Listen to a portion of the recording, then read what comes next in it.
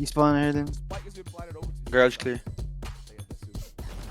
Nice. How many times do I need to tell you guys, dude? The pistol strat doesn't fail, dude. That's 100-0 on that pistol strat. Dude, I'm telling you, we could play PRX and we'd win with that pistol strat, dude. And then we got 1 round. And then that's the 1 round we win, dude. Play together, guys. Play together. No. Time, Tino. You have ult. It's aft. It's out. Nice. Nice! Oh Let's my go. god, it was half, he didn't stick it. Nice. He Tino. didn't stick it. Impact, bro. Impact. Impact, baby. That's 1 round, baby. That's 1 map. 1 more, boys. Oh god. Okay. Close left. Charge close left. Yo, he's knifing you. I have heaven. Jen. Nice. You have a turret. You can heal. What is this? I'm scared, I'm gonna go Why, with you why guys. is my Soba on the other side of the planet? City Sova to. Akin heaven mo. City lang, Sova. Last City. Darting backside.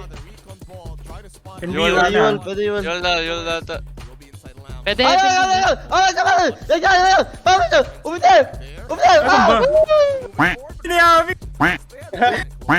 Tumigit ako sa heaven, pare! Alam ko magaling oh.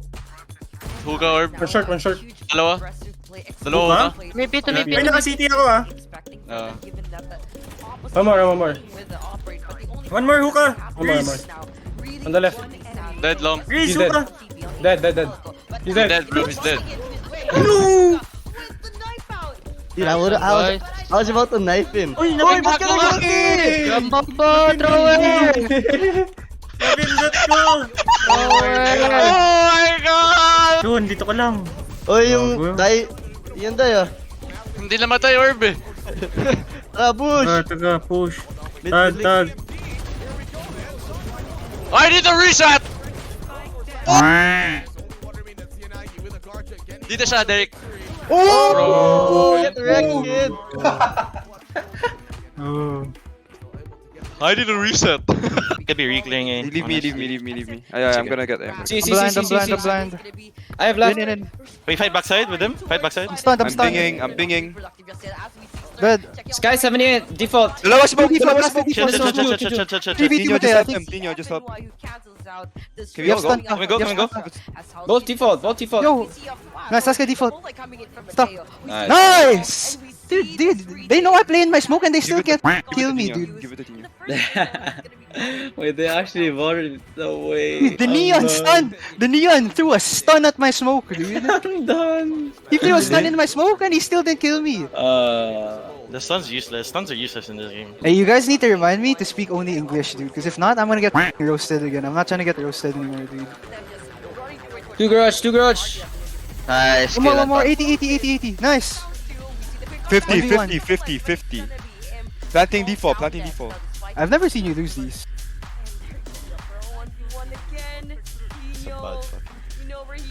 Backside. Sure win with the drone, dude. Might take space, ah. Yun lang. Oh, good. Nice! Nice. Yun lang. Go. Oh my god, dude. I don't know why. It sounded like you were actually gonna shoot that, dude. You actually almost shot it, You're actually Given how many times Tino has done brain dead stuff, I thought he was gonna shoot it as You're well. actually the type of dumbass to Oh, shock you wouldn't have yourself. that. I got mine. Wait, Oh chill. no! Neon ramp. You have a Vandal there. Heaven now? Heaven. I'm in the worst position. Can you fight with me here? Because I have a Vandal. I don't want to have it. One ramp. Can you swing, Jeff? I have Heaven. I have Heaven. Nice! Anton, they're dead. Dude, Go, start. Wait, what are you? hey, my KD!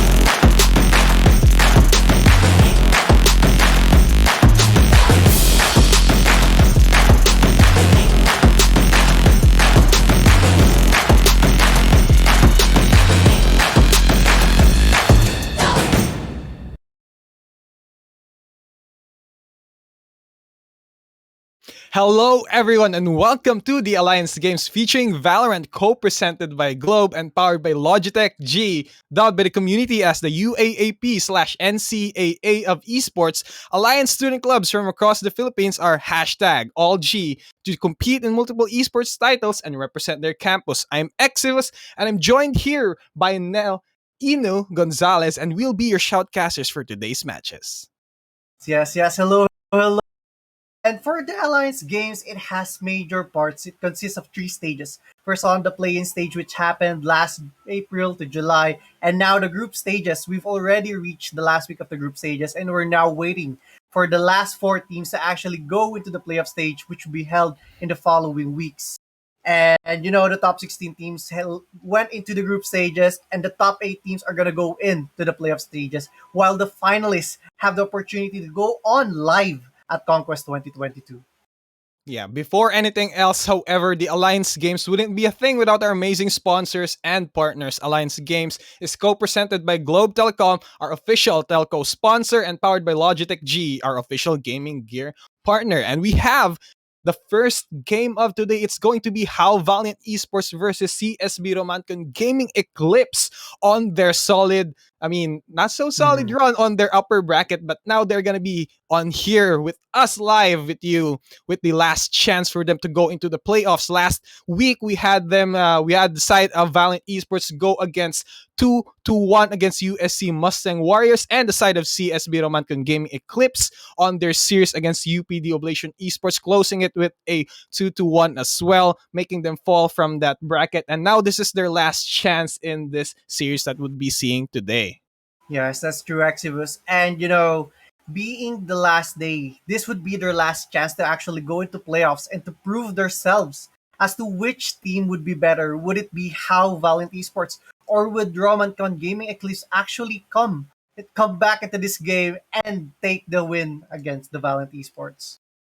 Yeah, and we really, excited to see how this would play out, because this is one of the do or die scenarios that both of these teams are actually feeling the pressure right now. Both of these teams actually, how and CSB from their last runs last seasons on the Valorant Alliance Games. It was called the UAC before. They were quite solid on their runs as well, and both of these teams have actual experience and competitive edge throughout here on the AcadArena stage. So we're just really trying to balance out what, when it comes to, let's say, player star for CSB, they have Dreamy 3K. Dreamy 3K was the instrumental part of their team, making their wins against UPD Oblation Esports. Will he provide the spark for CSB to reach the playoffs? And for how as well, they also climbed their way up, and will their wings be finally cut off in this series that we'll be seeing today? But yeah, agent selection screen right now, we're seeing both of the sides opting for their agents. Yeah, actually, before we moved in to this agent select, I saw under cameras that Spider-Man is actually present on the side of RG Eclipse, and I'm excited as to who might this Spider-Man be. Would he be the key to actually bring them the victory, to bring them the win to go into the playoffs, or would it not be enough for them to actually win it, and Valiant Esports would go on to take this match valiantly? Yeah, I mean, if this spider spins his web into his bidding, he might catch the angels that are soaring high above in this first map that we'll be having today. It's going to be Ascent, one of the few maps that we've seen so far. Mid control, always the go-to, and the lockdown agents that you have to go for the defensive as well. It's always going to be the Killjoy and its prominence all throughout this map, and we're seeing it right now for both of these teams. Actually, they're going to be opting for this, and the staple picks, the Jets. But the only change I'm seeing here is the Fade going up against a KO.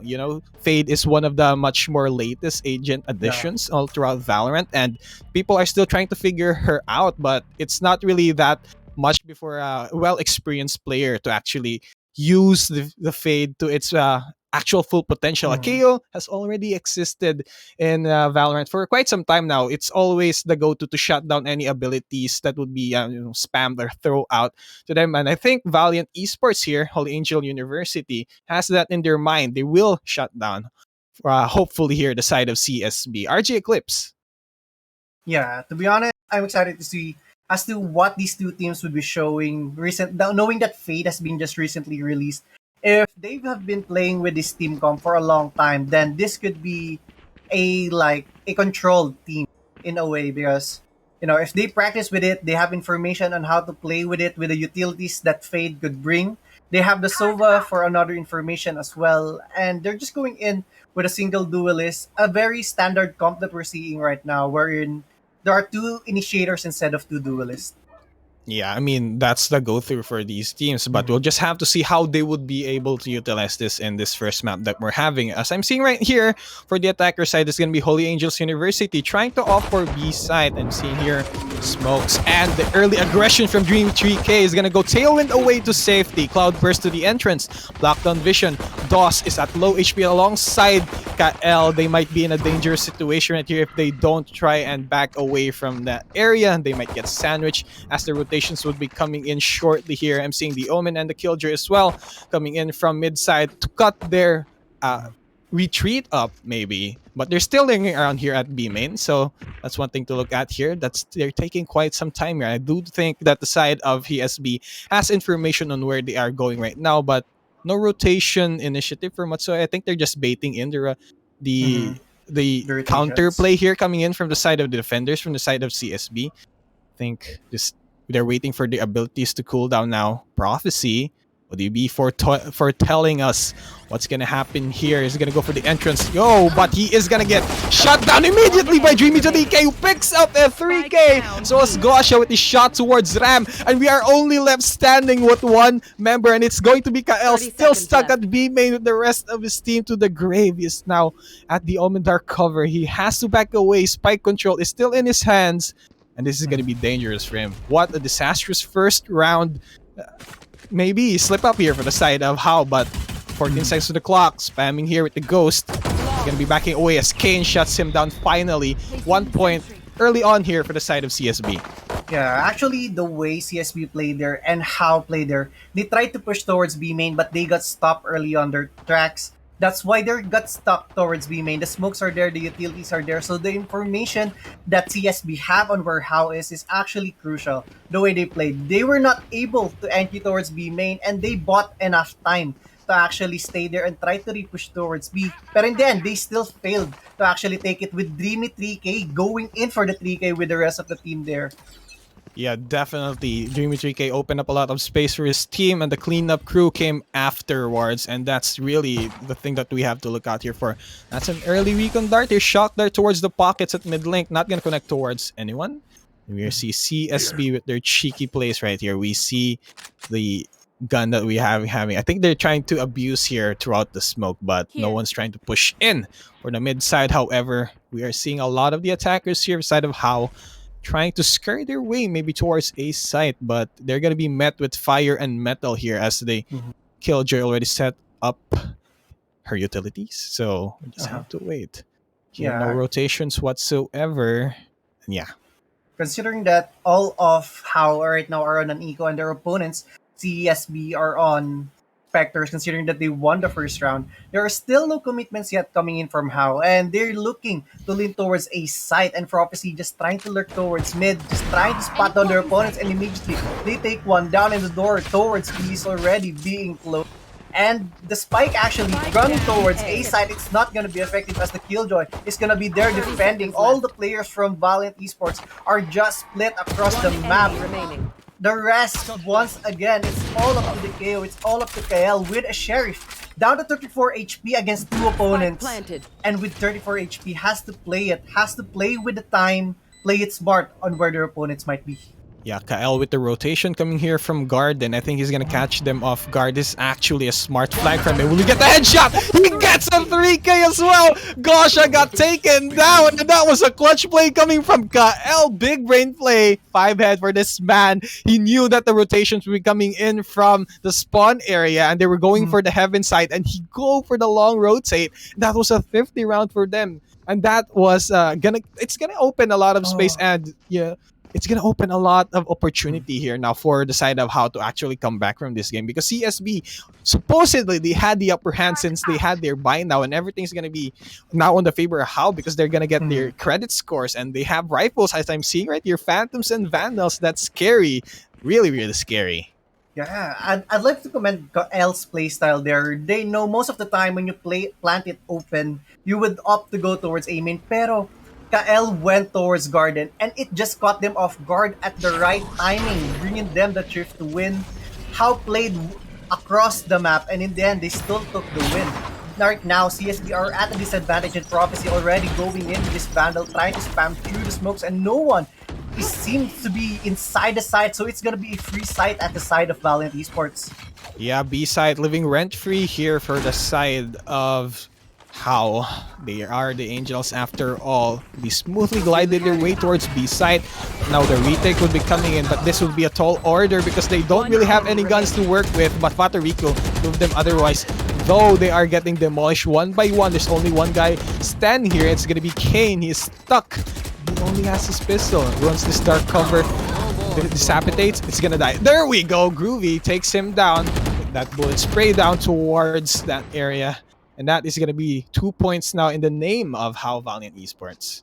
Yeah, considering that they have the gun advantage, they took that round cleanly. And it seems like CSB, they just read the map. I mean, they just went to the wrong side at the wrong time. You know, considering that you're on an eco and your opponent has full vandals, full rifles, you just have to play together, play for trades as much as possible to destroy the economy of your opponents.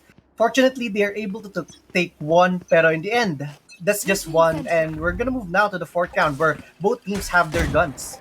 Yeah, that's gonna be the early recon bot immediately destroyed towards B lobby. They might have a little bit of information on where the first-hand attack would be coming from, since that recon bolt has been destroyed. Bullets were shot, dark cover towards the entrance of B main. Prophecy leading the charge out here. Kane has been detected, so they have information on where he is right now. And Brique got shot dart. He's gonna be chipped down to 81 HP, and that Sova drone, that owl drone, not gonna detect anyone, but they have an idea on where they might be. And Kane is still lingering out here in defender side spawn. No entry whatsoever and no plans of rotating. That's gonna be the cloudburst towards defender side spawn, and where Kane is hiding, that's gonna be the entry. Oh no, Brique's recon bolt not gonna connect to anything as it stick to the wall. DOS takes down Brique and punishes him for it, and it's gonna be a 5v4 now. Kyle takes down Kane, was spamming towards the dark cover, and he's gonna get taken out. The flash coming in here from the side of a KO. Ram and Kyle still out here. Flashpoint, they're gonna go for the entry now. The spike has been planted and the rotation's quite slow here for the side of CSB. Lockdown gonna be destroyed. Oh, 0 point. Prophecy was waiting at the right moment. Kyle also takes on Gosha, and that's gonna be Dreamy 3K. Last guy standing. Will his dream be fulfilled as he gets the kill down here by Kale? 3K for him. That's gonna be 3 points now for the side of how Valiant Esports. I'll be honest, that was a flawless round, even for how to take that round. They have full rifles, but in the end, Kane was all alone towards B side, just playing with the utilities. And once they destroyed that Killjoy, they took the Killjoy down. They have the opportunity to take the site for free. They just have to close the door. So 3 players from CSB actually have to play to go from CT. And from there on, they just fell down from the pushes of Valiant Esports. And, you know, right now, CSB has to rethink their strategies moving on to this game. Yeah, with this time out now, I think the side of CSB is gonna take a step back, you know, breathe some fresh air, because what happened is they had the early aggression at the first part of the game. They had it on their hands, but after that one mishap wherein they got flanked by the side of how, with that flank coming in from the player who demolished them, like the defending side, it was really that was the catalyst of everything, and now everything seems to fall out of place here for the side of CSB. They have to rethink their strategy, and I think they're gonna go for that one. And now they're on a reset, since they're gonna be opting for, you know, some pseudo buys out here, light armors and maybe some sheriffs. But in all honesty, I would save this for the next round since we don't want to go into the second part of the half here for the side of CSB without really having that much points to work with. They will not have enough space as Prophecy with the entry against Kane. That was a co-play we hear with the Fade as well as BK takes on the ultimate here from Kael. He was at his null CMD, but they're just falling down one by one here for the side of CSB. There's only 2 members remaining, the Fade and the Omen. What can they do against the Onslaught coming in? 5 men strong, but that's going to be the Omen taking down 2 members as well as the Fade. But this is going to be a 1v3. Now Fatorico with 1 HP and the Dream Sheriff. No, he's going to get taken out as a drive-by shot down by Kael. He got sprayed out towards the pocket mid-bottom. That's going to be 4 points now for How. And you know, considering it was an eco run, they dealt damage on the economy again of Valiant Esports. Pero right now, this is where their battle is gonna start, considering that they're gonna have the rifles already, and DMTK is looking to take that operator. If that operator is gonna be online, then that would strike fear to the minds of Valiant Esports player, and if not, then their confidence of How would just keep on ramping up. The momentum would be on their side as we're already moving on to this next round. The recon focus, there's not gonna take down anybody, and Kael already taken down 3 and that operator Pero BK is ready for the trade. Pero the wall banks are there for the side of Ruby, and the site is clear already for the side of How. And they have full control of it this time around, while Gosha is just waiting towards Garden, while the rest of the team of Valiant Esports is just gonna close the door and play it for post-plan situation. Yeah, Fatorico out here at Heaven. He is gonna get stopped here by the Nano Swarm. He can't push any further, but the fort has been established here for How Valiant Esports as they take down Kane. Fatorico goes for an answer against Ram. This is gonna be a 1v2 now. Fatorico making God's work here, takes down DOS. Will he be able to take this into a clutch situation? Headshot towards Prophecy, didn't see that coming. 3K, and he is gonna get detected here. Location has been revealed. Dark cover is gonna miss by a hair. The operator still in, and Groovy gonna spray him down with the G-bait and switch. Groovy, I think decided here for the defender. Fatorico, he was expecting another operator shot, so he was waiting for it, but there was a Vandal available, so he got sprayed down. Shoot to the head. His head has been split open by that Vandal, and that was supposed to be a clutch here, missed here by Fatorico, but he did wonders for his team. However, what is the thing that we have to think about here for Dreamy 3K is that he went in for the much expensive route, he went in for an operator, and now it's in the hands of Groovy, it's in the hands of How. So that was an expensive pickup for them, and they didn't really find enough value because they didn't even get 1 kill from that. And now Prophecy aggressively pushing right here. Dreamy 3K has his shorty, shoot to the wall. Dreamy 3K dreams no more. We have Gosha out here still waiting in the close corner, but he's gonna get taken out again by Prophecy. Gosha as well as DOS takes number K here. It's gonna be Prophecy, crispy shots. 3K to his name, and he's gonna be waiting here to the spawn. He's gonna go for the spray down, but DOS takes it away from him. That was almost a 4K, but good play here from How, extending their lead even more further.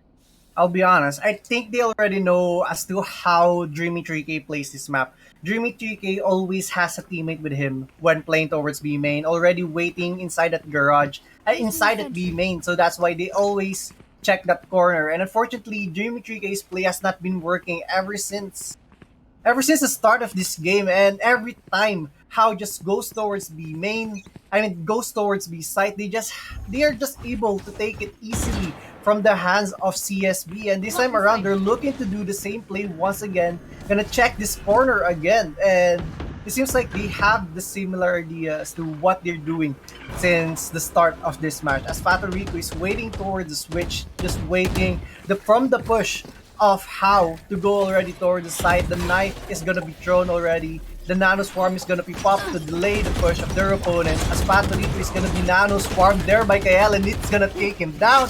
And they are already planning to go towards the side, as Prophecy already going in, taking down one. The plate is there. Prophecy beat it after trying to scout down their opponents, throwing in this Blaze Storm, spotting down the Fade here towards the right, and would not fall back. The spike is not yet planted, and Gosha throwing in the Prowler, scouting down their opponents, but the swing by Prophecy is gonna be enough as Gosha takes him down. The Hunter's Fury is gonna be thrown here, delay the plant of the spike, and Dreamy 3K with the operator.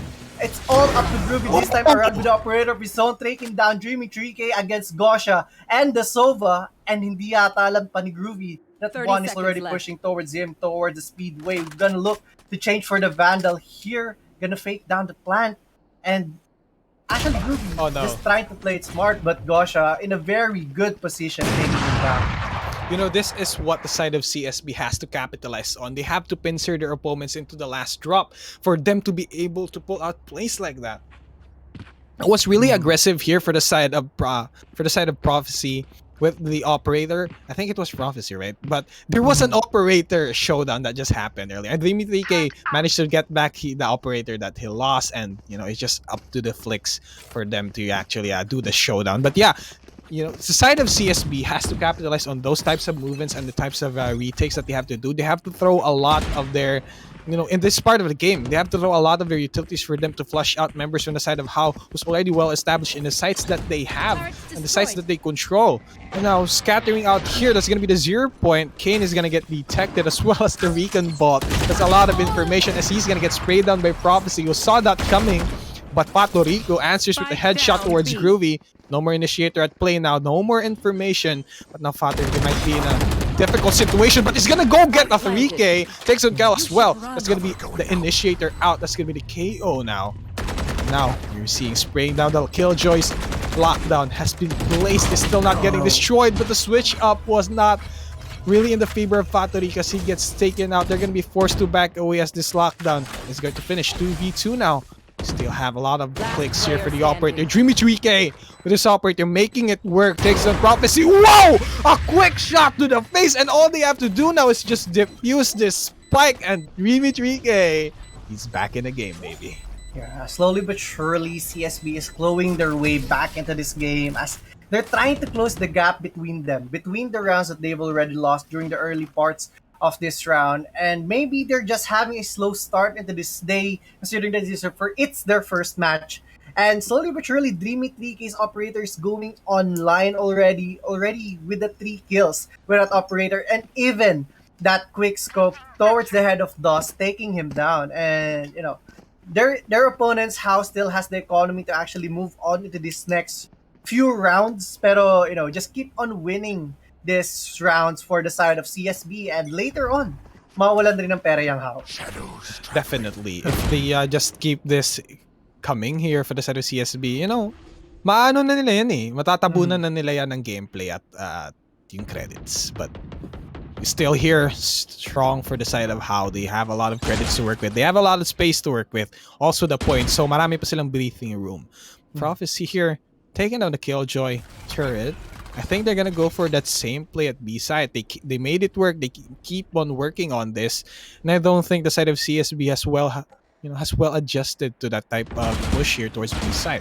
Prophecy entering from the back area. Well, he's gonna go back away. Just away from danger.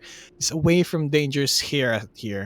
We still have one member that's like gonna be the KO towards A side. I think that's gonna be spotting out information. Pato Rico has the right idea here. Might be the right for coming here. He's gonna foretold of a coming Cold Kael. And as he takes down Dreamy 3K, he's gonna have an idea on where they might be right now. And I think it's gonna be A side. That's gonna be the ultimate of the Omen. Fragment towards Heaven to dissuade any would-be pushes. Spray towards Garden. Kael is not gonna land that one. Flashpoint. Oh, that's gonna catch one off guard here. Nightfall is gonna get used here by Gosha. Now that's gonna be paving way for the post plant. Throwing a lot of utilities as their homework has said. I've said that earlier, and now they're actually making it work. But they were facing so much onslaught and retaliation from the side of How the Carabao. They still on A site establishing their lead. Furthermore, you cannot push us out of this site. It belongs to us. And at first I thought they already made this work on B side, but I think they're gonna go for A side as well. Yeah, it seems like this time around Dreamy 3K's Kryptonite is Kael, as imagine dueling that operator, the confidence it actually takes to duel an operator, and we're gonna see again CSB moving on into an eco round, considering the loss that they took earlier. They threw their ultimates, fade through the ultimate, the utilities that they can, but again, it was still not enough. The CSB is pushing aggressively towards now, but in the end, they're just gonna fall at the hands of Pero Factory. It's gonna be able to take down one in the swing by the rest of how the Valiant Angels are just gonna take them down.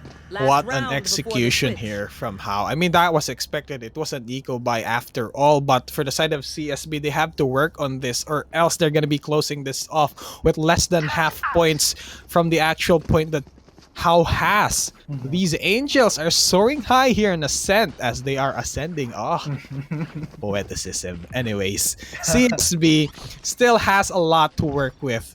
I mean, not really a lot. They only have like a couple of credits here, but it's not gonna matter anytime soon since this is the last round before they have.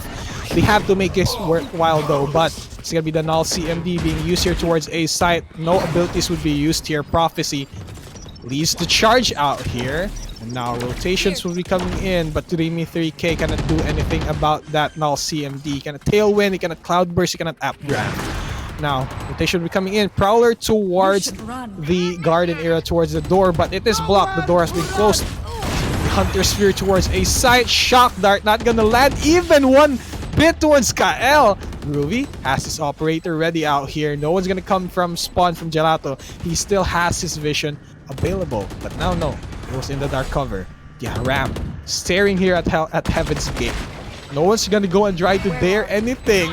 The side of CSB is furthermore stuck, but Puerto Rico, with desperation happening, takes down DOS, and this is gonna be the fight of the century right here. Will they be able to defend the land? But no, Ram goes for a 3K, and 3K is out of the equation.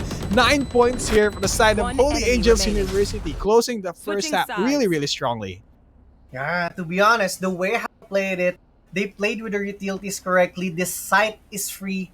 And the time that they bought enough for CSB to not actually be able to retake the site, and in the end, they don't need to let CSB go towards site as they just demolish their players one by one, you know. And we're gonna move on already to this next half, already 3-9, while it's gonna be a tough match for CSB to follow up into this match. You know, they have to reach 6 more rounds to tie it up, or this could be a doom for them for this match one, for the game one of their match.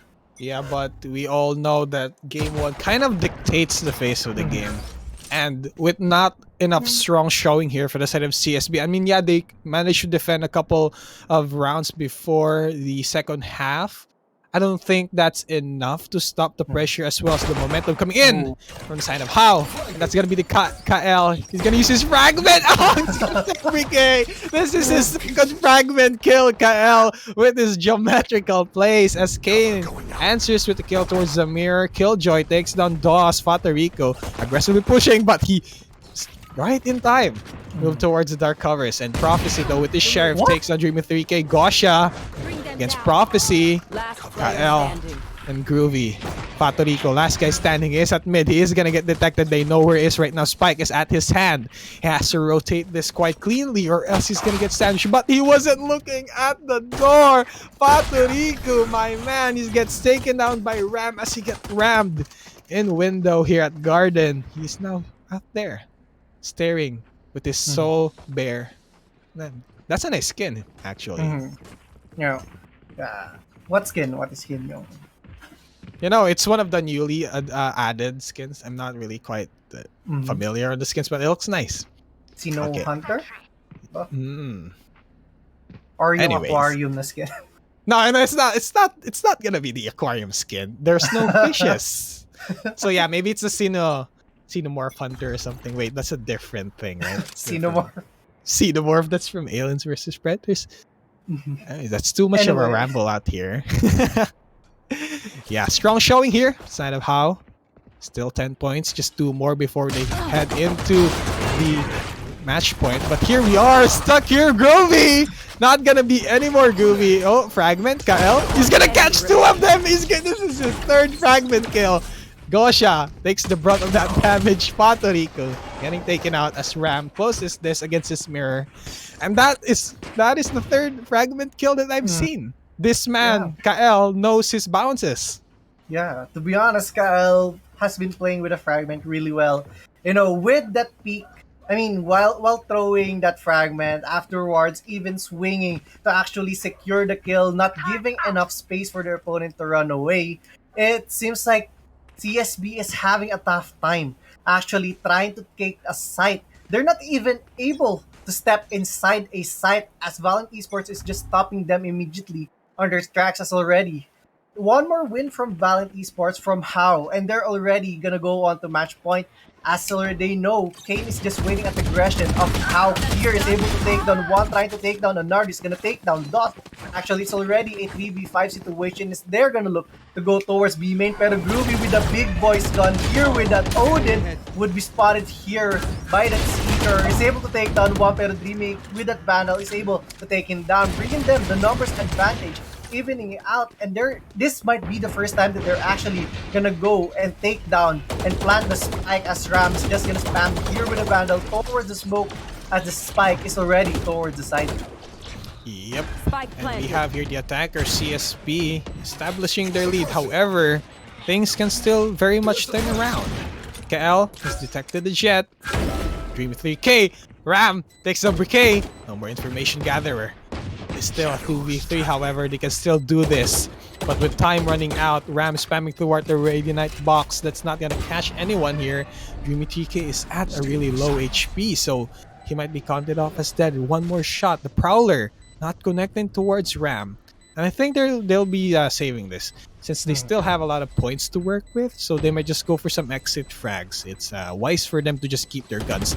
And I think that's the idea for Ram! That's the read! And Kael takes on a 2K.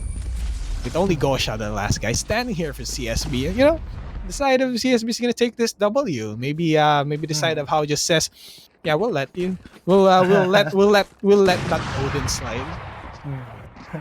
I mean, considering that even if CSB won that round has been costly for them considering that 4 players from them actually died during that round. Pero, if you give an Odin to Isova, it could be a very, very dangerous thing to do considering that Ascent is like a paper map actually. Almost every wall right here in Ascent is wall bangable. Every wall could be destroyed, especially if you have that big gun Odin with you. Yep, meron tayong kasabihan dito sa Pilipinas. Bakit nilalabas mo ang Odin mo? And that's actually what worked here for the side of CSB. Maybe this is their hidden dark horse in the sleeve. So we'll have to commend them for that. But everything seems to be going slow now on this next part of the game. How? Still with their lead advantage, they can still buy out a couple of guns. The Prowler is gonna get used but destroyed immediately. They now know where Gosha might be. Gosha is gonna back away since he don't want to face that. Prophecy. Looking out here at mid-court here, he's gonna catch this guy. Whoa, with a quick flick! Takes down Briquet! Cloud burst and no one's daring to go past. Actually, Gosha with the flank play takes on Prophecy. Now this is gonna be a 4v3 here, with only 3 members from the side of CSB. Looking at Danger Zone, the lockdown is going to get destroyed, so that's out now. They still have a lot of time to go towards the spike being planted. Nano Swarm bot. No, that's not going to connect towards anyone. Ram waiting for his teammates to go here and push with him. They are 4-man strong, so they can still make this work. Checking out the corners, of course, like a obedient, clean Valorant play would be. Dreamy 3K has been suppressed. He got a tailwind away. DOS takes him down, and Carol with this quick flick. And now here he comes DOS. Taking the kill towards Fato Rico. And this is going to put them into match point. How soaring above so high against CSB. They're like eagles, falcons, hawks even. Taking down the snakes. Angels! Taking down the snakes, which is CSB since, their mascot is a snake, right? CSB. As far as I know. As far as I know. Okay. Please don't put us on a stake out here. Yeah, to be honest, they needed this timeout. It's been since the start of this match, from this game 1 even. It seems like this has been a very much cold map by How. It seems like they have practiced this very much. That the fight that they're bringing is actually not enough for CSB to actually take them on, and just one more round and How would be up 1 into this match, and they have the advantage to actually go on for a sweep Or if CSB has it still in them, then they could go on for a force to a game 3, you know. Yeah, and what they really have to do is keep this momentum going for the side of how really.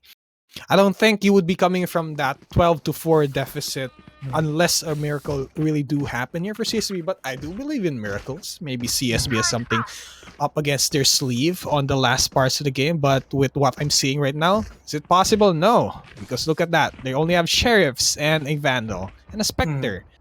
Against that It's looking operator tough. on Prophecy, that's looking scary. We've seen how Prophecy does his flicks, and you know this is gonna be Sample once again. Jimmy 3K walking in the sights of Prophecy as he predicted it, takes him down, and Kyle's just shooting with his classic. Where did this gun go really? Briquet next on Groovy, and now they are sandwiching mid court. They're going here for the right clicks. Kyle? Really aggressive. Will he be able to do the fragment kills? Prophecy with his Bladestorm 3K! And then you're gonna be last guy standing is Patorico. Give the man his 4K. There we go. Ram took it away. And here we have it, ladies and gents. The winner of our first match against how Valiant Esports and CSB Romancon Gaming Eclipse. Our first winner is going to be how in this best of 3. Yeah, I'll be honest, they really deserve that win the way they showed their playstyle. They showed a very dominant win moving on to this game 1. You know, with this momentum that they have into game 1, they could be carrying it on to the game 2 and, you know, take their rightful spots at the playoffs and try to actually go on to the finals and try to go and fight for conquest. For me, if you're able to go into the playoffs and even go into the finals and you'd be competing LAN, that is an experience that I won't forget.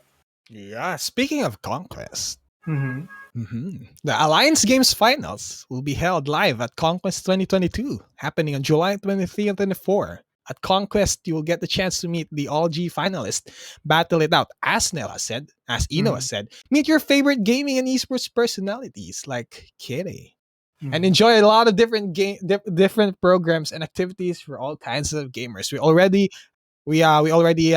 AcadArena as well as Conquest already released the final list of guests that would be going to Conquest 2022, so you better catch them up. But anyways, we'll be taking a quick short break again. Once again, we have been your shoutcasters. My name is Exodus and I'm joined here by Inu, and we'll catch you after this break. Out. Nice. Oh, where are you going? I just want you guys to know. I want going you to on? know. How did you die? The juice box. The juice. No, he got The juice box. I The whiffed, juice dude. box is out. The juice box I is saw out. everything, he whiffed. I told you guys. He I had you whiffed. guys. Dude, I had Ken on split. Should be on stream, he was flanking eh. Yeah, for sure. That's dude, the whole world saw that. Dude. I promise you. They Is it saw that. actually on stream? Oh, for sure, dude. I'm not happy about it. You guys always last alive. He's beating the entire team. Just kidding. I'm just kidding. Oh my god. Okay, you're good. See more. Oh.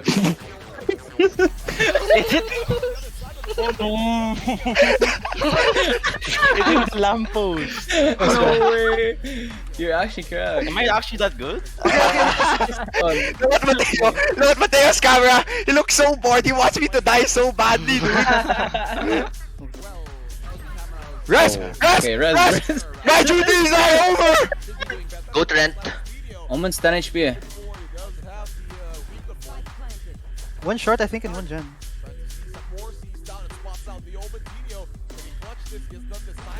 Oh!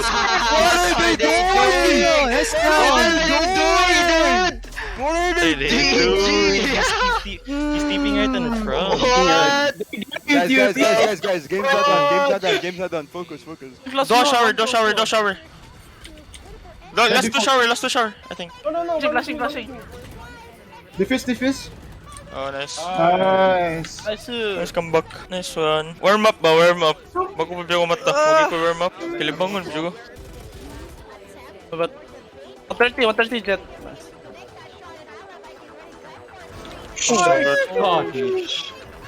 They're in. Oh my god. Oh my Oh my god, I got 3? What the? I got 3, I held the click. I was so blind. Heaven is a.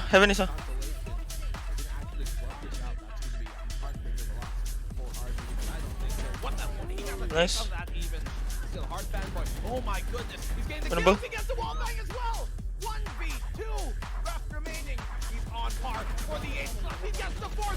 Oh! Nice shot. Sorry. Smoke off ka. Offset? Goes long, Abago. Oh, nice guys. GG, nice game. Mamatara ko sa'yo sunod. GG. Ba, I need to poop. Mid do. Okay. Face your fear! Remida. Dagan kayo, tulo. Tulo. Nice. One more. Last Hold mid ako Goro. ako city. Mid Goro. Hold on, B-main. B-main. Makara. Nice. Oh my. Let's go! Guys! I got you! Kevin. I got I love you, Kevin. Wala game mo komplement ako kung anong siya gikuha.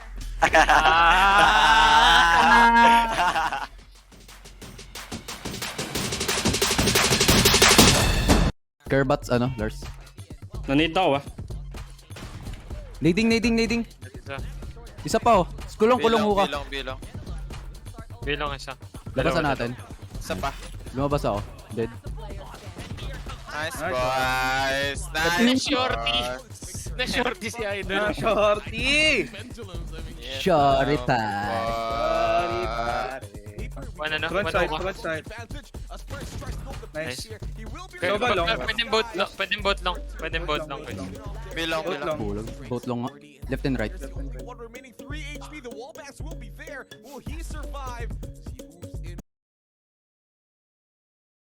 Hello and welcome back, ladies and gentlemen, to the AcadArena hashtag All Games. We are your casters for today. My name is Eclipse and I'm joined here by Edo.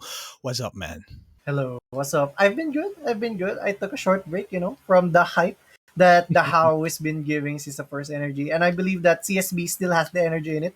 But before we head back into the game, for our viewers, if we're able to reach 250 viewers, there would be 3 lucky winners to receive 500 pesos worth of Valorant points. Pero there's more. If nakaabot naman ng 500 viewers, then there would be another 6 viewers would be receiving 500 pesos worth of Valorant points.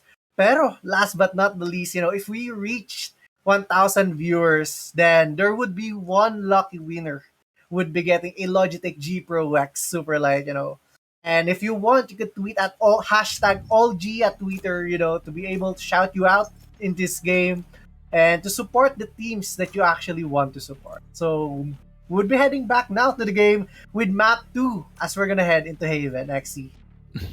Yeah, you just watched AcadArena and you're gonna get something out of watching these games, these exciting games. Of course, you want to keep watching it. So bring on, call your friends, call everyone, even your mother, your father, your grandma, who knows, they might enjoy watching Valorant here on the Philippines. Anyways, we are here on the agent selection screen at Haven. We're seeing here the first point landing here for Valiant Esports, of course. Holy Angels University.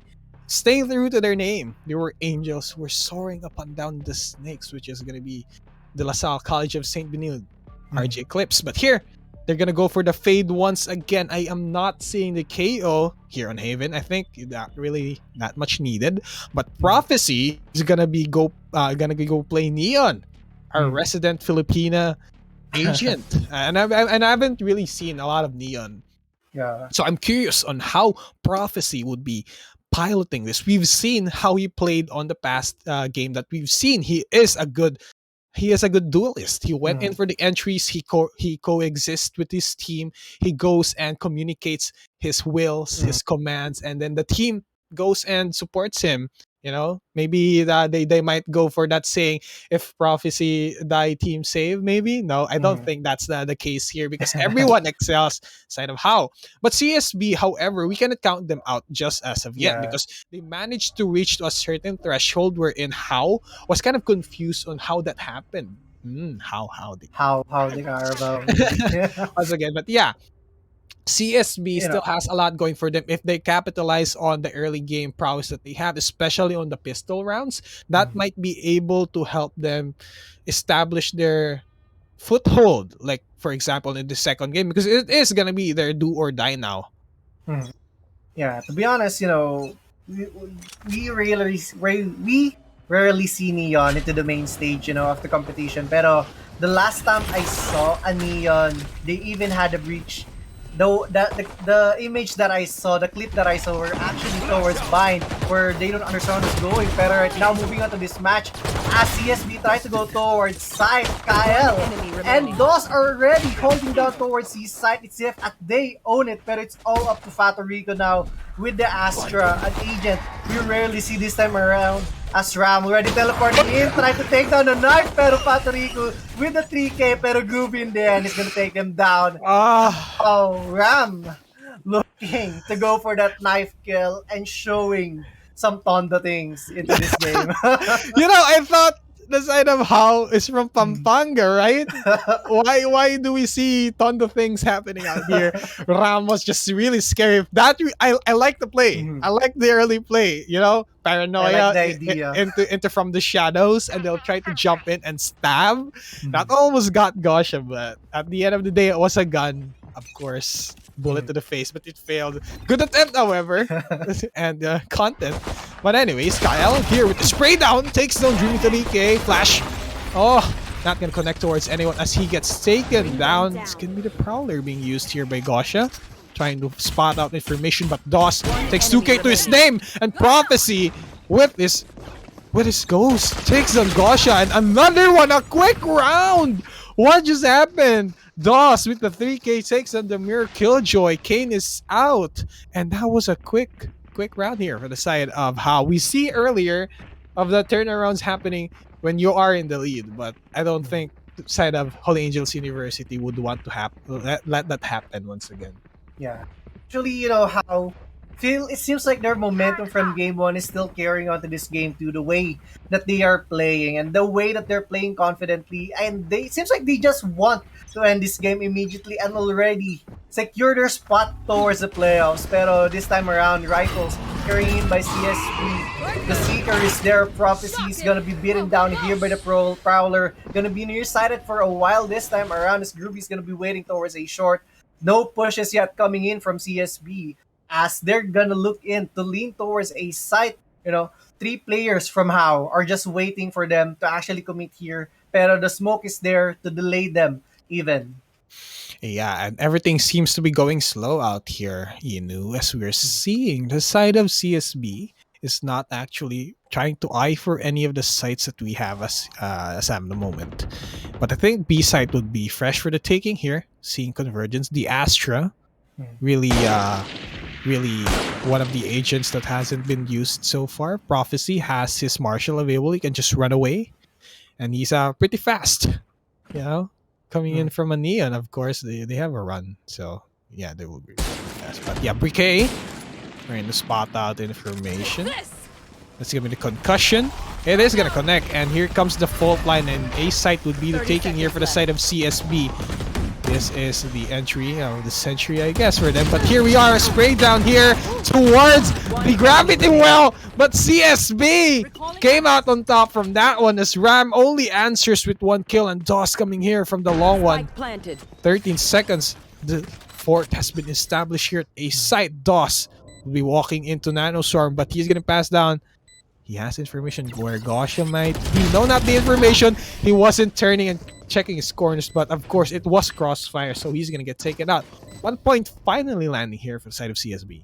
Yeah, that was a gamble that DOS is willing to take, just in case that no one is gonna be behind him when he tries to pick it. But unfortunately, there is even an alarm bot is waiting for him there, and right now, the patience that CSB tried to take as they went towards a site already paved the way as they already have 1 round in. Pero moving on to this next round, they're gonna have equal money the way that we're seeing right now from How. They have the rifles. They even have the lockdown to actually play it if they needed it for a close-run situation given. Yep, and what we're seeing right here is that CSB has just to capitalize on that. What they're doing, it actually worked, but Prophecy says otherwise as he takes down 1 kill. It's gonna be Gosha out, fade out of the equation initiator, and the power of the Prowler not gonna be in their hands anymore. Groovy as well as the rest of the team here from the Holy Angels boys. You're waiting for the moment. Oh, Kane! He was out in the open. That was really scary, but he wasn't taken down. So that was shot swift here, Groovy. Ooh, yes, 3v3K's barrel on the side. What's happened? Oh, it was redeemed. Thank gosh, Groovy. He redeemed it. Now he's gonna be backing away. almost a blunder there, but he managed to come back from that prophecy and go in for some spray downs here at Sewers. He's 5 HP though. He gets taken out by Fatoriku. Groovy still. Oh, you are not safe anymore, my guy. As he gets taken out.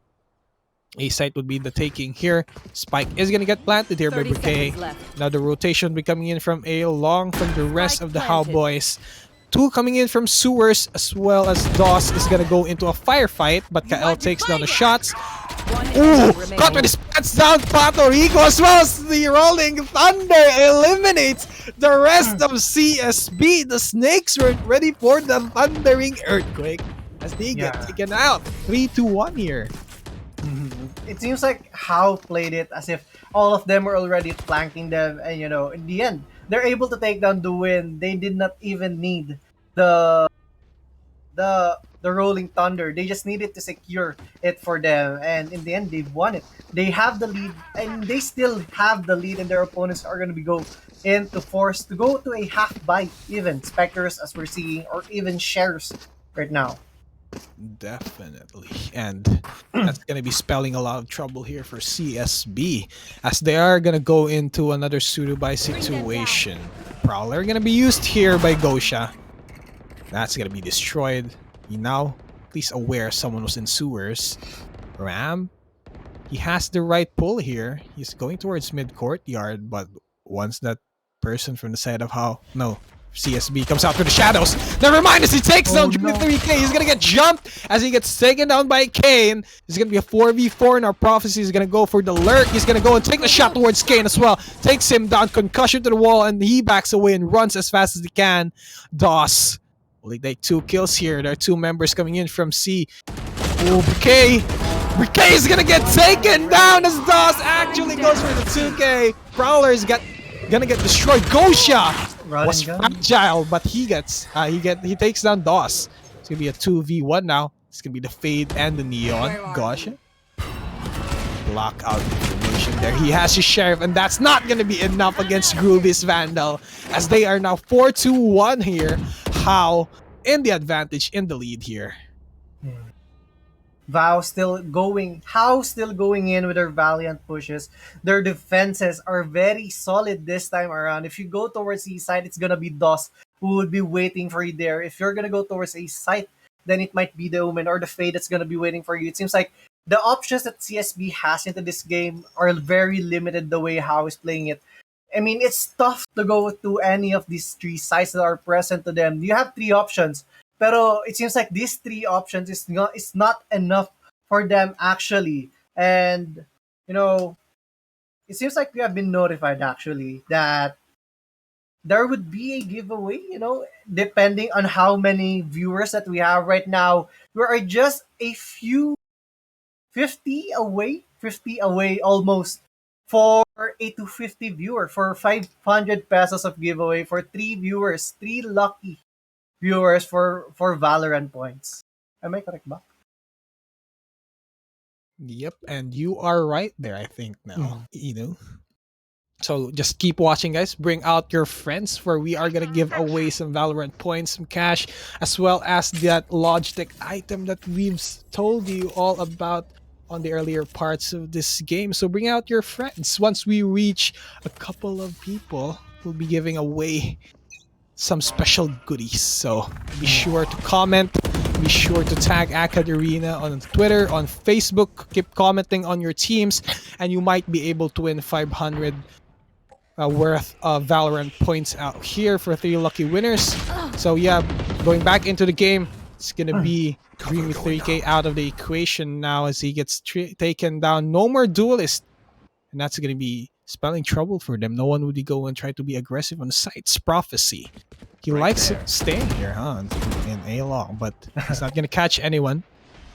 Ram slowly walking, takes down the Killjoy turret, and now Kane Ooh, barely dodging the fault line. Fatorico though takes on KL. And that's gonna be Ram with the headshot towards Briquet. And Groovy, making all groovy.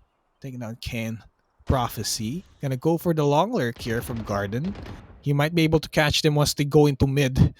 Prophecy just has to be patient. They don't have information on where they might be right now. Barrel as well. Shots to the face towards Fatorico, but Gosha was there for the answer. This is gonna be only Gosha Lasky standing. Prowler towards Garage and Ramas idea on where he might be. That was a few inches off. The headshot could not connect as Ram is taken out. Gosha still walking here at Garage. Still doable. 87 HP and 54 bullets. He takes on a shot towards Groovy. 3K to his name. And DOS has quite the idea. 14 seconds to the clock. He has to back away. This might be 10 seconds left. the clutch. Ooh, Gosha might be able to plant this out just in time to catch. Oh, there we go. Nightfall is gonna get used. Detection. DOS is in a dangerous spot now. He has to play his cards well, but there's only one entrance really. He's marked and he's decayed, but no! Headshot towards Gosha. And here we have DOS making that very, very good play. Yeah, to be honest, you know, Gosha did his best trying to survive that long and even using the Nightfall to know as to where their opponent might be. But unfortunately, down to 30 HP, just one hit to the body. And it's not gonna be enough, you know. So this time around, they're still on the lead for how. They have 5-1 and their ultimates. Almost all of them have their ultimates up. The Nightfall is ready. The Fast Lane is there as well. The Overdrive is there as well. From the Shadow and as the Lockdown, it's gonna be good for them playing for the post-plan situation. But it seems like it won't be needed. Moving on to this next round, considering that their opponents are on half bias, Dreamy 3K. With the Blade Storm here, popping it up immediately. The flashes, they're not gonna connect quite just yet. Dreamy 3K trying to go with, trying to take down one. It's gonna take down KL, pero Ram is there ready for the trade. Oh, and through the smokes, Ram is gonna take down one. And from behind, Gosha is gonna take down Prophecy. The Prowler is there trying to spot out their opponents. When Fatorico here being paranoia, being near side as Ruby takes him down. It's all up to Gosha against two opponents, and through the wall, he's gonna take down Ram. And the timing from the swing by Groovy as Gosha is gonna try to throw down the hunt, and it's gonna hunt him down until the end of time. And there we have it. That's gonna be 6 points, not to the name of Holy Angels University, furthermore establishing their lead in this game. And it seems like everything is going downhill for CSB. There's still a lot to work with how they play this out, but their options is running out, and it is looking scary for them because 6-1, that's half of 12. And that's still a tall hurdle for CSB to actually trying to come back from. So the mental surely giving them the pressure, surely giving them the scares, because how is such an established team on this map that we have. Now Gosha alongside the rest of the members here from the side of CSB try to go for an A site take. I haven't seen them go and push any sites whatsoever, and it seems like it's not working for them here. Prowler is gonna get used. Prophecy backing away. Dreamy 3K. Oh, quick shots towards Prophecy, not being able to run away. A site might be the taking, but they're not pulling the trigger here. They have the options to go here. There's only 2 members, and I think they're gonna relegate the rest of their members to the other sites here on this map.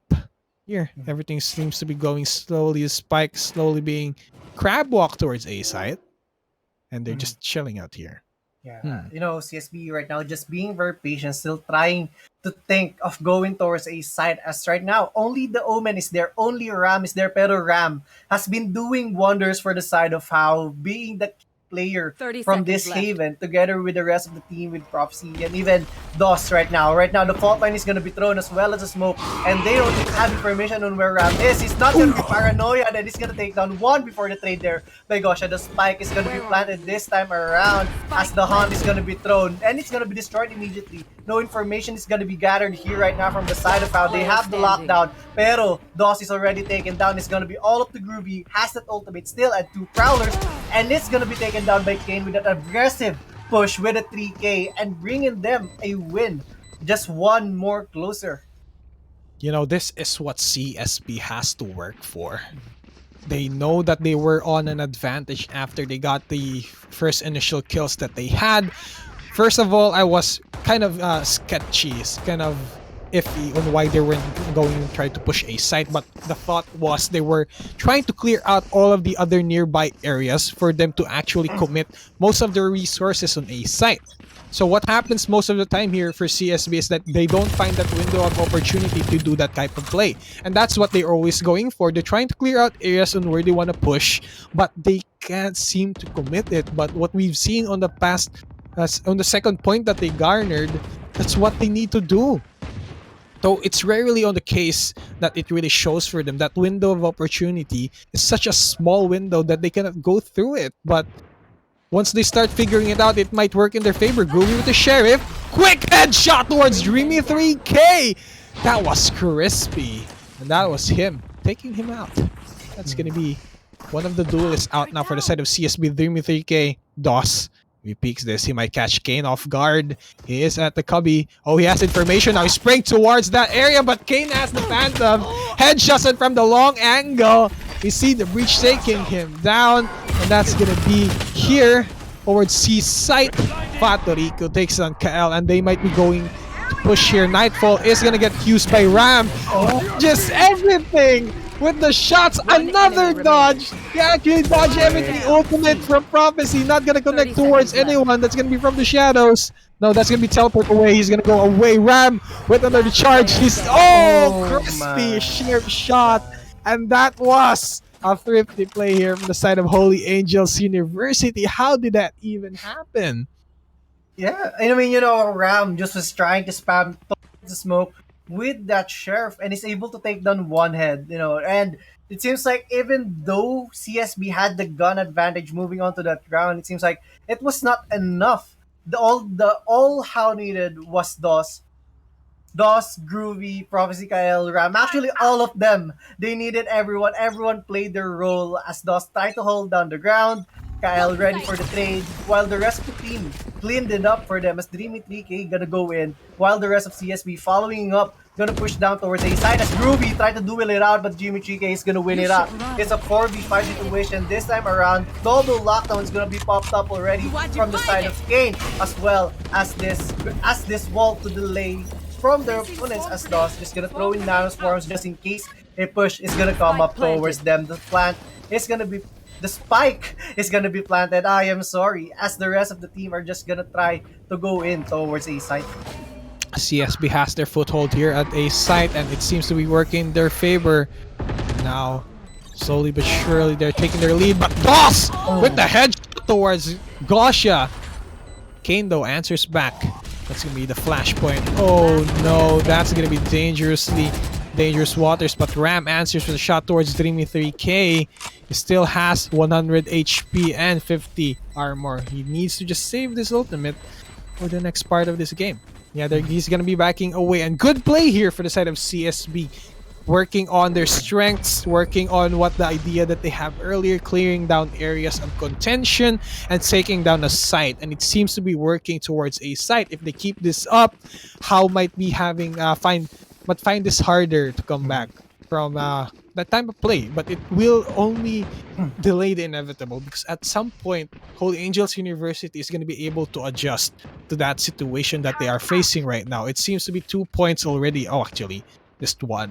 It wasn't continuous, but the second point that CSB had, this was the same tactic they did, but on this third, it was the tactic that they did, and it worked. Yeah, and this time around, they're just gonna throw in as how are gonna go in to an eco round. The Nightfall is gonna be thrown down here, and Dreamy already taken down Prophecy. The Prowler is up front in his face, and Ram with aggressive teleport is able to take down one. Pero Joshua is ready for the traded Groovies all alone towards backside, as the rest of CSB is mantling, going in already, and from the flanks are the Breach and Kale and Kane. Actually, Kael already behind. Has that ultimate up, but might not use it actually. Has just a Sheriff, might pick up a gun, is already being spotted here. Gonna get a Phantom here for the gun upgrade, and DOS is gonna take down Kane. It's all up to them, down to 25 HP na lang si Kael dito. And the flashpoint is gonna be just waited actually. And Kael is just gonna go look for exit frags this time around, as it's not gonna be a successful retake for How. Exactly what I was saying earlier here, Once CSB managed to establish their foothold and do the game plan that they have in mind, it seems to be working in their favor now. So I think what the side of Holy Angels University has to do is watch out for the areas of contention. The entrances as well as Last the round choke in the points half. into going to a site, they have to stay away from those areas because this is where CSB likes to play at. And CSB excels on these types of matches on these types of firefights, and it resulted them greatly, pushing them to 7-4, maybe even 5 before the second half ends. But the side of both of these teams are now equalized in everything, even in utilities, even in equipment and guns. So they might be able to dish this one out. CSB, however, they still may be feeling the momentum shifting slowly towards their favor, and they have to just use that. They have to ride that wave.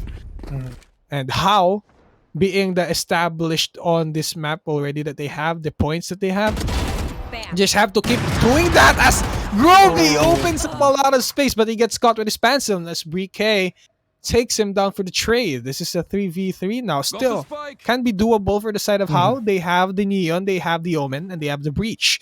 And the Rolling Thunder wasn't even used earlier, so they can just press that button and go to a site that was being taken. Okay? Gonna go and try to correlate with his team, but they're just moving spaces away from each other. C site might be the taking here. We only have Neon here. We only have Prophecy waiting at the hands of Heaven's Gate. But here we see Cade looking at the right angle. Prophecy was there. He's gonna go for the highway. Blocks out Vision, 30 HP. That's gonna be the flashpoint. Blinded as he gets taken. The Omen is out of the equation. Whoa, that's a clutch play coming in from Briquet, as well as the follow-up shot from Faturiku. As I was saying, they can Switching still sides. make it. And they closed the first half with 7-5. It seems like the momentum that they have, they're able to snatch it from the hands of How, as they took those last few rounds to them and bringing the game closer, and now it's 7-5 actually, and it seems like the new half is starting, and How, it seems like they're gonna go into timeout to rethink their strategies. Pero what else is more exciting besides this match is the giveaway that AcadArena actually have. We are just the 25 away from the first set of giveaways to 3 lucky viewers. That's actually 500 pesos of Valorant points. So if we reach that milestone, viewers would be happy. And if we would even reach a lot more, 500, even another 6 would be given of 500 pesos worth of Valorant points. And if we reach 1,000, one lucky winner of the G Pro X Super Light would be given. That's a good mouse considering it's Logitech and it's a G Pro X Super Light, their newest mouse in their arsenal. Definitely. Nanood ka na sa AcadArena #OG. Nanalo ka pa ng mga freebies. So, be sure to keep bringing all the people, all the esports enthusiasts out here. Konti na lang. It's 218. We only need 250 for that Valorant points. And maybe if we reach 1,000, that's what Inoa said, you're gonna get the new mouse. But moving on to this next part of the game, we're seeing 7 seconds to the clock, and I'm seeing that the side of How is aggressively pacing their way towards C side and think they're gonna go here, but the read is working from the side of CSB, and they are reading this quite correctly, but they were met with fire and metal as we take down the moments that has been happening here. Briquet is going to be backing away from that situation, and now once the side of How takes down 2 kills, they are already happy with it. They're still 4-man strong, and they're going to commit their resources somewhere else. Maybe B site, maybe A, but A is such a long rotation to come and go to, so they might go for B site maybe, or they're just going to bait them here at Garage. Maybe. Yeah, Asta is still waiting there for them, Prophecy down to 5 HP is able to dink down 1, where we're trying to fall back. The Nano Swarm is there as well. As that Lightning Quake already dashing in, trying to spot down their opponents, and gonna take down Briquet with a traffic and through the smoke. A 3K for Prophecy down to 5 HP, gonna try to look down for another, gonna spot down the back of Kane. It's gonna be a kill for them, pero Boss is gonna take down 1 instead, not a 40 for Prophecy. Pero wow, oh wow, Prophecy. Prophecy was just too fast, man. Have you seen the slip and slide? Yeah. He dinked the person over at Window Garage, and then he went for the follow-up. Dash and take the shot, even while concussed, even while in the smoke. Prophecy. This beauty of a man. Prophesized as one of the greatest fraggers for Holy Angels University, question mark? And here we have it again. Prophecy running and going to use the highway.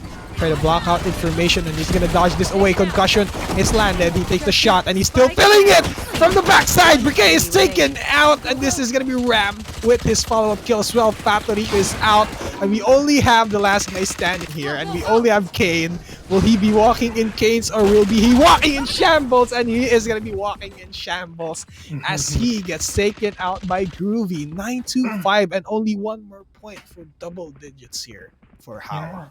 You know, Prophecy, since that previous round, has been heating up, trying to go in aggressively, taking down their opponents immediately. It seems like right now, Prophecy is being hot with this Neon, just going in with a fast lane, lightning quakes everywhere, concussing their opponents, just trying to run and gun them.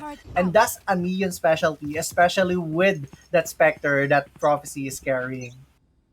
Yep, and with the lead that they've already established for themselves, they can still they have the guns now, so it's gonna be difficult for them to be able to be stopped. Patorico at that corner is gonna get taken out. This is gonna be looking scary for them. Bodies after bodies is falling one by one as Kane though answers with 2 kills to his name, takes on Kylan Prophecy. That's gonna be him backing away as he got blinded here by the fade. And now Doss is going to go for the lurk. He's going to go for the rotation. Takes down the Killjoy turret. Now they know where he is, might be. He's going to be at B site, but he's going to be backing away. Reconnect and regroup with his team here towards A site. That was quite the read for them. Alarm bot to the entrance here. So that's going to catch anyone who will be rotating from that area. Teleport here by Ram towards the higher parts. He is at tower. Might catch Dreamy 3K off guard. And now, Dreamy 3K slowly walking in. Is this the right play here? He's looking at the crosshairs. Oh no, but Ram! Oh no! He's gonna be hide and seek. He's gonna go try for the teleport. He's gonna be baiting them this away. He's trying to check the corners, but Dreamy 3K read it quite well. Takes down Ram. The spike is gonna get. It's still ticking. They just have to play for the time here. The Nano Swarm bot is gonna dissuade them from diffusing this. They just have to block out anyone. And Groovy takes down Gosh and Kane, and we only left with no. As we approach a double-digit score for How. 10-5. Oh my god, How has been abusing this C site really well, and when it did not work, they just try to take what they can and already rotated towards A site. The way that they rotated already immediately towards A site, that's why it was so clear.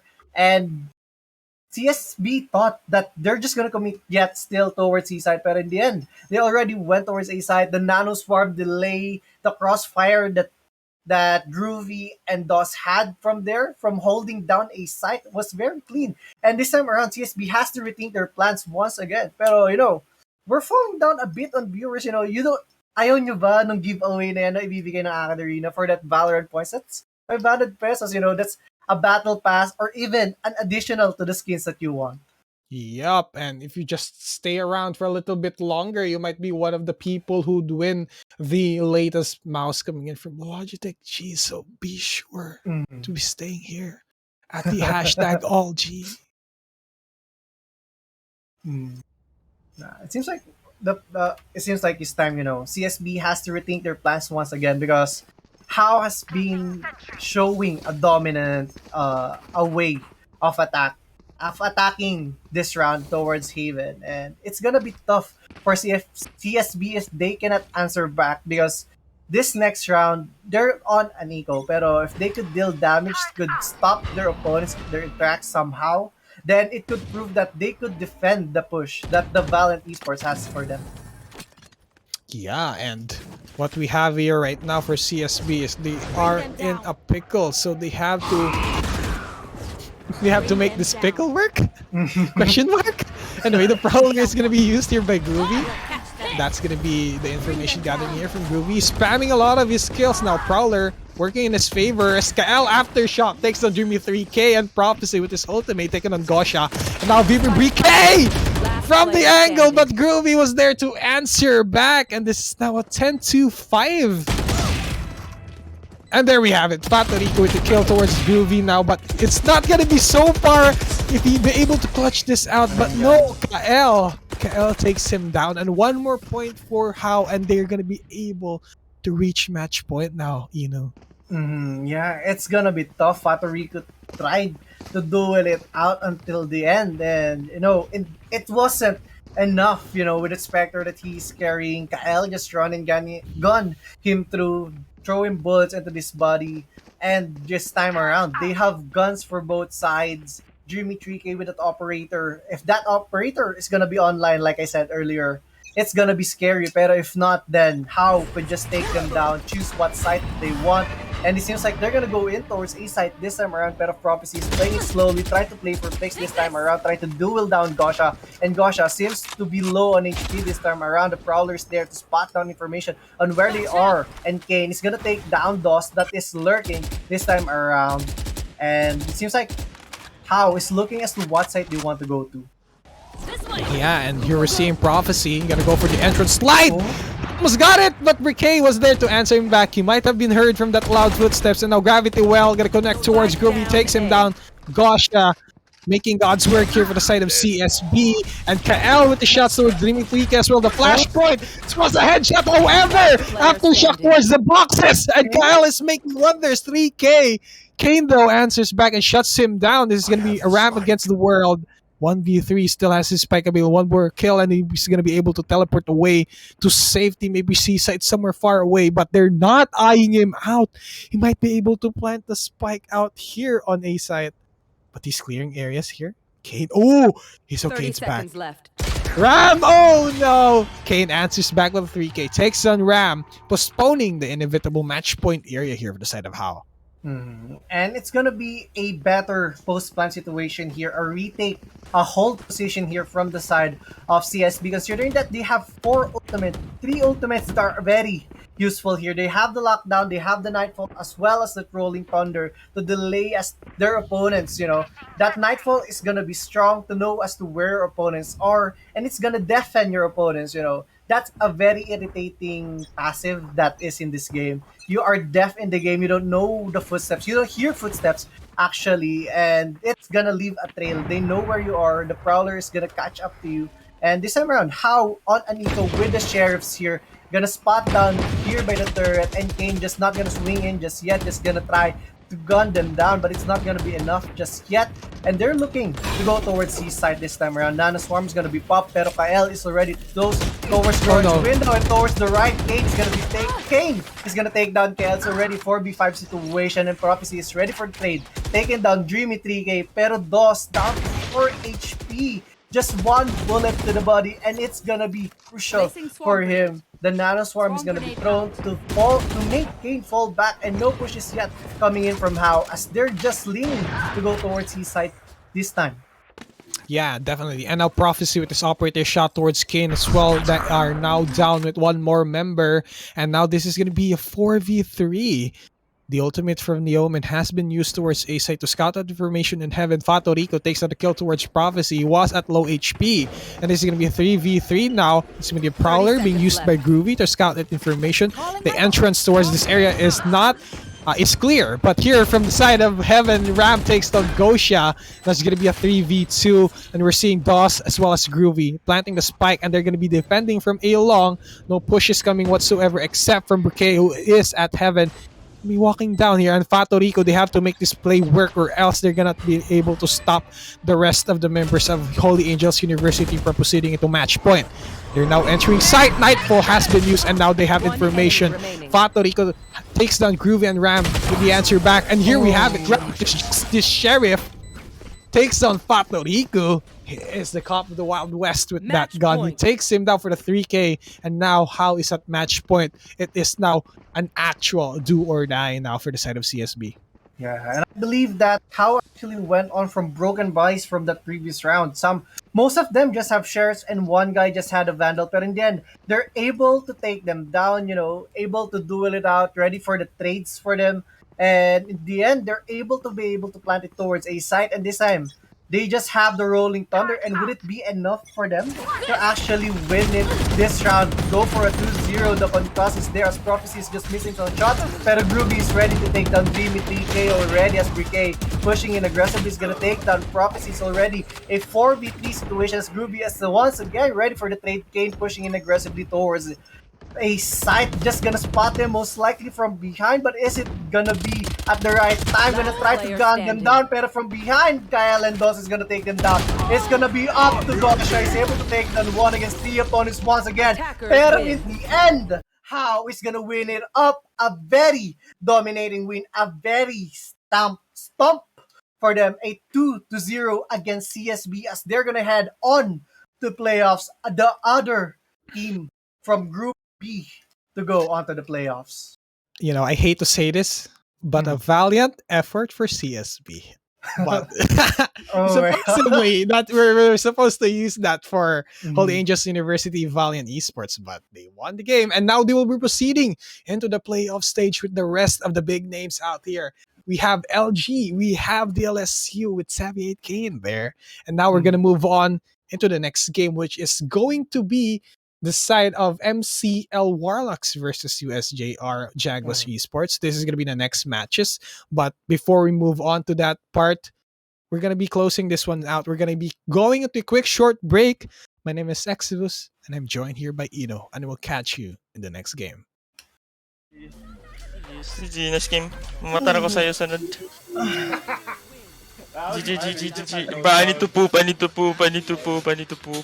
Mid do. Okay. Face your fear!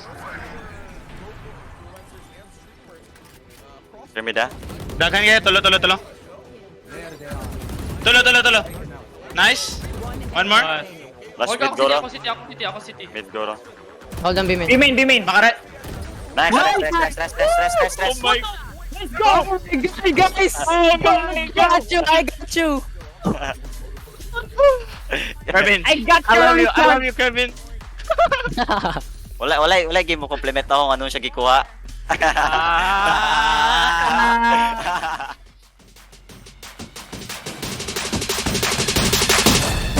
Kerbats, Lars. Nanit ako Nading.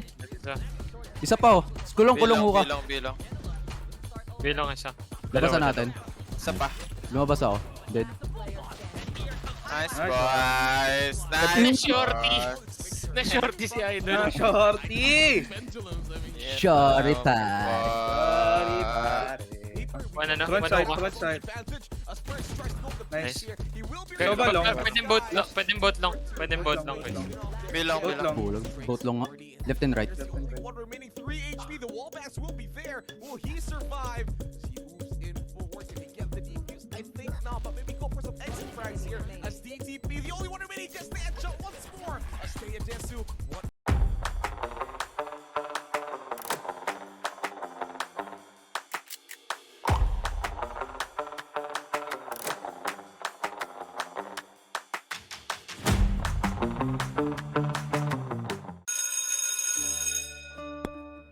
This is Filippo. This is Jessica. Parehong freshies, parehong gamers.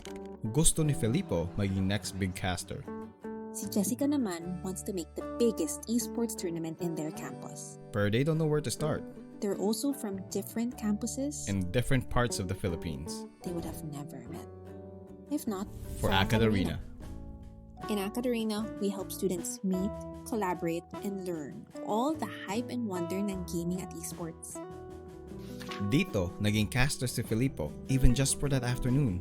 He met students with the same dream, attended our workshop, and we funded a tournament where they can debut. That was Jessica's tournament.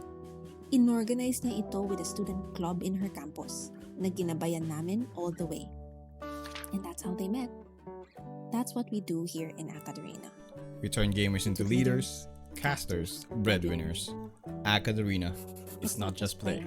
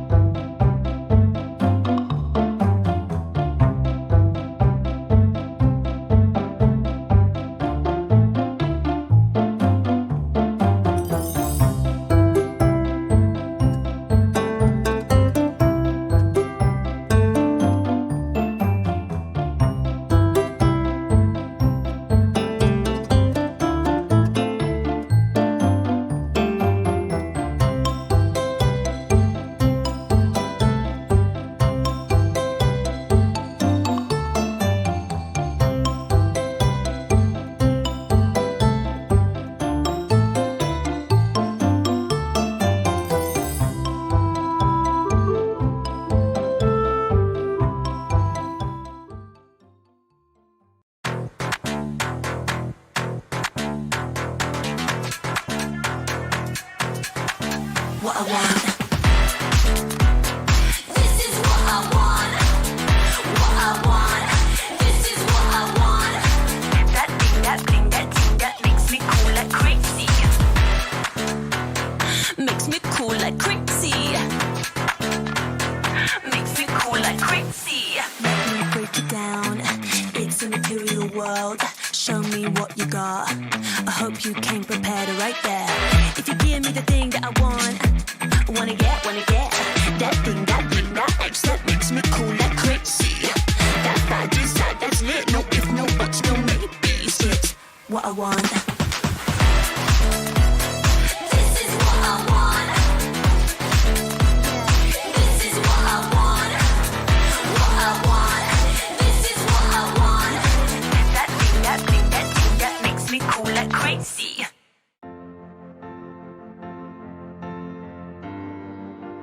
Outside the game, I'd have a hard time making decisions and just go through life without any direction really. But when I'm in the game and as captain of the team, I have to make confident split-second decisions to lead our team and give us that direction we need to win the game.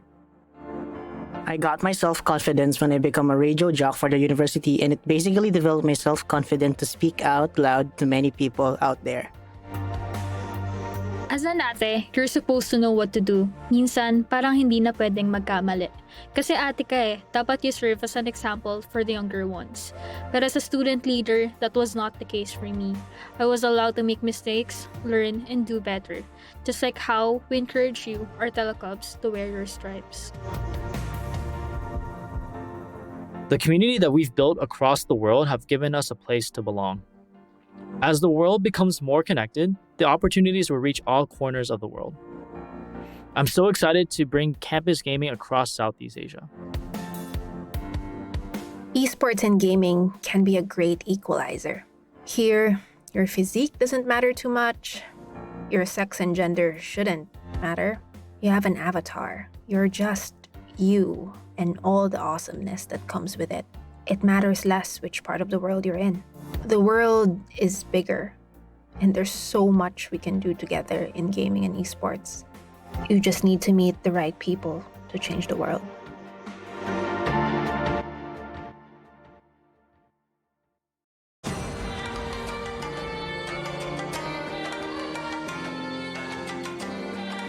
In AcadArena, I broke through solo queue and became a team player.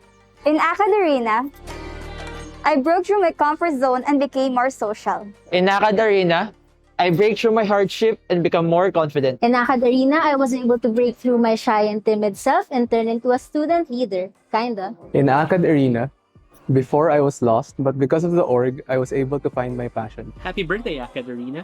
Continue breaking through the stigma of video games and academics. Happy birthday to AcadArena. We look forward to all the great work you guys will be doing in the coming years. Happy birthday, AcadArena. We hope you continue to support our industry and break the stereotypes of how student gamers can be.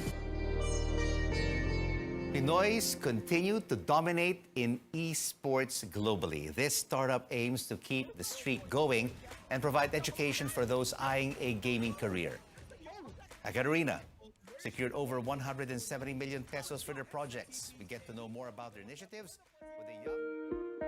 It's still crazy to think that it's been 3 years since AcadArena started. Today isn't just a celebration of our anniversary, it's a celebration of everyone who supported us along the way. We've had students who grew up with AcadArena, myself being one of them. We know what it's like to balance work and studies, and we know what it's like to feel like you're not gonna make it. But you will, and it'll all be better. Break through with us.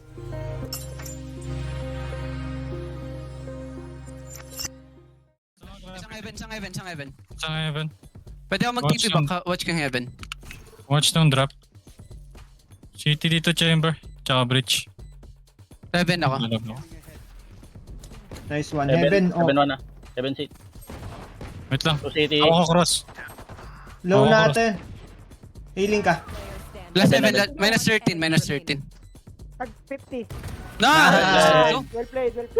Wala May pa-autos na kapar. Ako din par mo yan. Ang nag-FPS drop ako sa pincam ko. Hawak ko heaven kahit wag niya na-smokean. Land. Ako ko heaven, ako ko heaven. Naka-heaven, naka-heaven ha. Wala na smoke yung city ha. Shock dart. Nice kill. Dead. Sige, nasa amin city. Bulag ako. Bulag ako. Pumasok na. Bulag ako. Ako ko pa rin heaven. Take out.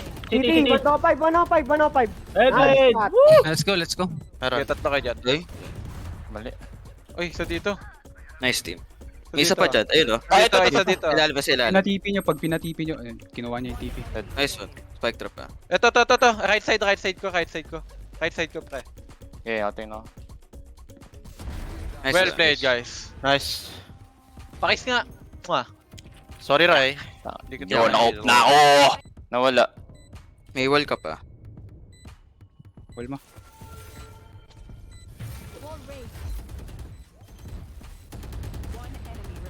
Sige lang. Okay, go. Push nyo dalawa. Hold mo na lang. Kita ako. Kita likod mo. Nevermind. Gago.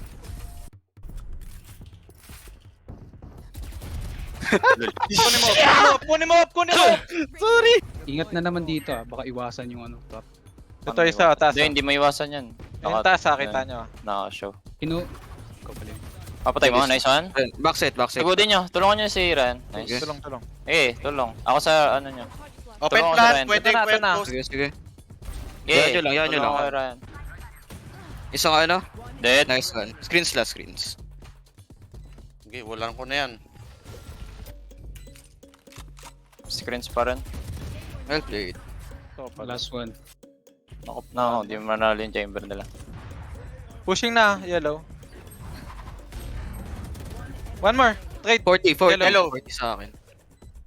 Kalma. GG! Well played. Nice one. UI. Play pop up. Well played, guys. Paparapakyaw. Pakis nga ako, kay. Hindi na. Ang hirap na mag-shit. Tight breach. Wait lang, Sent. One garage. Di nila ko alam. Garage. Back pillar. Walang sabay tayo, Jaspong. Back pillar 70. Nice. Dead na 70. Garage Baka comment. Garage comment. Nice. No info. Heaven. Let's go. UP, kabahan na kayo! Hindi, waiting na yung UP. Waiting na ba UP, guys? Uy, rushing mga pogi. Rushing ba?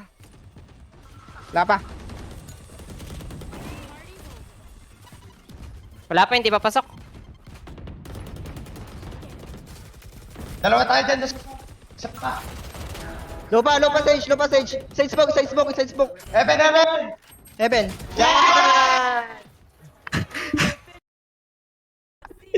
Gulo na. Apiran mo ako! Okay, nod highlights later. Habang kinikilig. Girl. I 78. think we just play with them. Yeah, let's go. You spawn ahead him. Garage clear. Nice. How many times do I need to tell you guys, dude? The pistol strat doesn't fail, dude. That's 100 and 0 on that pistol strat. Dude, I'm telling you, we could play PRX and we'd win with that pistol strat, dude. And then we get one round. And then that's the one round we win, dude. Play together, guys. Play together. No. Time, Tino. You have ult. It's aft. It's out. Nice! Oh my god, he didn't stick it. Nice. He didn't stick it. Impact, bro! Impact, baby! That's one more, baby! That's warm up! One more, boys! Oh god. Okay. Close left! Charge close left! Yo, he's knifing you. I have heaven. Gen. Nice. You have a turret, you can heal. What is this? I'm scared, I'm gonna go with you guys. Why is my Soba on the other side of the planet? Relax. Mateo, no. No, with the dart. Yo, dude, they tried doing the UPD pistol on us, dude. If UPD uses that same strat, you guys aren't gonna win the round. I have lane, yes. Oh god. A lot spawn. Oh, they all came from spawn. I'm flanking spawn. I have your stairs. Okay. Don't be Kita from stairs. I have stairs. Don't be Kita from stairs and I have it. On that lane. You don't have it.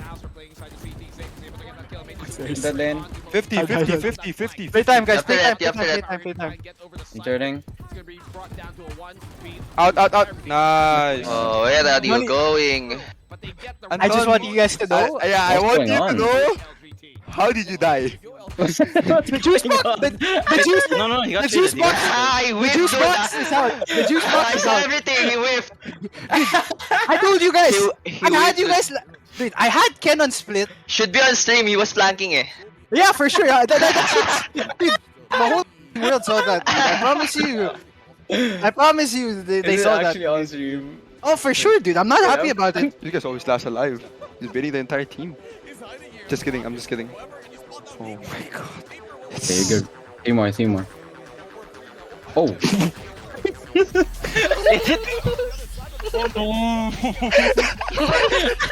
is the lamppost. No way.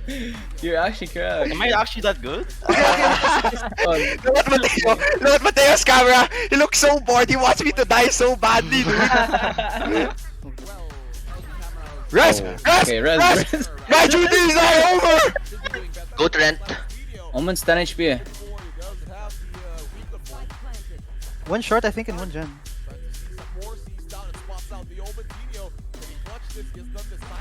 Oh!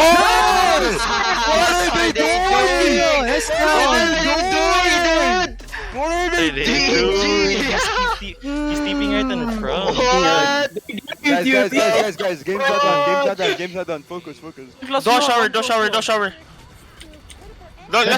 do shower, I think. No. Flashing. Defuse. Oh, nice. Nice. Comeback. Nice one. Warm up. Bago pa biyo mata. Huwag ko warm up. Kilibangon, biyo. But 130 jet.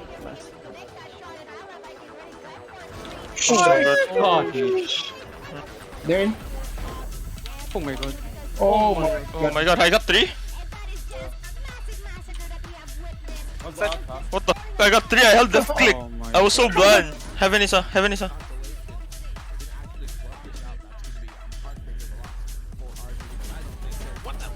Nice. Oh my goodness. He's getting the Ano ba? kills against the wall bang as well. 1v2 left remaining. He's on par for the 8th. He gets the 4th. Will he get Nice shot. Sorry. Smoked off ko. Oh, hello there, everyone, and welcome once again to the Lions Games featuring Valorant, co-presented by Globe and powered by LogitechG, dubbed by the community as the UAAP or NCAA of Esports. Alliance student clubs from across the Philippines are #AllG to compete in the multiple esports titles and represent their very own campuses. I am Mochi, new face today, and with me is, of course, your earlier caster as well, Exivus, and will be your shoutcasters for these series. Welcome back, everyone. You have seen us once again. We have the FIT caster here and the FUA. They recently beat us to Paul last week. Yeah. And I have no hard feelings, definitely. But anyways, Mochi, hello everyone, good afternoon. The next match is going to be Jaguar Esports of University of San Jose Recoletos against Malayan Warlocks, Malayan Colleges Laguna, a forefront runner, one of the first organizations to ever join the AcadArena team. Organization lineup. So it's gonna be one of the oldies against the Jaguars Esports, who has been recently added into the Alliance Games. Will they prove their mettle out here, or will the oldies? I will not call them oldies, okay? I will call them the veterans. Actually, that is what I want to point out. Like, I wanna call them the ano na lang. Hindi rin elderly eh. The experience. The experience and the rising rookies maybe is the best term that we can coin out for that. But this time around, I'm really curious about how they'll be able to dominate one another, because from the past matches that we had from MCL Malayan Warlocks and of course DLS-CSB Viridius Arcus, which is wow, what a matchup, right? First off, it is going to be them from Viridius Arcus, and sadly they haven't been able to retaliate from that. And in return, Viridius Arcus won with a 2-0 sweep in the series, and that's the reason why they're here in our lower bracket. But on the other hand, for USJ-r, which is San Jose Recoletos, they had a close game with TUPM, which is one of the teams who are also at the Division A of our UAC Season 2. And yeah, I guess they have been able to resist for a while, but still not enough to entirely win the said series. So of course, this just leaves a really good a really good interpretation or impression for people out here, because it just means that one, for the side of SEL, yeah, they had no choice but to face against very desirous, but they still did. And USJ-r, yes, they're fairly new, but it also leaves a statement that they managed to make or keep it close to TUPM or the Gearhawks. Yeah, definitely. And with the strong, at least semi-strong showing that the side of USJ-r has shown us, I think it's one thing to note at against MCL Malayan Warlocks, since if they were defeated by such a powerhouse team such as DLS-C versus Arcus 2-0, that's such a statement. Of course, this is the three-peat Valorant champion of AcadArena. Of course, I mean, I don't want to be too harsh, but it's to be expected coming in from the side of the LSC versus Arcus. But MCL, on the other hand, has the experience. They have this organization has already been the forefront in UAC season 1 and 2. They were already there. They have experience. Of course, the management and the coaching from their team still existing within their ranks. So that's different compared to the side of USJ-r, who was one of the newly established organization to come in here in the Alliance Games. So what we're really expecting here is it's gonna be one of those rookie versus the old dogs types of matchup. But old dogs. no, I mean, you know the term all dogs can still learn new tricks. Yeah, the first gens. Okay. Okay. No harm towards MCL. I have a friend. His name is Stellar. Hello, Stellar. So no offense to you.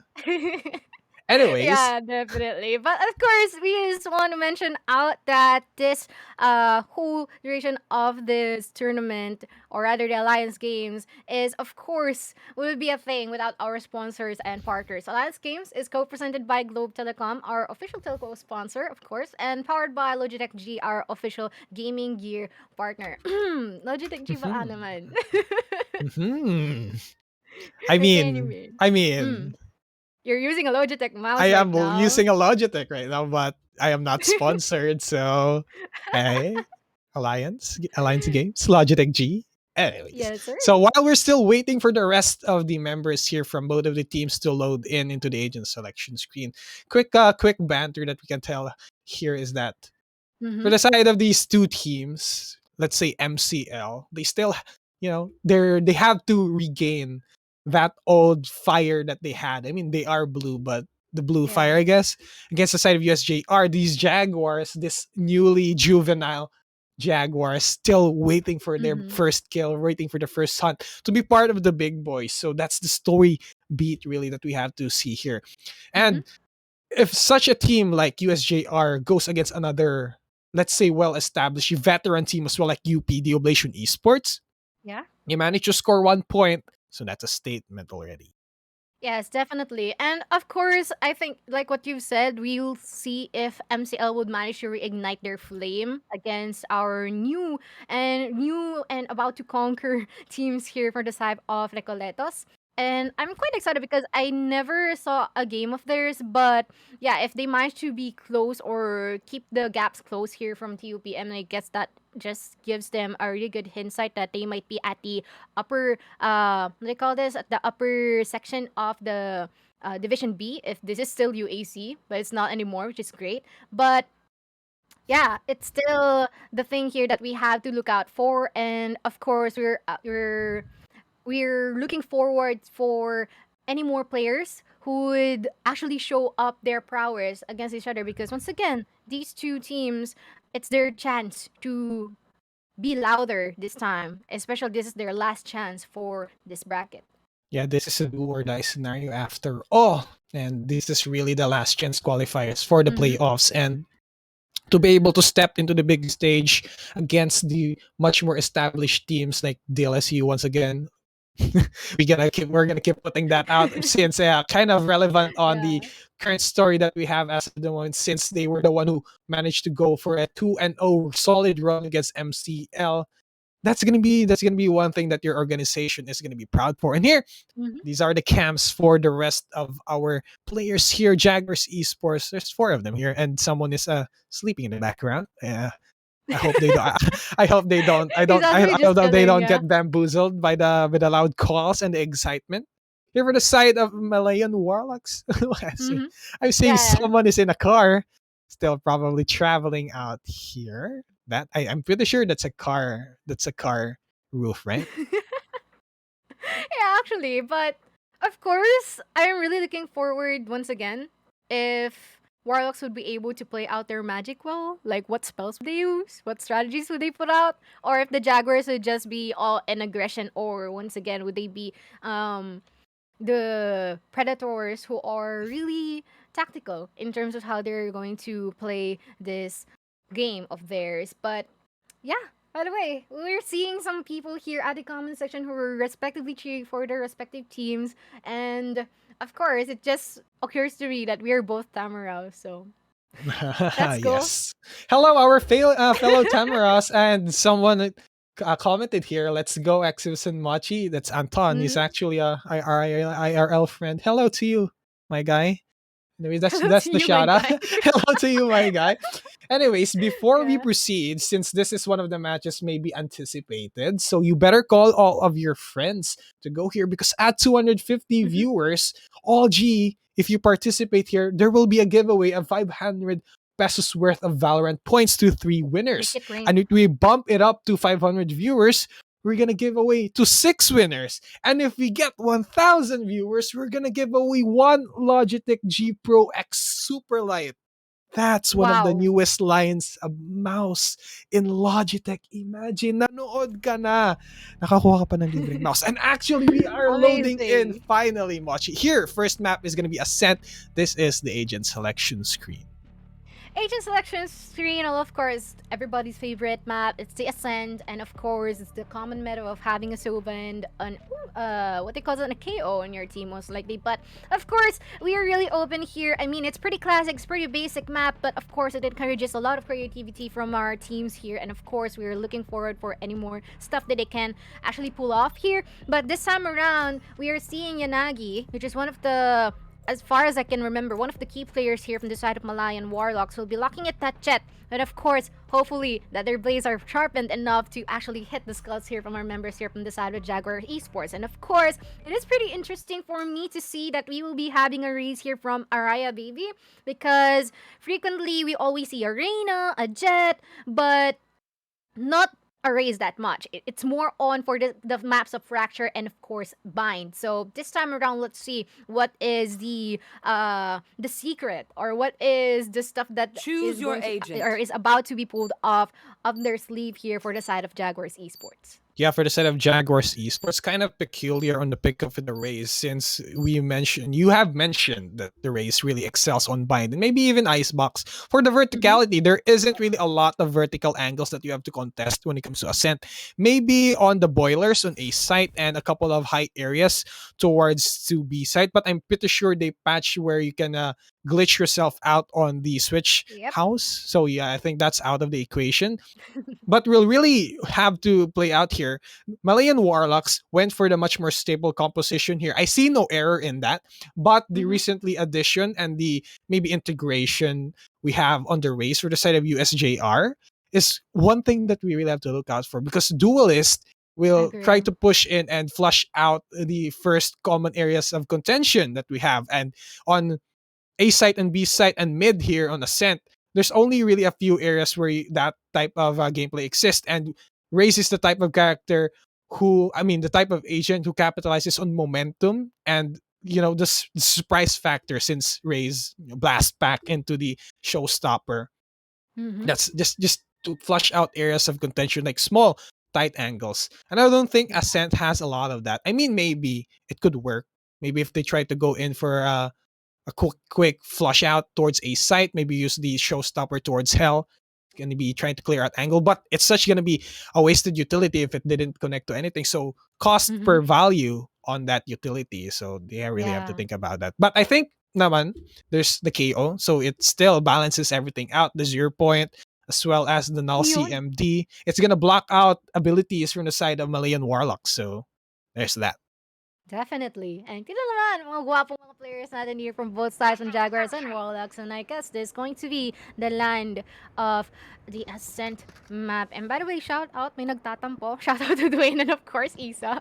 Kasi awayan pa tayo dyan. And of course, kay Blanc. Hi, Blanc. But yeah, of course, focusing here at the current state, it is going to be once again the match between the first gens and the rising rookies. And let's see who will be able to establish and actually ignite their flame more.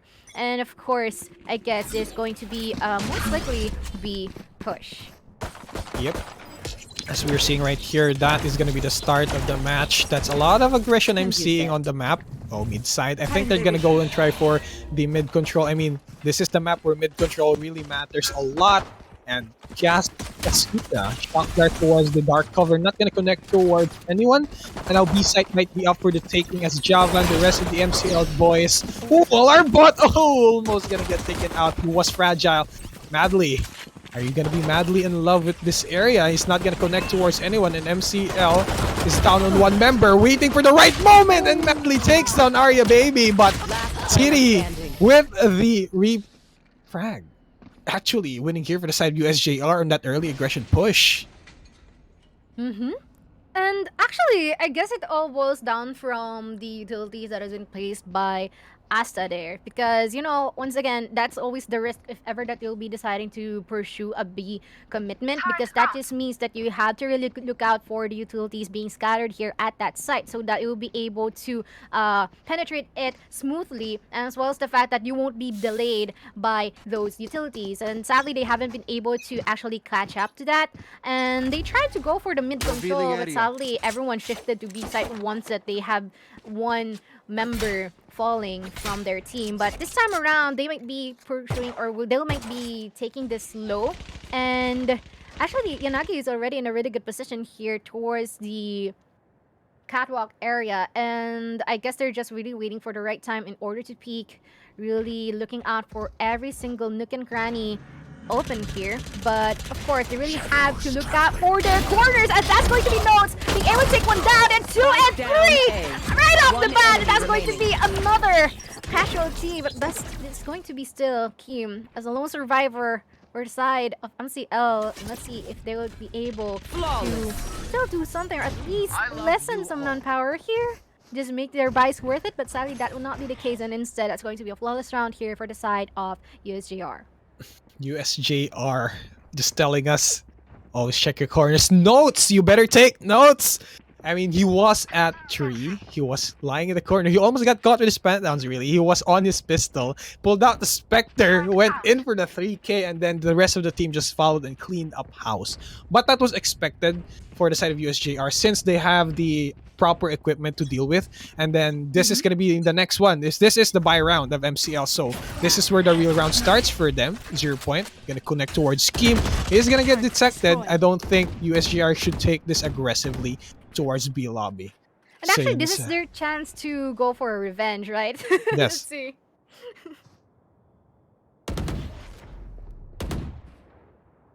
But this time around, though, we're still seeing some members here heading towards our 3 areas. Drone would not be spotting one here. That's going to be Kasuka. And Kasuka is in a really good position here.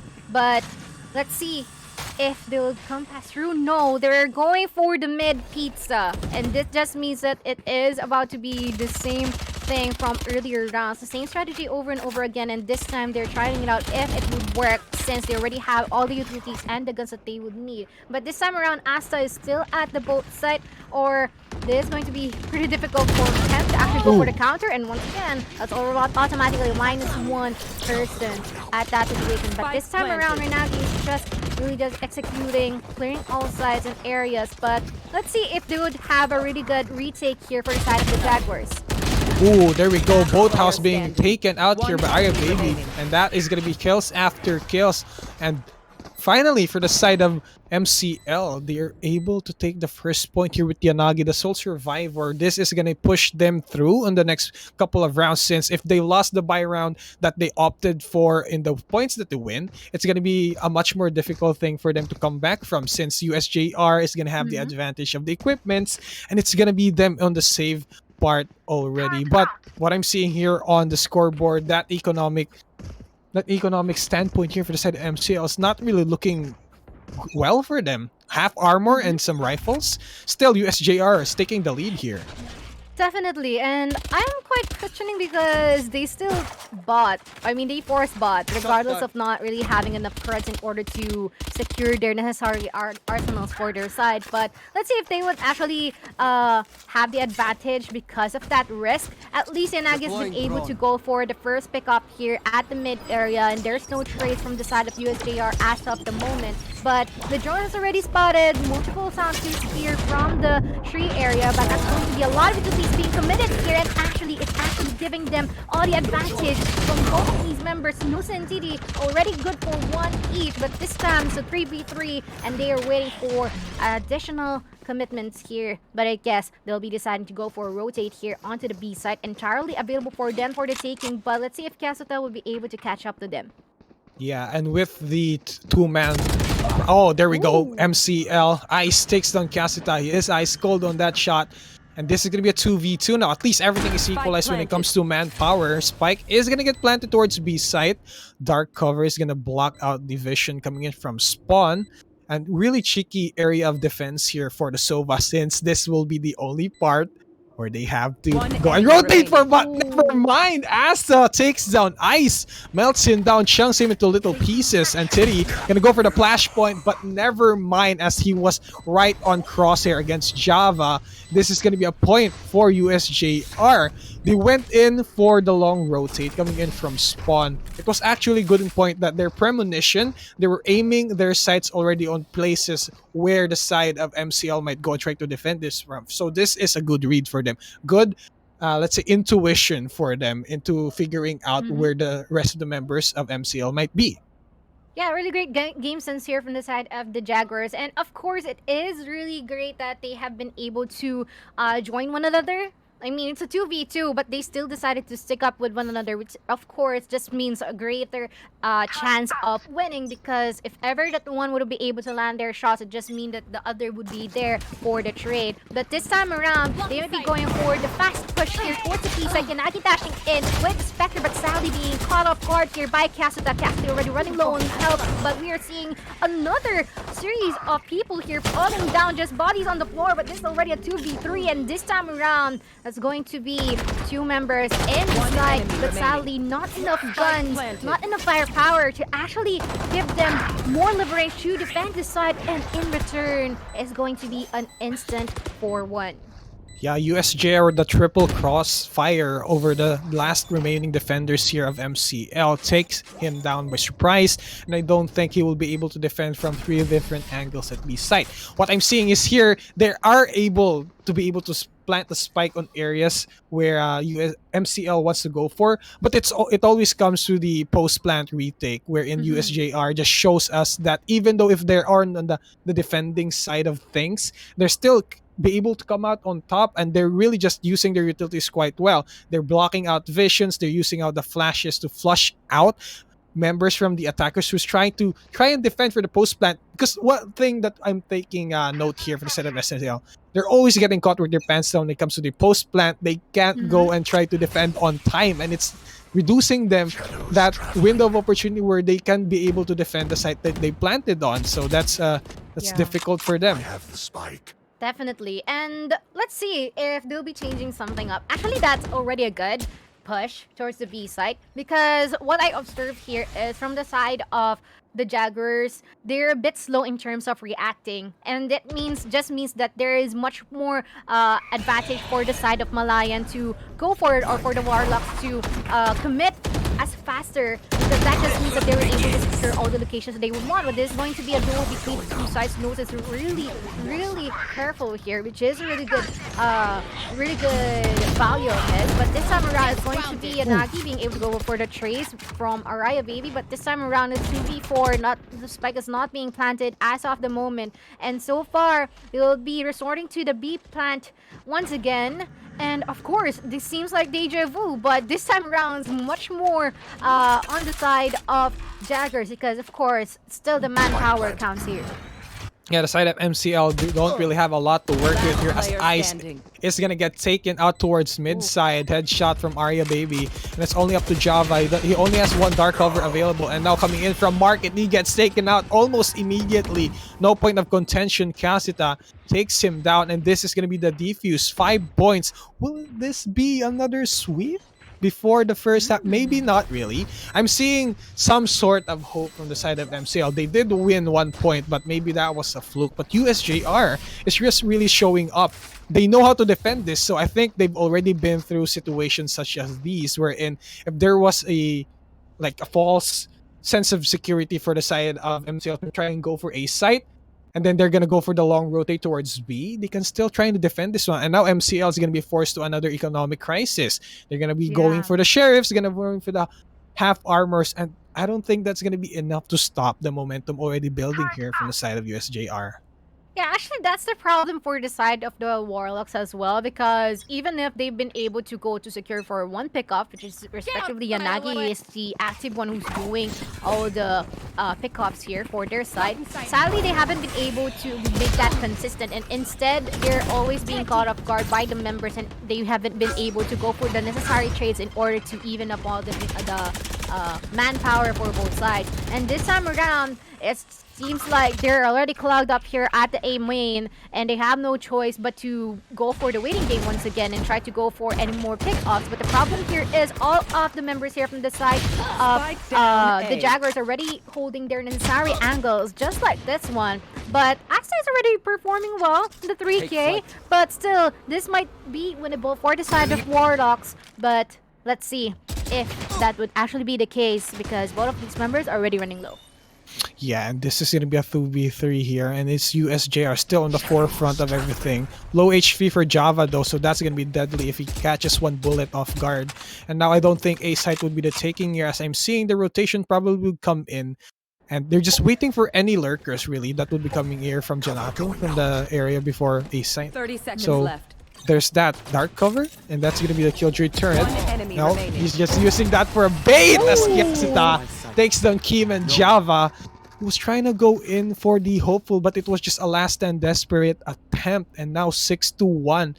Nowhere, in fact, I am seeing here for the side of MCL to try and come back from this, because if they lose this next buy round that they have, it's going to be a repeat again on the earlier situation that they were found in against here USJ-r. Yeah, actually, it's actually like a toxic cycle that happens to them. It's just pretty similar in a relationship that they'll try over and over again, but sadly there is actually no payout for their side, and sadly that's the case. No pun intention because of the Bebe Buff comments right there in the live chat. But this time around, it will be the same dynamic. I mean, not that same, because most of their population are at the mid area, so they might be resorting for the mid control here. They're already in pairs, which is of course what you would want for securing some pickoffs here. But Nose is just at the same corner here at the tree area. No one's still, but this might be a potential interaction between the two. But Madly has been able to go for Raya Baby, and that's going to be an advantage here for the side of the Warlocks. But that's again, Nose has been surprised by 3, has no choice but to accept all the blows coming up from the side of the Warlocks. And this time around, it's going to be a 2v3, and this actually still be a retakeable stand for the side of Jaguars. But this time around, spike has already been planted, lockdown's already active, and this would give them a lot more chance to go for the pushes. That's going to be the Hunter's Fury. He got off guard from that, and Kiasuta, with the cleanest sprays as ever, would be able to pull off the 3K and a 7-1 for their team. Kiasuta has just been showing up on USJ-r. He did a lot of clutch plays, and it was really smart for them to go and push once they heard the Hunters for a Q being channeled here for the side of the Sova over MCL. They know he's gonna be planted in place, so they just rush him, bomb rush him, and he got taken out. And they were trying to go in for contention towards 3, but they were still outgunned there by Kyasuta, who has the better spray down. I mean, the spray down, yeah. I mean, this all really came down from Notes. Notes and 3 goes together. He always loves that spot. He caught a lot of people there already off guard, and that's what gave them the first initial information that they initially needed, and that resulted into winning this next round, the past round against MCL. And everything is still falling in place now here for the side of USJ-r because MCL seems to be still out of place. They haven't adjusted in any of the tactics that the side of USJ-r is doing. And now Notes will be on point again as he's waiting always on these angles. The flash point, the flash drive towards Shri is going to be pushing them away, but that's not going to be enough to dissuade the defenders who still, with the foot strong, being buried here on the sites that they're defending. City with a kill towards Skin. This is going to be a 2v3 now. And never mind, Kyasuta 2K! They were trying to jump to market, but they were ultimately jumped by Kyasuta, contending that angle. And now Yanagi, if Yanagi dies, team saves. But what happens if Yanagi is the last guy standing? Okay, this time around, Jaguars are really leaving a statement here. Like, they're literally predators, and all they have to do is wait for their prey to come to their crosshairs, and before we even know it's already them being erased out of the map. But anyways, I'm quite curious who are the people here from the side of the Jaguars Esports who has their Bebe buff. I would like to request their Bebes to comment down below who's their bias here for their team, just so that we will be able to acknowledge them and, of course, give them the recognition because they supplied all the power that our members here on the side of the Jaguars that they have today. But this time around, A-Site is their ball. And hopefully this would be in the basket. They have a lot of utilities to work out here, or to work with here. Yanagi is already at the top of the generator. Will be spotting up Ashta, and that's going to be one man down for the side of the Jaguars. But this time, they're already in a really good position. They're just waiting for any more people who will be crossing down their path. But look at this. Our members here from the side of Jaguars are really disciplined. I really love how clean they're putting out all their stuff. But this time around, there's already a couple of trades that are happening here. And still, our members from the side of the Jaguars are still doing well. Specifically, Kyasuta already at 4K. And one more kill, Shasta will be able to go and secure this ace Jabba just by the Reagenite box, but sadly the shot did not connect, and that's going to be a thrifty for the Warlocks. Sad. Nice try though. Got moments for Kyasuta. He got a 4K. He almost got the ace. That was almost the first ace of today's matches. But anyways, good job for MCL in shutting down the already on fire Kyasuta. He was really, Kyasuta was kind of smart. He knows his recon bolt was still lingering on heaven area, so he was just waiting for the jump down, but he pulled out his main weapon quite too late, and he was caught there, and he was caught off guard, and he was shot to the face. So that's one win for MCL. But now, started to the next part of the match, but Kim, the kill towards Arya Baby, that's huge, opening it up here towards a site. That's gonna be a killjoy out now for him. That's a killjoy out now for USJ-r. There's gonna be a lot of space to be working here for the side of MCL. Notes in his favorite spot in Garden. He's gonna take the shot again to Yanagi, and now that's the main duelist out of the equation. And now Asta trying to spray with the Nano Swarm on, but Madly just answers with no. Shots him down to the face, and now Kyasuta is looking at him. Never mind your Empress, I will just take your head. That's a 0 point, not gonna connect towards anyone, and Kyasuta is still reeling in from the failed ace that he had earlier. Still on fire. Man against the world. Ice. Will he still be ice cold? Recon bolt towards the area, and now Kyasuta has been shot down by Smirsova. No Ice. Last guy standing, he still has his spike. He's gonna be able to plant this, but Recon bolt towards B-Mate. That's gonna get destroyed out here. Ice still not planting the spike rather. Waiting for the right moment. He's gonna take a shot towards Looks, And now from Market, Ice is planting. That's gonna be the cue for the Sound. He's trying to bait him out, but they was there to shut him out. 3K to Jag T. And that's gonna be USJ-r. One more point until they hit double digits against MCL.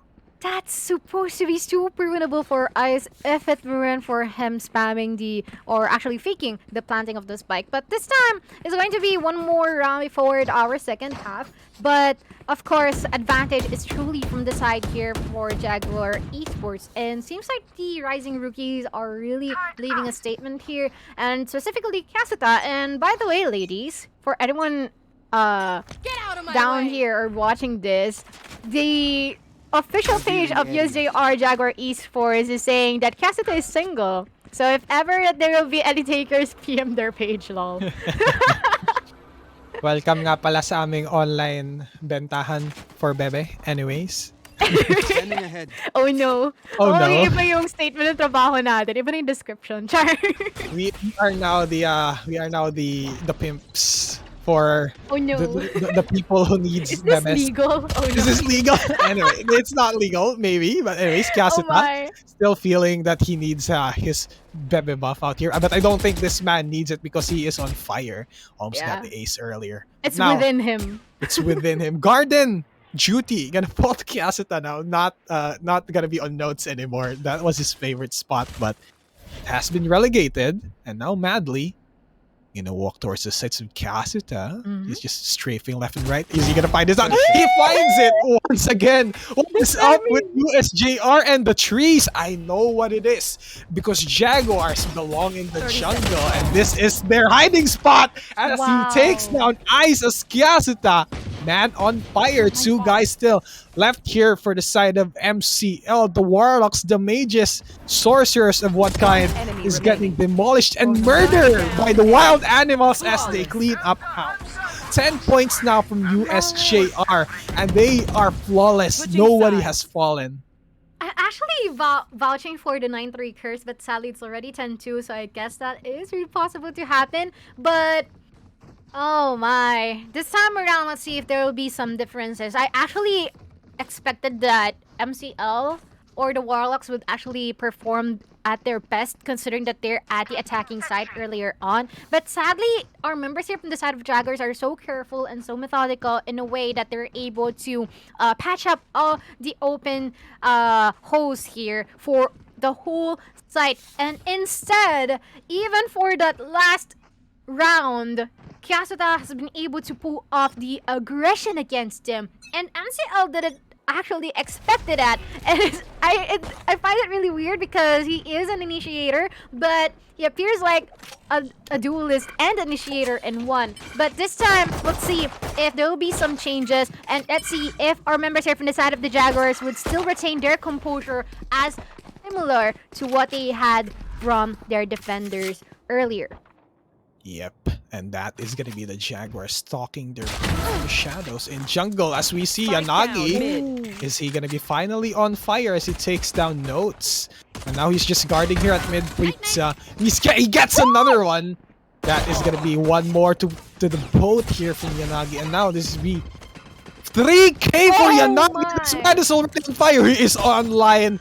You boys better watch out. The boys from USJ-r, and we have contention here. Kasita versus Yanagi, and Yanagi is gonna take the shots. No, he gets taken out by Kasita, shot down, but Kasita is gonna get executed in his own domain as that Jaguar is gonna be hunted by the mages. Oh my, okay, seems like we have witnessed Yanagi just popping off at that round.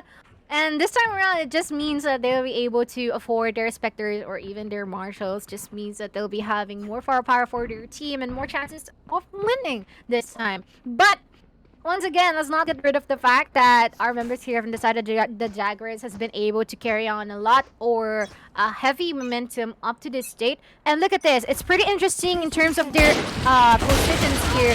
They're ready at the aggressive stance. There's going to be the trade here onto Team. Team already good for 2, but this time around they're still going for the aggression, and instead it's going to be a really fast round, pulling up a 10-4, and it's not even approaching the 1 minute mark yet.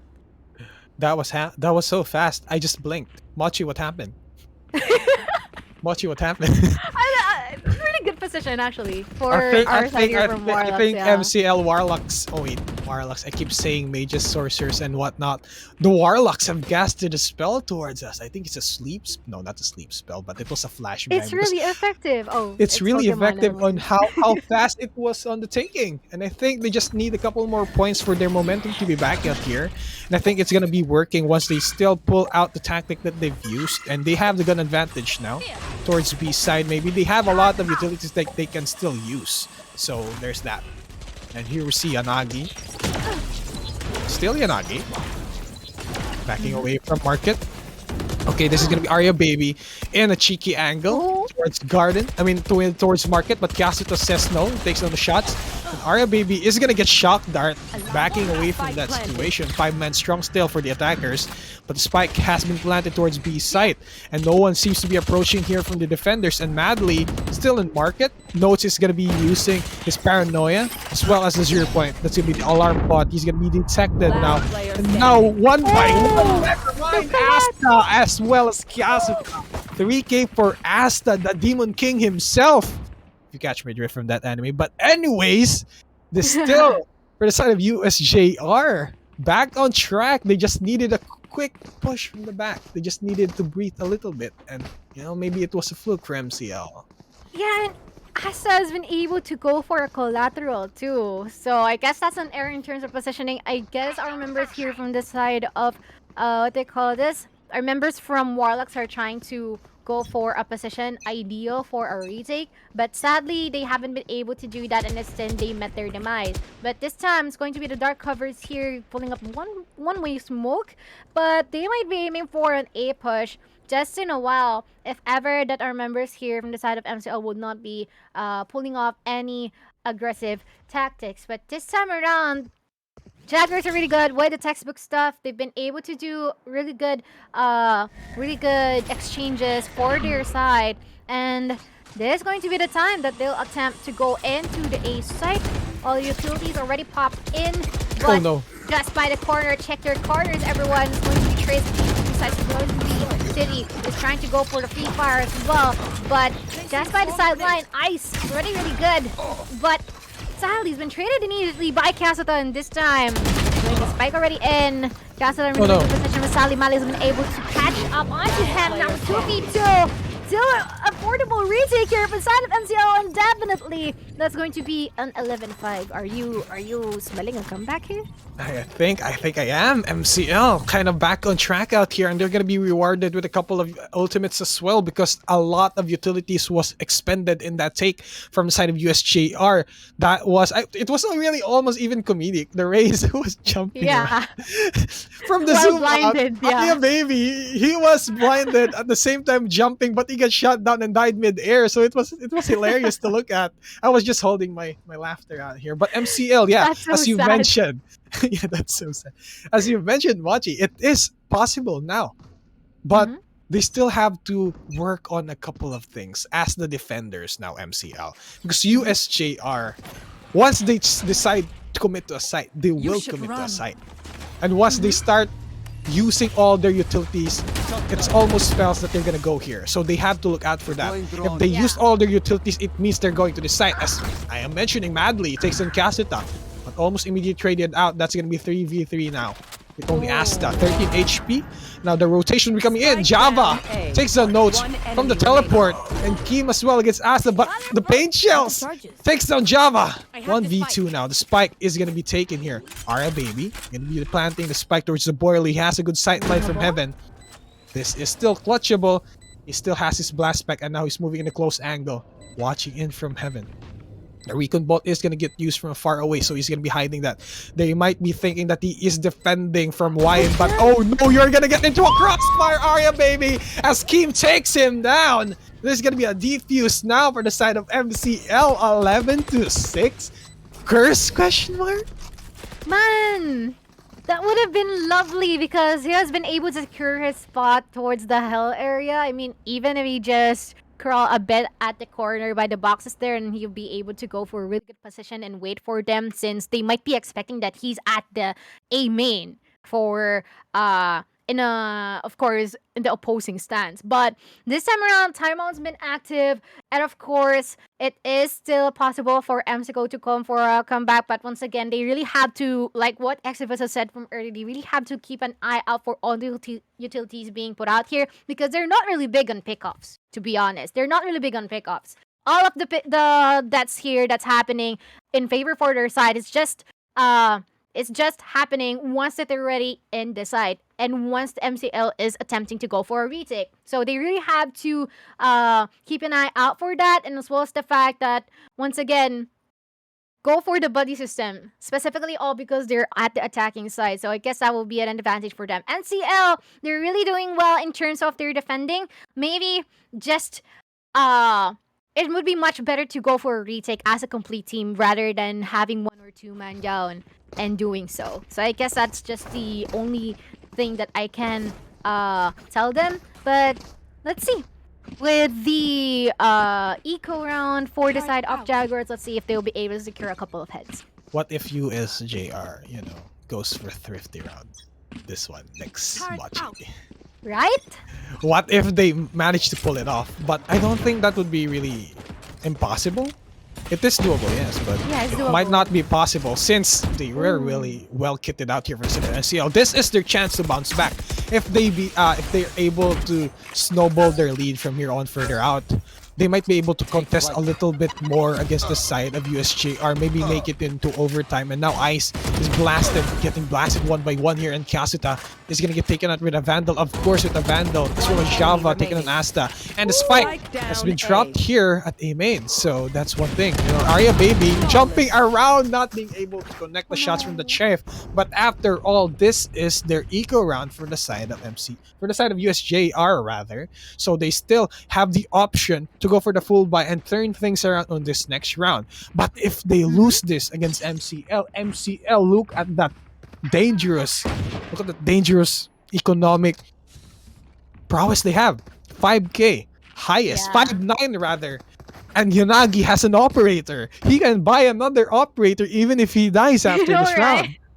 And that's going to be pretty easy for them to afford. But the thing here is, if ever that the Jaguars will be losing this round, that just means it's going to be a problem for them. But Asta run! Oh my, you just heard that operator shot. You really had to back out of there. But this time around, Java already doing wonders here for their team, securing and leading the frag for their side. And this time around, with the 3v4, there might be still the aggression for their team here for the side of the Warlocks. But this time around, look at Yanagi, where he is really exchanging that operator for that battle, just for the advantage in terms of the positioning. But still, they're waiting for them to push further. Kim already good for 1, but Java already running low on health. Let's see if he'll be able to do something, as he's going to be safe at this corner, not be spotted out. But that's going to be the free fires here. Instead, City would still be able to secure that shot. 9 HP remaining. 2v3. The spike is being commenced here at the A site. And City should really be careful here, because the moment that Yanagi will be able to spot him out, that's going to be a problem for him. Oh my lord, really great crosshair placement. City with the crosshair placement against Yanagi. Sights on the head almost immediately. Question mark 3D. Goes for a 3k, might go for a 4th flash. Point. I mean, that's gonna be the flash right out here. They turn things around.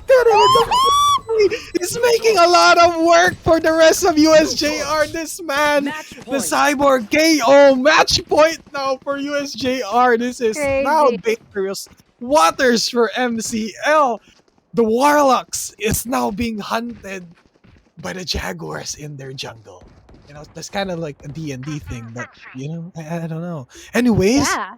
USJ-r 12 points, just 1 more before they win this out, and MCL just blew the lead. And the supposed turnaround that they could have gotten against the side of USJ-r. That was almost a comeback. I know, but this time around there's a lot of ultimates that can work out here for the side of Jaguar. So this just means a lot more room for them to move into, a lot more room for them to have a chance and plant the spike to their very own chosen site. But this time around, we'll be seeing Uriah Baby in a really good position, going getting good for 2.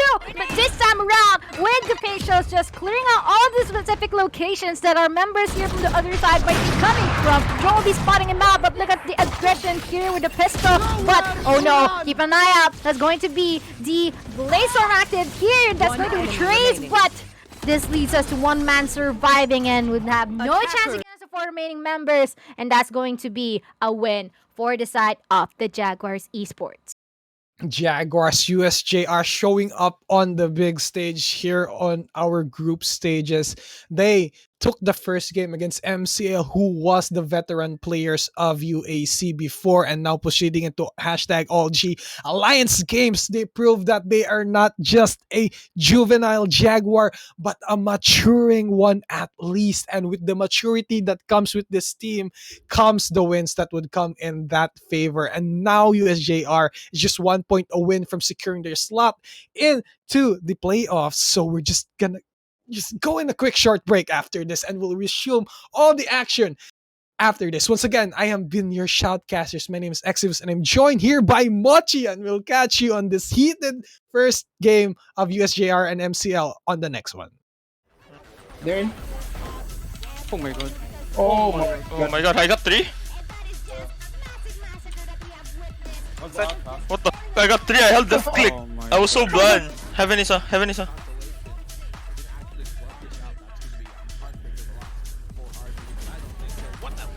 Nice. Oh my goodness. He's getting the Ano kills ba? against the wall bang as well. 1v2 left remaining. He's on par for the 8th. He gets the 4th. Will he get Nice shot. Sorry. Smoke off ka. Offset? Was long, Abago. Oh, nice guys. GG. GG, nice game. Mamatara ko sa'yo sunod. GG. Ba, I need to poop. Mid do. Okay. Face your fear! Remida. Dagan kayo, tulo. Tulo. Nice. One more. Last mid Goro. Ako city. Mid Goro. Hold on, B-main. B-main. Baka Nice. Oh my. Let's go! Guys! Oh my God! I got you! Kevin. I got you! I love you, Kevin. Wala game mo komplemento kung anong siya gikuha.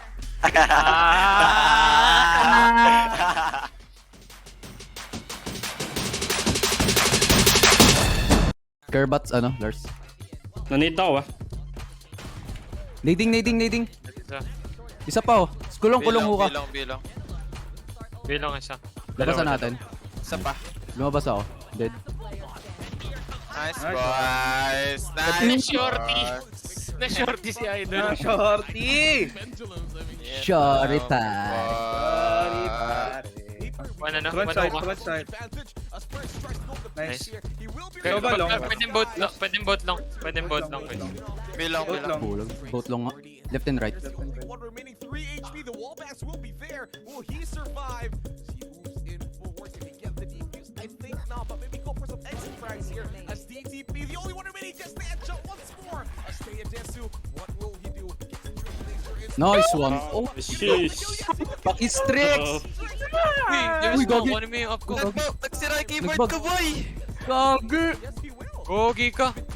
Seryoso? Abot. Oh my God, tricks. Keyboard ko, mamindot. Pre, muntik na. Diba? Pinipindot ko, gagi. Oh, gagi ka. Oh my God, tricks. Tas. Hey, bawal yun! Good call, Kiel. Good call. All tricks, pre. All tricks. One more. Nice hit. One more. Apa? No time. Hindi na pipick. Nice one, Basti. Let's go. Grabe ka na, Kiel. Ibang klase ka na. Ano kami ko? 6-man dead, pre. Ikaw kailan kung komportable ako pareho. Baka mamaya after sasabihin mo, hindi ko siya komportable mag-jet sa practice na mag-jet ngayon para. Hindi, ako na lang. Kaya ako na mag-jet. Topic, Migo, topic. Migo. Topic. Isang bagsak. Isang bagsak lang. 1, 2, 3. Tama, bilis. 1, 2, 3. Chamber, it's A. I think it's A. Smoke A. Ball niya? Yeah, it's A, it's A. It's out. Flashing. Counter pushing. I'll go. I'm dashing out. Oh, I'm blind as. Chamber, late chamber. Hell. Hell jet. Right side hell. Chamber's late, no? Yeah, chamber's late. I have your shirt. Oh, shirt. Oh my god! Hindi nakita yung paa niyo dun, what? Bro, the timing, walang pa ng bullets. Ba't hindi kita yung paa niyo dun? Magic, bro. Epic fail moments. Yeah, nakita ko. Watch Mojo. This is a Christian server mistake. Oh no, I'm gonna burn. Okay, Darton, no? Okay, Darton. No. Darting. Flashing. Are you guys gonna go? Flashing. Nice flash. One wine. Jenny. Nice one, boys! Ay, naku, may timeout na naman. 7 rounds, boys. 7 rounds. We win. 7 rounds. Muna ako, matataba ko sa thesis ko. Huwag ka na mag-thesis. Wala bimin mo, bro. Dungan mo. Flashing. West, flash, wait lang. Low kill J, 74. Brother. 16. Let's go. Nice retake. Thank you. I'm lit, boy. Wala, may check ako na close. Baka check ako na. Pero, Flashing up. ready na mo? Labak sa'yo. Smoke gun ko. Under. Sud. Hookah. Hook out elbow.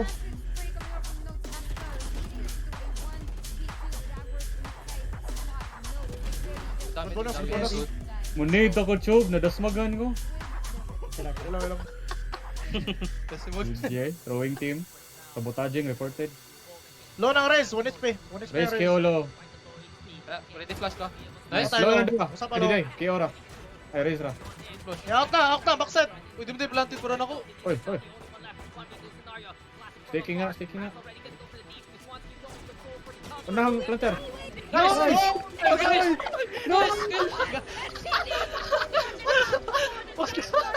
Ay, bro! Kamalera! Lain na!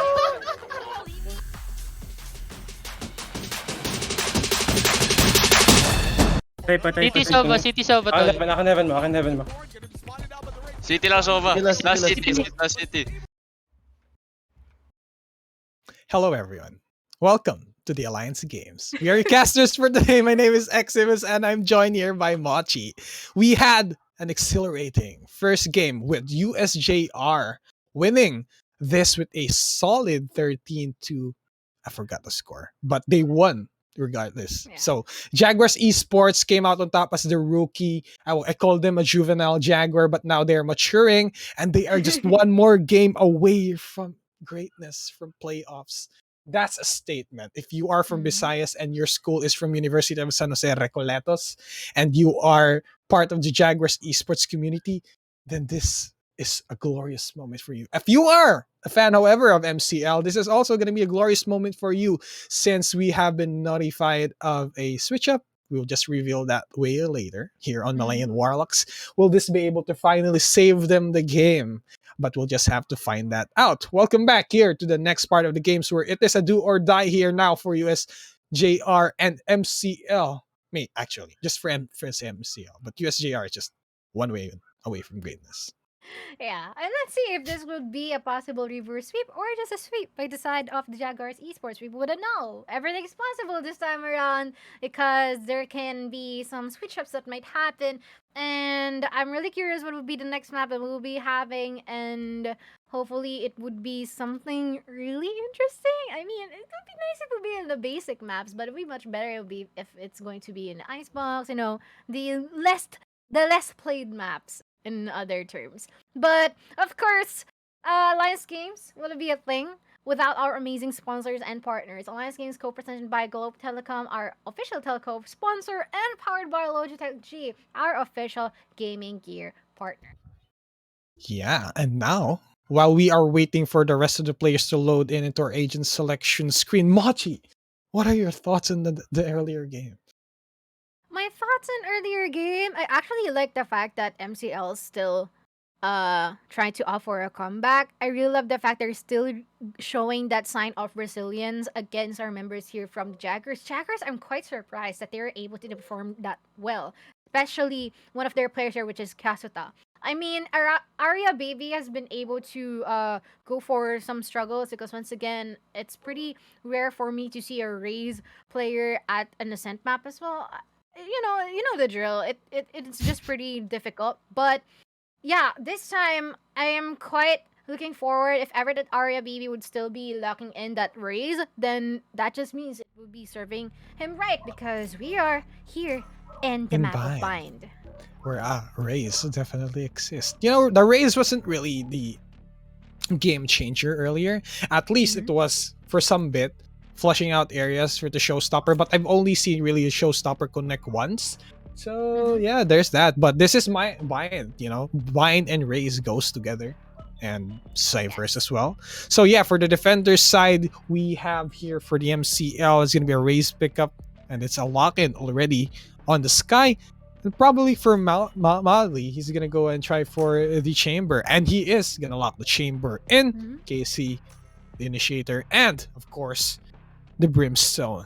The Brimstone blocking out all Brimstrong. The very I don't know, man. I mean, it's just for me, a must-have in a Bind map is a Raze, a Brim, Sky, and you're good to go. But this time around, it seems like they're switching it up a bit. We'll be having a Fade for Kasuta. It seems like he already knows his lineup, hypothetically speaking, hopefully. But for the other side, we'll be having Madly onto that chamber pick. And you know how chamber is really great in terms of the pickups. Seems like there will be no appearance of a Jet here, just all Razes. As well as the fact that we'll be having double initiator compositions on both sides, and as well as the fact that we'll be having one Sentinel here, or rather both Sentinels, but of course with different usage. So let's see if their strategy would be benefiting them, or would it be the opposite? Yep, and you know, one of the things that we have to look out for is Kyasuta's Nightfall, and that Nightfall really serves a lot when it comes to close angles, because you will be able to detect a lot of information, the trails that would be left away from that ultimate skill coming in here from Kyasuta's Fade, with Fade's recent addition. So maybe they practice this one out and it's gonna work. So maybe that is their answer against the Sky or the chamber, since really the Sky into the Sky, okay, that's okay. So Fade into chamber, and chamber is one of those agents that really excels on long range fight angles. His rendezvous, it's quite adjusted to a much more favorable part when it comes to like utilizing rendezvous and the trademark. Before we had 2 charges on the trademark, so that proved a little bit too difficult to handle, so they reduced it to 1. This chamber has to really commit the trademark to a decent place we're in. They can contend that area, so there's that. Yeah, actually, I actually think that it's more balanced because it's pretty similar to the alarm bot that KJ has. I mean, you know, if KJ cannot have 2 alarm bots, then why not Chamber couldn't have 1, right? But this time around, pretty fast executions here. Yanagi already good for 1. Really onto that Dre's pick too. So there's still the split here. They might assume that they might be going to the A site, but not actually the case, because this time around 2 members already at the hookah area. Let's see. Yeah, and Asta, he's staring out here at B window, and Madly is just moving left and right with his headhunter. This headhunter is gonna do him wonders if he lands this headshot towards Asta.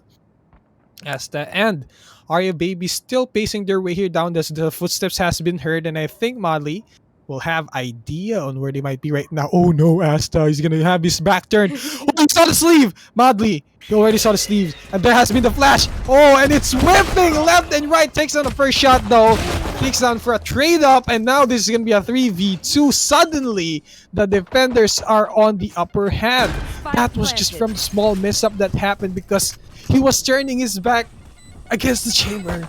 And now they have established their way here at the site, but the post-plant retake is coming around here, and Notes Landing around here in container. He's gonna get taken down. An Arya baby for a 3K. Tries to go for a fort. Is he gonna be good for that? He's trying to blast back away. Blast back and trying to dissuade him. But Casey says, hello. I have recently been subbed in, and this is my trademark. I shoot you to the face. 1 point to us. MCL takes down the first round here. Oh my, that sheer panic that I just actually experienced from the 1v2 experience that that guy had. Oh my gosh. But this time around, once again, same drill. Spectres on their hand, of course, more advantage for their team. But let's not underestimate the capacity of the right click of the classics. Since, of course, having that just means that it will be able to secure heads in just one click. But this time around, Arya baby is in a really good, actually he has been able to do something as what's expected from earlier. What do you call this? But this time, Oh my gosh. oh, Yanagi, really aggressive, pushing forward with the satchels and payloads, and of course the guiding light, really guiding them through and to pushing the further. But our members here from the side of the Jaguars says, run, we have no chance against them. And instead, even if they try to go for a rotate, it's not actually the advantage towards their side. They're just being hunted down, which is actually the opposite, right? So it's supposed to be. Anyways, but yeah, 2-0 with the Vandals and of course the rifles into the hands of their Jaguars. It's their chance to go for revenge. Probably. But this is the buy round, however, for the side of USJ-r, and we know what they can do with their rifles. And really, what's a key takeaway here watching the early round that happened? We know that the run and gun tactic has been adjusted. How come it worked for MCL? They were running and gunning with their Spectres. How is that possible? Riot, hello. Anyways, Ice at here at B Long, Fountain, Asta, and the Rays. And Madley is gonna catch them off guard, but that is a Spectre. But they've been flashed, they've been spotted out here. Spectre shots. Asta is gonna be backing away. He has that yellow line, so he has to preserve his HP. And now, this is gonna be Yanagi, just chilling here, waiting for any would-be attacking here from the side of A-Lamps. No convergence of the spike whatsoever, except outside the showers here at A site. And Ice would be going away from that. And yeah, Java out here waiting for the people that will be coming in from showers. Now they know that people are in here. Asta takes down Ice. Now that's gonna be the Prowler blinding down Yanagi. He has his Judge available, trying to go in for that. Oh, the shotgun! It's not gonna connect. Pain shells though. Will it be enough to finish the kill? No, they're gonna be running away from that just in time. The Boombot scout out information. It's gonna get destroyed immediately. And here we are, Casey with the fight against Asta. Once again, they face their cameras. The crosshairs face to face again. And Cassie with the quick headshot towards Hookah. He has his Owl drone available now, and it's ready up. Scouting information and notes has been spotted out. Casey is just one manning B site. This man, the myth, the legend, Cassie himself, he just recently been added, but he's finally shut down by Kasuta. And now B site would be up for the taking. The spike is gonna get planted here by the notes. Oh, flank. And here we have it. Oh, the rest of the MCL boys just blasting them all together. Wow.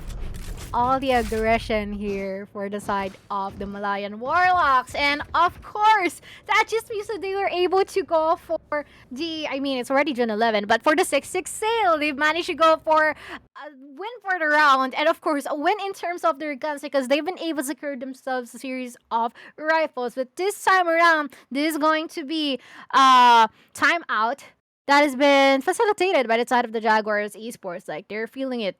Pre, parang medyo nalulugi ata tayo kasi nasa sandwich tayo. Ganito kaya gawin natin. And they might be resorting for splits or rather split pushes here at the buy. But I mean, it's also possible because there are a lot of entries that they can resort to here in order to get some pickups.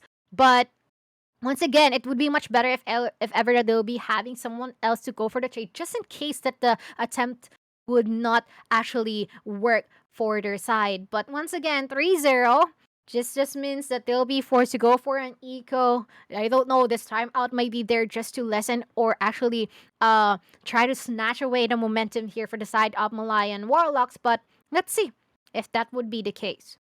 Yeah, definitely. And with the quite short mental reset here for the side of USJ-r. They are, I mean, I can't read into their minds, but they are gonna rethink their strategy and approach now against MCL. Maybe they were still high on their horses earlier, since they were on the first round, of course, of this series. They won, and they might be a little bit overconfident on that take up, and confidence brews. Let's say overly trusting everything else. But yeah, with that recent break, Asta managed to land down immediately, a shot towards Yanagi and a blast back towards the site now. Arya Baby trying to go in for some trade-ups, but Kyasuta was there for the trade-up. Very good trade up here, but still the advantage is still towards the side of the Jaguar Esports in terms of numbers. But this time around, plans being commenced here towards the B site. Shots are going to be put out. And of course, Asa is just in a really cheeky angle. And let's see if he'll be able to secure some frags at this position, as everyone's just scattered at the front area of this site, but of course one by the elbow. But Java and Cassie is all at the same area. Least does a good trade, but still a 1v2 with 1 HP remaining. I don't think that city would be surviving that long, and that has been what happened. 3-0, or rather 4-0 for the side of Malayan Warlocks, and I am smelling a game 3.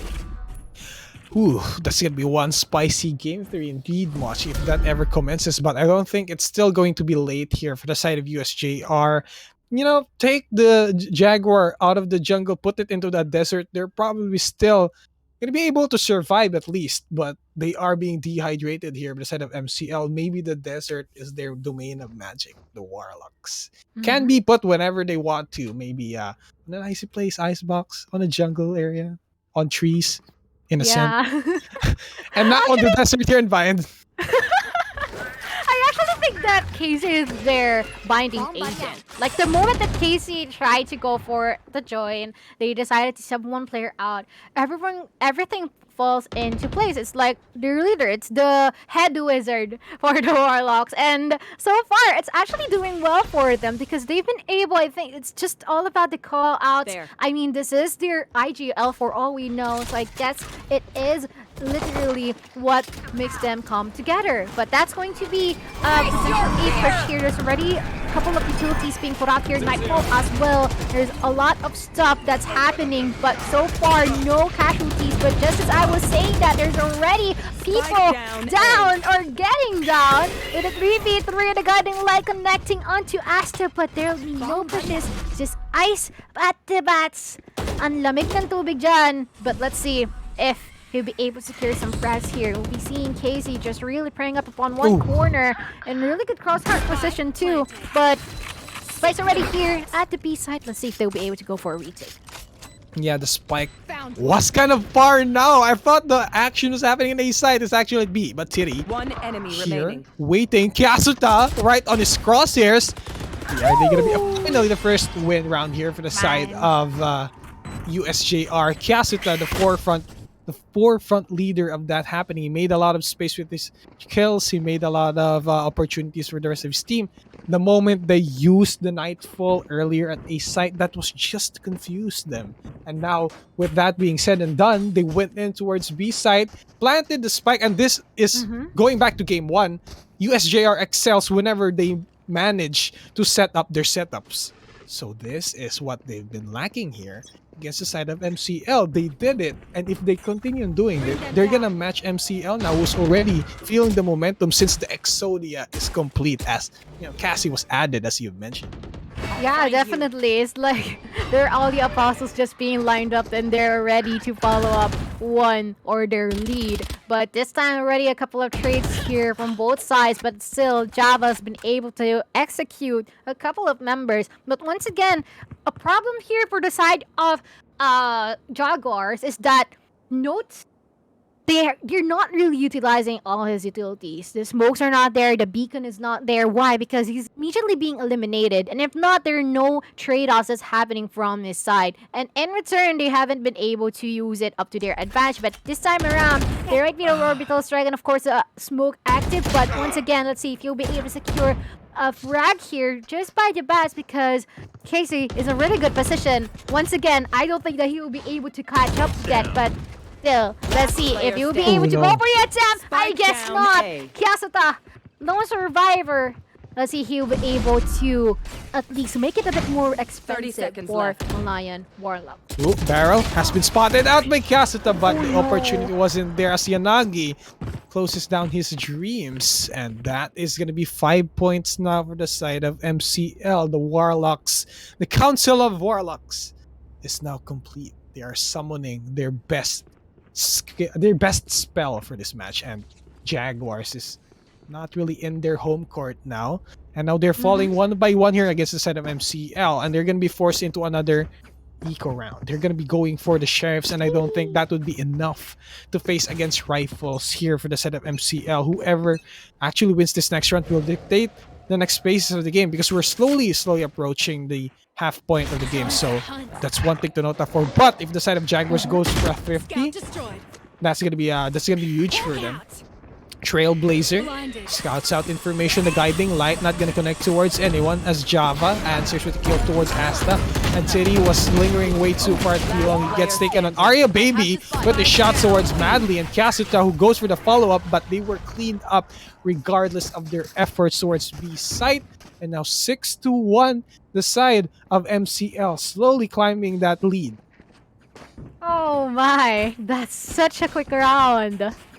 And so far, at least, oh rather, never mind. Everyone's just doing well here for the side of the Malayan Warlocks. And this time around, it's been... I think this is the spell that they casted up upon here for the side of the Jaguars. I mean, you made us suffer earlier on, so I guess we'll be giving you the same taste of your medicine. And it has been really prevalent for this match, and this time around, they might be resorting towards our B side, but let's see if Ice, with the aggressive position here, will be able to keep on. That's going to be possible, but there is a quick trade here coming up from Kasuta, and in return, they'll have to assume that there will be people pushing towards our B site. Now down to 2v3 members here, but Hunter's Fury really delaying them from planting the spike, and they have no choice but to let the Hunter's Fury pass because they do not want to risk you being tagged by it, because that just means a slower path for them. And still, there's still a couple of utilities they can work up with here, but cooldown's pretty long, so they really had to think through what they're about or what's their game plan. But never mind with that game plan, because Asta and Kasuta shuts them down. We're trying to approach here from the entrance towards B site. At least the good read from here from USJ-r is that they're slowly shutting down the momentum coming in from MCL. MCL, however, they can still keep doing this. They can still keep on pressuring, keep on pushing back the side of USJ-r, because what I'm noticing is USJ-r is being dissuaded by the utility usage here by MCL. Once they start using the abilities that they have, they're going on the hesitant, they're going on the back play, so that's stopping them from doing any aggressive pushes. And what I've been noticing from USJ-r is they're not the type of team to be aggressive on any parts of the game. Maybe earlier on the pistol round, but they lost that. But on the first game, they also was kind of reactive, and they played into their defensive nature. Arya Baby with the showstopper, not gonna be able to. He actually uses it. Actually lands to Java, but Ice with the trade up against Titty as well. The Seekers is going to be used. One is going to come in from the showers. That's going to be Ice. And now they're going to be defending here from Lamps. And Nose is being sprayed down from the orbital smoke. And this is only one guy left standing. This is only Asta. Last guy standing takes the headshot towards another one. Maybe going for a third. Is going to be good for a third. He just has to defend this. He just have to debate it, but never mind. Ice was good on the read. Ice Cold takes on Asta on this sweltering hot map of Bind. That was almost a clutch. Ice saving them that round. Might be dancing to Ice Ice Baby right now. 3 more rounds remaining here. And hopefully our members here from the side of Jaguars will be able to win those 3 rounds, because if not, then it will be pretty difficult for them to go for a comeback for the second half. And once again, same drill. It's an eco round. They have no choice but to let this round go, because, you know, they haven't been able to go for the economy that they need, or the credits they need in order to afford those rifles. But once again, let's not underestimate the one-tap potential that these sheriffs have. So yeah, let's see if they'll be able to pull that off. But once again, Oh, no. really aggressive Madly.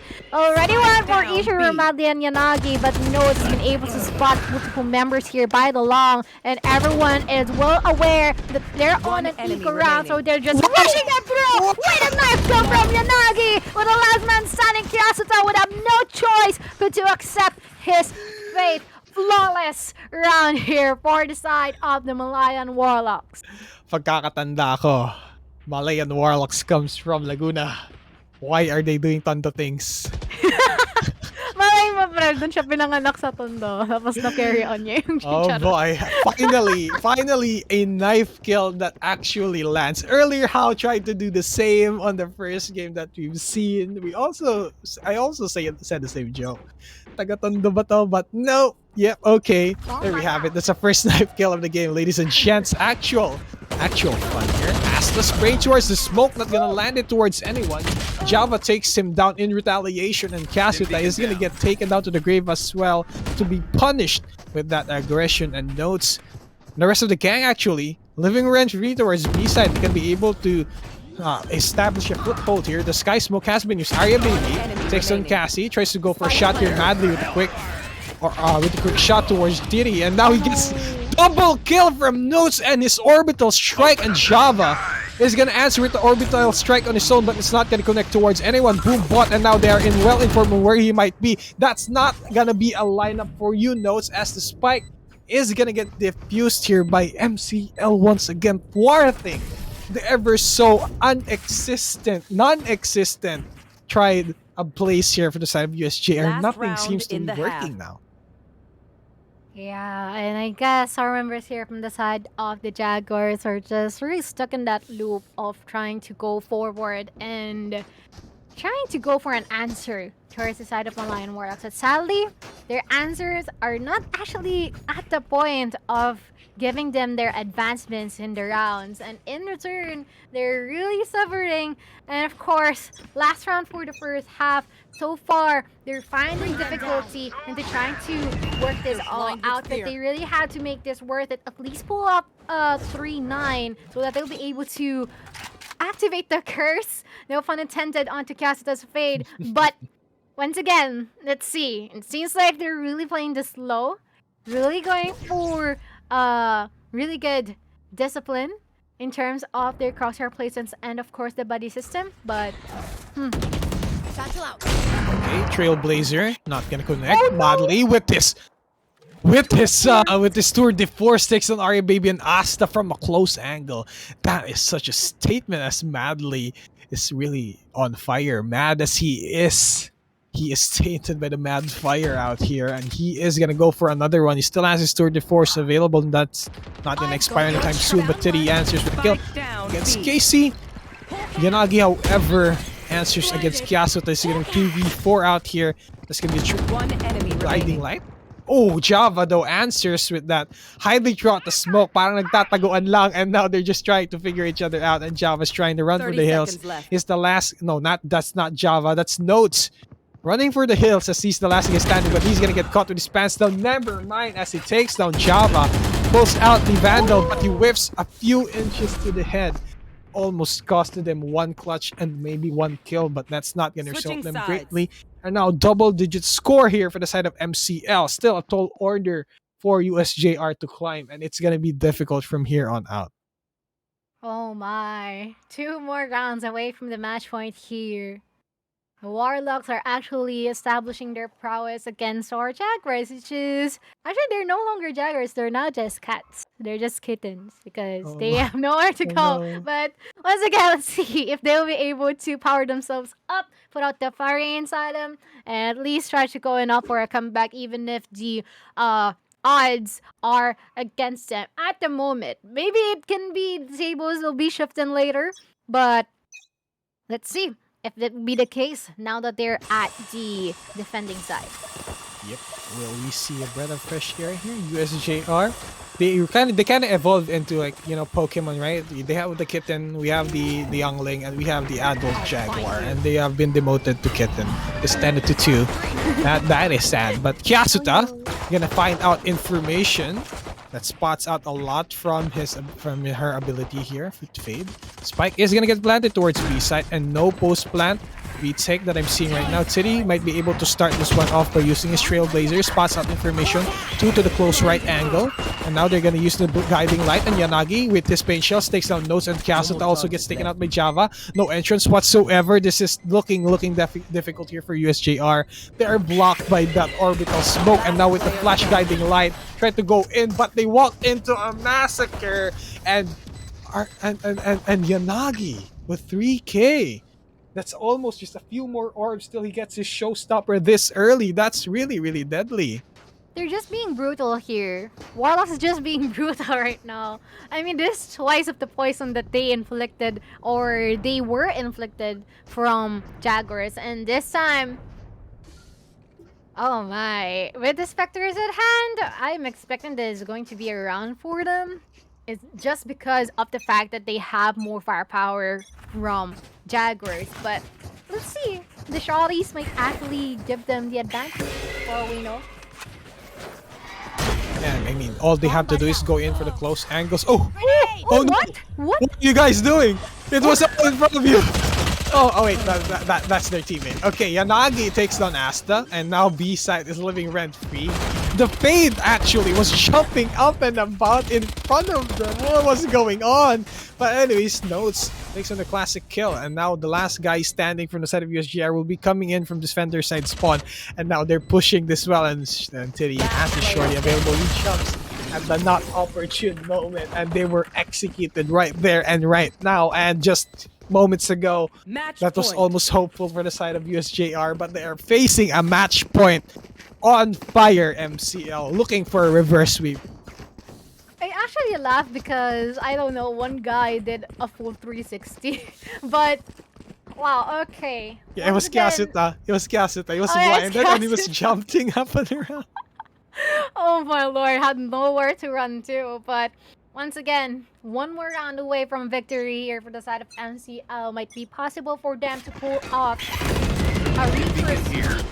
But this time around, Arya Levy, in a really aggressive stance, knows that they have all the advantage they could get, all the rifles that they could afford. But once again, it just brings us to a 3v5, a potential prohibition here for the side of Warlocks. And this time around, they managed to win. USJ-r answers with, we're not gonna give you an easy win yet.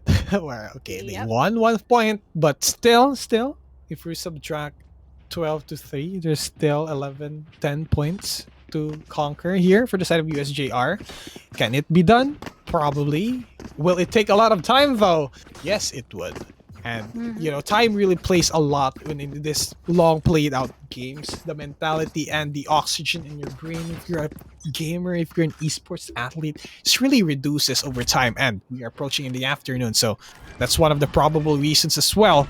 But with the, you know what the probable reason is why MCL is so back on track now? It's Casey. Casey just turned things around. Now Kasuta is gonna get detected. The Prowler, he's not gonna be able to use this as the Trailblazer spots him out, but Teddy suddenly on the trigger. 4K, give the man the ace! The first ace of the day, give the man the ace! Teddy with the 4K, he's gonna use his guiding light. Arya Baby is trying to box him in, and now they're trying to go for him. Arya Baby spots him out. And Teddy, the first ace of the day, that's going in the highlights with that clutch play, 12-4. It might look like we're gonna be extended for quite some time here, Machi. Yep, it is evidently a morale boost for their side, and might actually be the chance for them to go for another round, and that might actually be the thing that can lead them for an overtime. I mean, there's a long way to go, 8 more rounds, but I cannot see that it is impossible. Guiding light.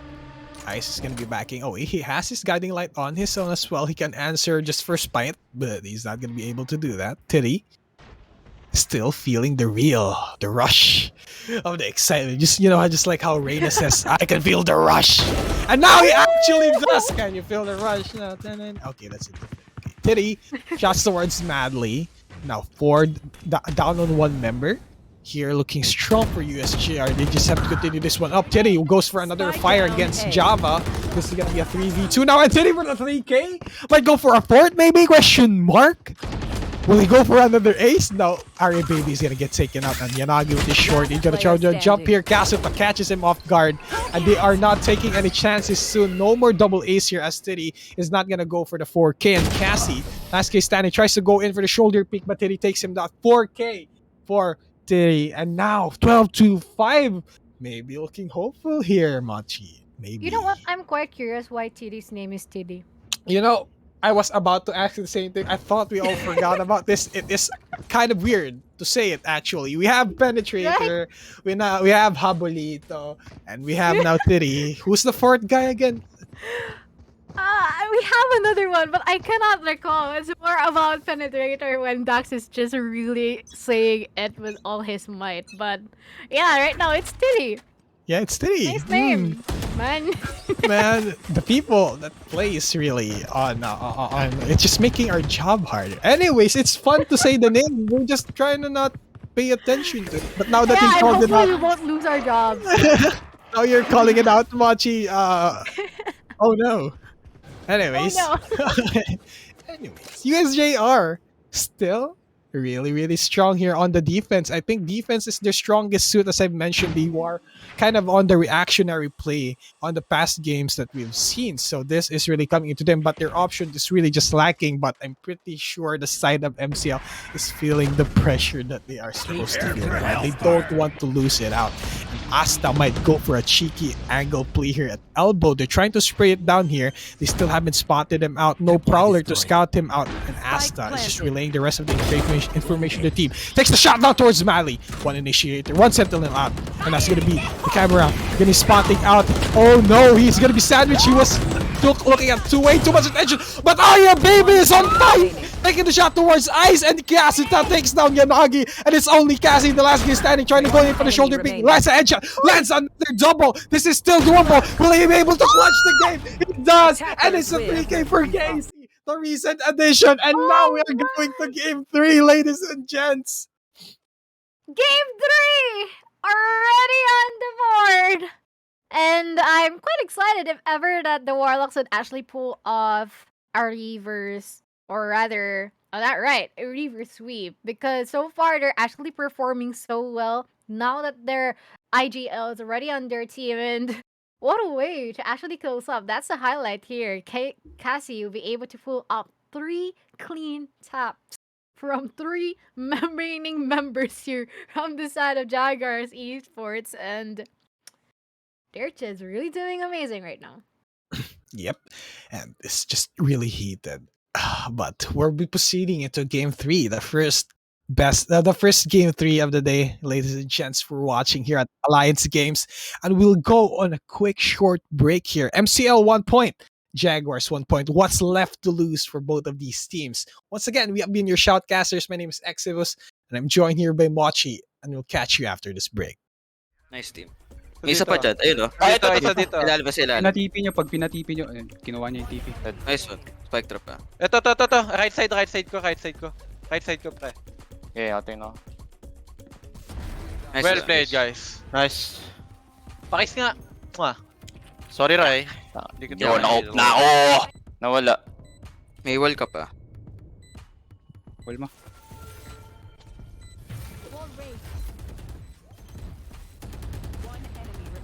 Sige lang. Okay, go. Push nyo dalawa.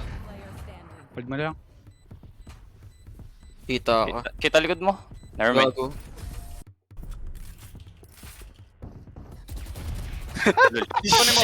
Kunin mo up!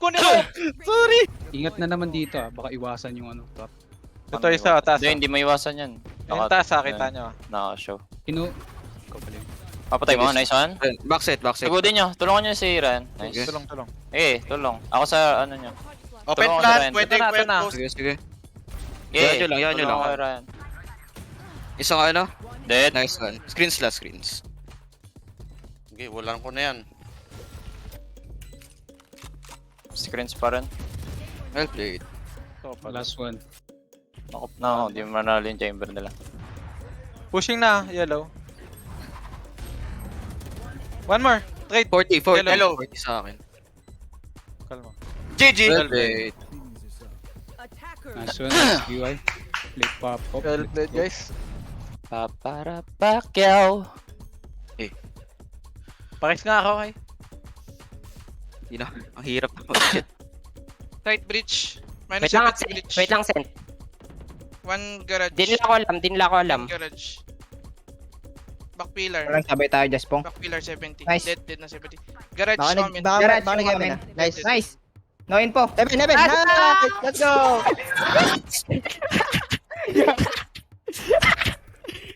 UP, kabahan na kayo!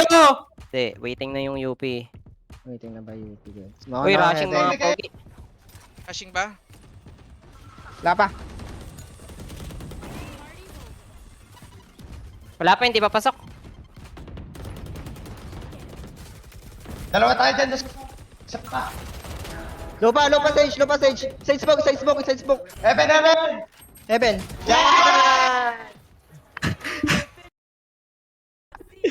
Gulo na. Apiran mo ako! Okay, nod highlights later. Habang kinikilig. Girl. 78. I think we just play with them. Yeah, let's go. Despawn, I heard him. Garage clear. Nice. How many times do I need to tell you guys, dude? The pistol strat doesn't fail, dude. That's 100 and 0 on that pistol strat. Dude, I'm telling you, we could play PRX and we'd win with that pistol strat, dude. And then we got one round. And then that's the one round we win, dude. Play together, guys. Play together. No. Time, Tino. You have ult. It's out. It's out. Nice. Oh Let's my go. god, it was half, he didn't stick it. Nice. He didn't stick it. Impact, bro! Impact! Impact, baby. That's one more, baby. That's one up. One more, boys. Oh god. Okay. Close left. Charge close left. Yo, he's knifing you. I have heaven. One gen. Nice. You have a turret. You can heal. What is this? I'm scared, I'm gonna go Why, with you guys. why is my Soba on the other side of the planet? Relax. Mateo, no. No, with the dart. Yo, dude, they tried doing the UPD pistol on us, dude. If UPD uses that same strat, you guys aren't gonna win the round. I have lane, yes. Oh god. Oh, lot spawn. Oh, they all came from spawn. Dame, I'm flanking spawn. I have your stairs. Okay. Don't be Kita from Watching stairs. lane, I have stairs. Don't be Kita from stairs, and I have it. On that lane. You don't have it. On that lane. 50. Play time, guys. After Play that. time. Turning. Out. Nice. Oh, where are you going? I just want you guys to know. I want going you to on? know. How did you die? The juice box. The juice. No, he got The shielded, juice he got box. I The whiffed, juice dude. box is out. The juice I box is saw out. everything, he whiffed. I told you guys. He I had whiffed. you guys. Dude, I had Ken on split. Should be on stream, he was flanking eh. Yeah, for sure. That's dude, the whole world saw that.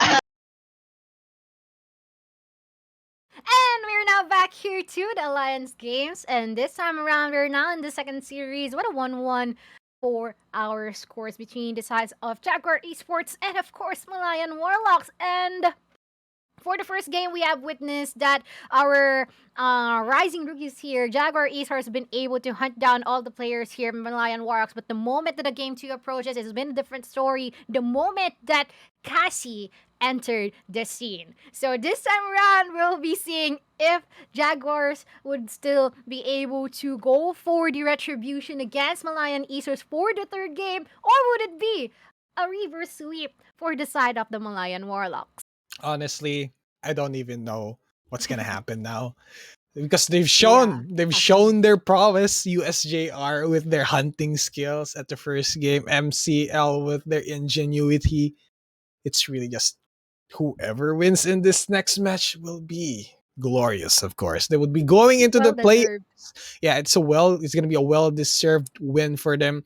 And I think this next map is going to be a one for the books for the side of MCL and Jaguar Esports. I'm pretty sure both of these teams are already feeling the exhaustion of climbing from the lower brackets into re-qualifying for the playoffs. And this is their chance. It is do or die for both of these teams, for USJ-r and MCL. But there's a saying whenever something's happening about the one who won the last game will keep their momentum to the next. And I'm pretty Mhm. sure MCL has their momentum still reeling in. And Jaguars Esports USJ-r has been falling quite well on the points. Against MCL, they didn't manage to catch up anytime soon with just a few of the lucky clutches that they did. And in before Mhm. that ace, and then the after the ace, and then MCL still won. Yes, and that's actually possible. Like once again, just the momentum being carried up onto this last game between the two teams. And I'm quite looking forward of how they will be able to pull this off together since our next map will be split. And we know how our members here from AcadArena hate Split. Personally, I Oh. love Split because of the fact that there are a lot of different rotations that you can do, as well as the lurks, and it's up to you of how you will be able to pull it off. But once again, it's going to be a struggle for them because of how narrow all the passages are. It is a really good place for a race to be in, as well as any other single agent that has their own throwables that can inflict massive damage. And of course, it would be better if you will be having flexible smoke usage, pretty similar to an Omen, how an Omen works, his dark covers, because that just means that you'll be able to have more advantage in terms of picking of where you should go, and of course, what are the areas you have to cover, and of course, play it in accordance to the time remaining for your team. Yeah, definitely. And also the verticalities that will be coming in play here on the map of Split. And with this kind of huge but narrow map, it's hard to actually try and go and try to have a lot of crosshair placements. Since if you have to go for crosshair placements, let's say for example from a site coming in from a lobby, you already have to look high up because there's a platform to Yeah. the tower. Also, if you enter a site as well, you have to look at the tower once again, and also the elbow area, and also coming in from screens. You have to look at all that, all those areas. Even in mid, even though if it's such a narrow area in mid, there's still verticality there. And I'm pretty Yes. sure this is where the duels would come to excel, especially if they are gonna be piloting a jet here. Also paired up with a breach really works well here because it covers the rolling thunder, covers from ground to top. So there's really no escape from it.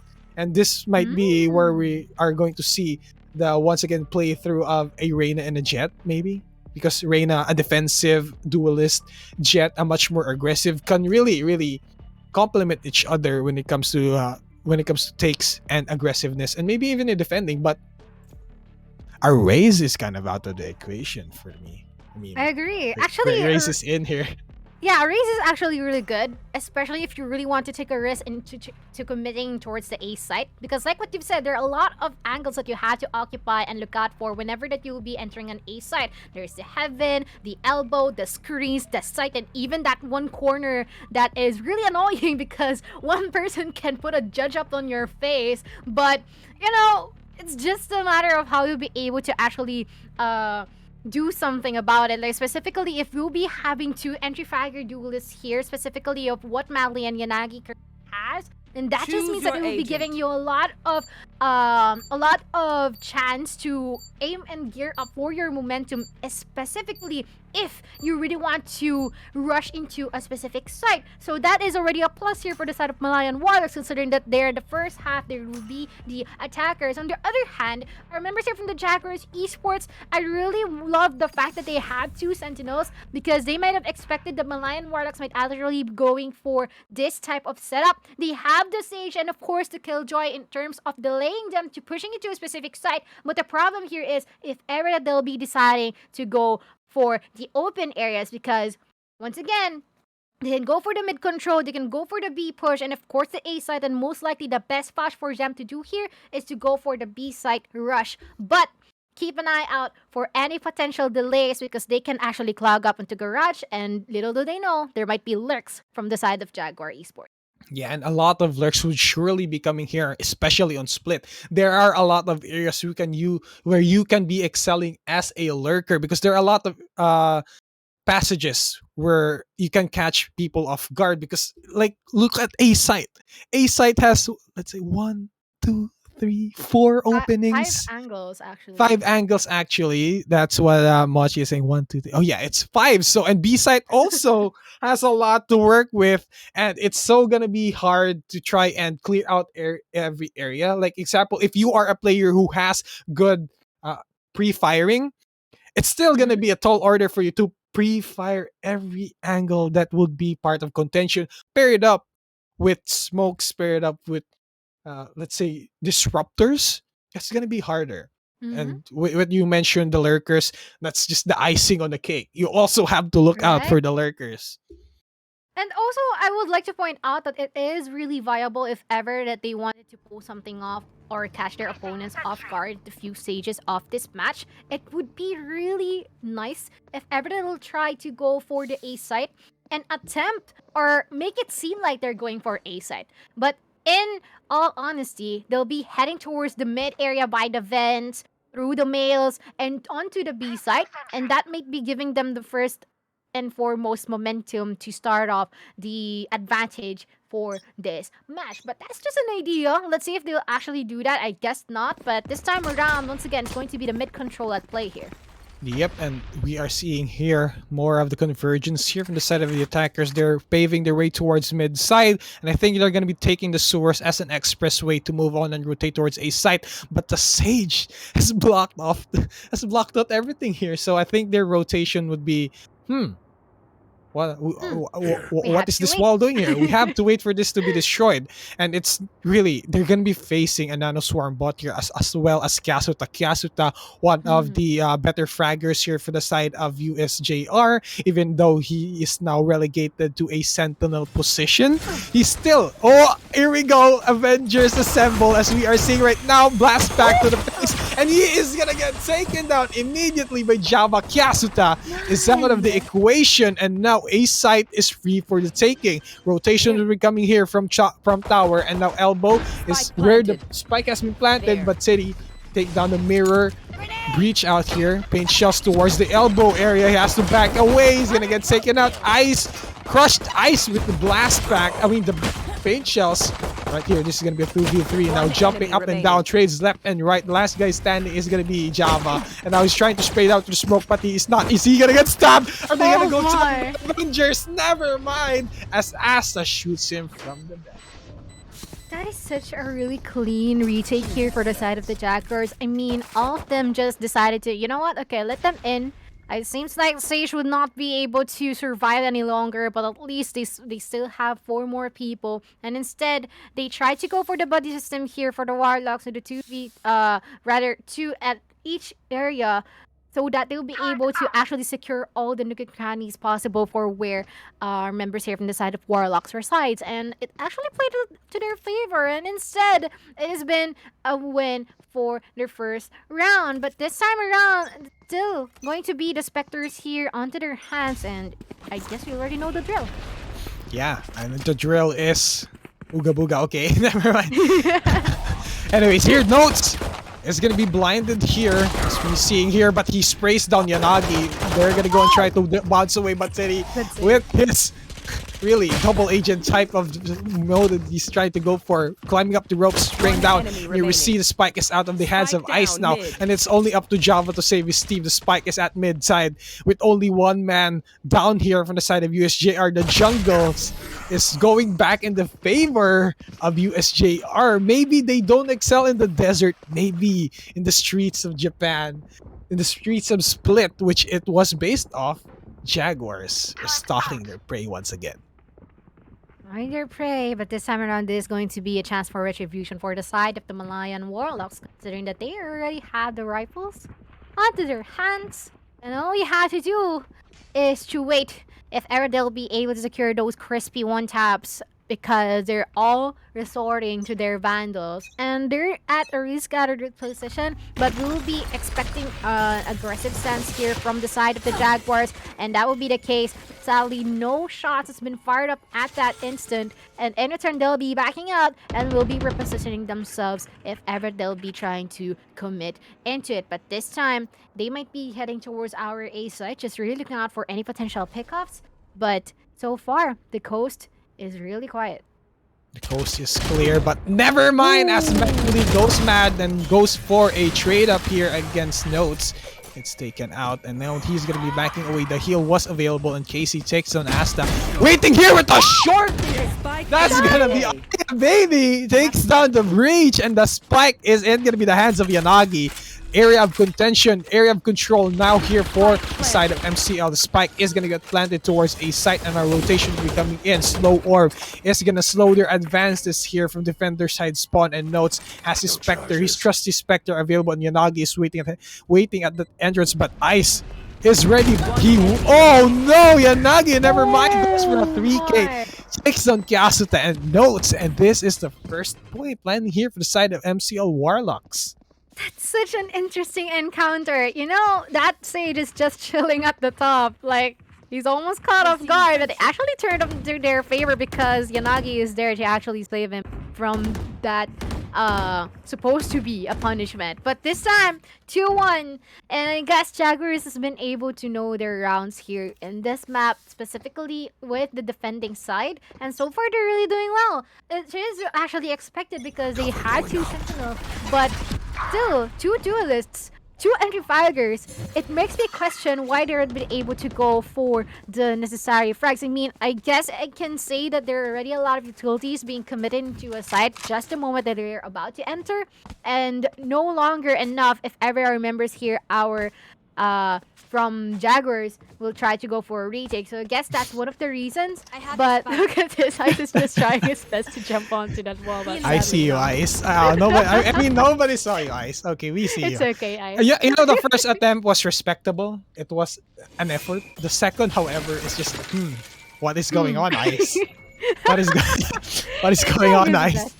I mean, he's gonna be backing. Oh, wait, oh no, Kyasuta caught with his pants down, trying to go in for the slower, but Arya Baby comes in from the master flank, gonna pick up the spike now. No, however, he doesn't. He dodges it by a mere hair, but now he's gonna be picked up by Notes. Coming in from the shadows here, Notes is gonna get taken down. USJ-r 2-man strong with facing a 3. Arya Baby is gonna go and spray down Java, and now that's gonna be the paint shells trying to dissuade them. A good proficient play from the both of Asta and Arya Baby, crossing fire towards the ropes. They were trying to go up, but they were met with fury and fire and explosions from Arya Baby. That is such a lovely crossfire that's been put out there by both of those members. And so far, they're actually doing their team a favor. It's already a 3-1 and might be a potential 4-1, considering that our members here from the side of the Malayan Warlocks will be forced to resort themselves with their series of pistols. But let's not get rid of the fact that they had 3 ultimates available, respectively 2 from their duelists. So let's see if they will be able to use these up to their utmost advantage and potentially secure the round. Ooh, mid side is always the area of contention for USJ-r. I am seeing now their gameplay most of the time. If they take mid, they're going to be able to take the rest of the site. But here, Yanagi tried his damn bestest to go and try and defend the area. But Arya Baby with the showstopper takes down 2 kills. And now we are down to 2v1 with only last guy standing here from the side of MCL. USJ-r still strong out there, and they're going to be able to sandwich the last guy standing here from MCL. He is in a dangerous spot. He has his dark covers to hide him from the shadows. And Titty, and that's going to be the Killjoy out here, just waiting for their prey to step into their traps, waiting like the patient predators they are, because Jaguars are, at what we know, an ambush predator. They're waiting to ambush Java out here. Java makes me kind of hungry. I want a Java rice, but moving on to the next. Oh yeah. You know, we're kind of hungry here. But yeah, Titty. Okay. Defender side spawn is covered here by Titty. And Java, making me hungry again. Walking towards B side. He does have the spike still. 10 seconds to the clock. He plants this here. The manpower is going to be split into 2 different areas. It's definitely not going to be A because the Killjoy is at A. Now they have to check the individual sites now. Individual sites. Java Cell is already running low, but still there is the dark covers to actually give them a lot more peace, hopefully. both of the members here from the side of Jaguars are at the alley. So that is something that they can take into account. And the moment, though, the problem here is the moment that they try to go for a defuse will be a problem for them. But look at there's already a lot of utilities being put out here. Jabba's going to be stunned. And, of course, it's going to be Asta securing the kill off. And, of course, a 4-1 on your scoreline. That is one thing to note here for the side of USJ-r. Whenever they are on the defender side, if they always start on the defender side, it always kind of results them into having a little bit more leverage. Since what I've been keeping on noticing here from the side of USJ-r, they are ambush predators. And what does ambush predators do? They wait and they are reactive. And that is what they're showing us. Their patience is coming into play now on the much more aggressive side of the MCL. On the first game, they were kind of reactive and all. But on the second game, they were put on the attacker side. So it was kind of difficult for them. But whenever they are on the defender, like on game 2 when they are finally on the defender, they start winning points. Though it was just too late for them to rack up their lead, since it was just kind of late in game. But this is where we're gonna show it here. It's gonna be showing here on this third map. And Yanagi, Boombot, aftershock, gonna push down Yanagi away. Oh! He got caught with the aftershock. Brock Teddy takes him down at 2 kills. 2 kills to him as well. Ice is also taken out. There's only 3 members left standing here. Madly, Java, and now they're in a bad spot. Notes is gonna be hunting them from rafters, and he takes a shot first before going down. Java answers back, and Notes hasn't been taking those on checking angles. And Arya Baby is just waiting here with his claws and paws open. Casey walking here from the platform towards towers. The spike is still in their control. Still in control indeed, and as well as the fact that they might be creeping up towards our fence in attempt to go for the B side, 30 seconds but they left. might be needing Kyasuta here! Already a shot's being attempted by Kyasuta from both of the members side of Warlocks, and that's going to be a B plant for themselves. Manpower all evened up.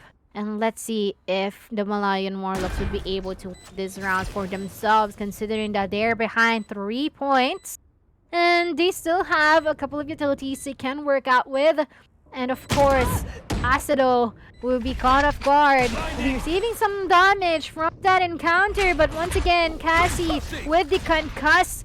I don't know if that actually connected, but that's going to be really great crosshair placement. And instead, Asa will be caught off guard. Jao will be pulling off a 3K. And that is a round for themselves. I love how Java and the rest of the MCL team sweep the areas of contention that they have. We have the Omen on the high ground and we have the Breach on the low one. So he is an advantage. He's able to use his fault line and his flash points. So that's enough to scatter the rest of the defenders here defending the spike. The attackers defending the spike on this post plant. And that is resulting them greatly because there was a sweep of information as well as areas over to the top area, over to the tower, as well as on the ground. So that covered them a lot to look at. And with the early spray down that we've seen, and it made Asta back away, so he was chipped down just a few damage. But moving to the next game here, Kyasuta with the shorty takes down Java. Yanagi as well gonna try to dissuade him, and no, it's gone with his pants down. He was trying to go for a paranoia run, but it didn't work in his favor. Yanagi gonna get taken down by Ara Baby Shorty. How is this even possible? He has a Vandal, but Ice here gonna be blocking the mid-side area entrance, and they're gonna be moving their. They're gonna be moving the rest of their team here towards A side. They're doing wonders here for the side of Malayan Warlocks. I mean, the advantage is for their side. There are 2 members just looking at the same area, so that is a really good positioning with a good buddy system. Asa will be caught off guard. Mali will be able to secure him out, and is now a 2v4. Might be trying to go for some retake here. Might be really difficult, but Didi with the Sheriff will not be connecting, but at least at the 3rd shot, it will be able to secure Cassie. Last 12 player HP standing. Arya. And last man standing, Java. Or rather, Diddy. Let's see if Diddy will be able to go for a clutch. Sadly, not anymore. Mali is quick enough with the trigger. That's going to be a 4-3. Madly making wonders for the side of MCL, almost equalized everything out. 4-3. They are climbing back up into the points. Once we hit number 4 here for the side of MCL, everything is going to be starting back to 0, as both of these teams will be starting from scratch. But the one in the advantage right now is MCL. They have a lot of creds to work with, but if they lose this one out, it's still not really that big of an L for them, because the side of USJ-r is still reeling from the equipment and the credits that they have right now. And Yanagi is gonna get concussed towards mid side. The wall is gonna be happening here. The sewers is gonna be blocked. Paranoia not gonna connect towards even Pain Chills. Yanagi tries to go for the aggressive peek, but Arya Baby answers him, and he's gonna get shot in the head, and they're gonna be backing away to safety now. That's one duelist out of the equation, and Notes has a good read here. Paranoia has been used. The entrance towards B side. He's gonna be hiding here, and he has his Vandal available. Mali takes on Kyasuta, and that's gonna be the Rolling Thunder catching down Titty, and now Notes hasn't been caught with the brunt of it, and now KC, Ice, and Java's trying to go for the entrance, scouting out information. I think Notes has a good read on this. He's gonna go and try for the backline play. Java is further front here. They know that he is there. Titty is gonna get shot. Flashpoint towards the brick, towards the crates. That's gonna be the the Rolling Thunder being able to use here Notes, and the Killjoy, last guy standing from the shadows available here. It is going to be blocked. The lockdown is available, and I think the game plan here is to force them to be backing away and give space for the rest of the team. They'll try to like them back away, but might not actually be the case. They'll be pushing forward, and instead that's now 1v2. Asta will be spotting up a member here at the alley, and look at this. That is a really long rotate here. He's gone for a marathon, but I guess he wouldn't have any chances to go for the contestment. That is going to be a clutch here into the hands of Asta, and wow, okay, 5-3. Asta didn't hesitate. He didn't go even for the fake defuse because pros don't fake. Let's go, Asta. No fakes for you. KC also tried to go for the long rotate here, so it took him a lot of time, and he was walking. He wasn't running. He was walking. He was pressing shift, and that costed him a lot of time. He could have still contested it, maybe a little bit of shots towards the head from that crate. As far as I know, it's not wall bangable now, but it could have been avoided. So that's one of the mistakes that they have to work on here, as Arya Baby with the concussion play as well against Maladi is trying to go in for the Blade Storm play, but he was caught off guard. The Blade Storm is not gonna find its value. Paint shells towards Casey. He's gonna be backing away, and they're approaching him. With his jury executioner takes down KC, and Java is at mid side. He is at a bad situation, and slowly now they are being executed one by one. Tiri takes down Yanagi, and Java is still lingering here near B tower. He's gonna be jumping away. Right click is not gonna connect, but another one, and he goes to get it. Gasuta takes him down, and Ice answers. Almost a flawless here from the side of USJ-r, but Ice is gonna get concussed. Flashpoint towards the corner, and he is gonna get finally shut down. And here we see USJ-r back on track with their lead. Okay, I think that's just facilitated by Arya Baby, because look at that. Just a judge really pushing them through, closing up the gaps in terms of distance, and being able to secure 2 here from the side of the Malayan Warlocks. And this time around, 3 more rounds remaining. I'm hoping that the side of the Malayan Warlocks will be able to secure 3 more rounds, so that the next half would actually be a reset for themselves, because, you know, both teams are just equalized in terms of their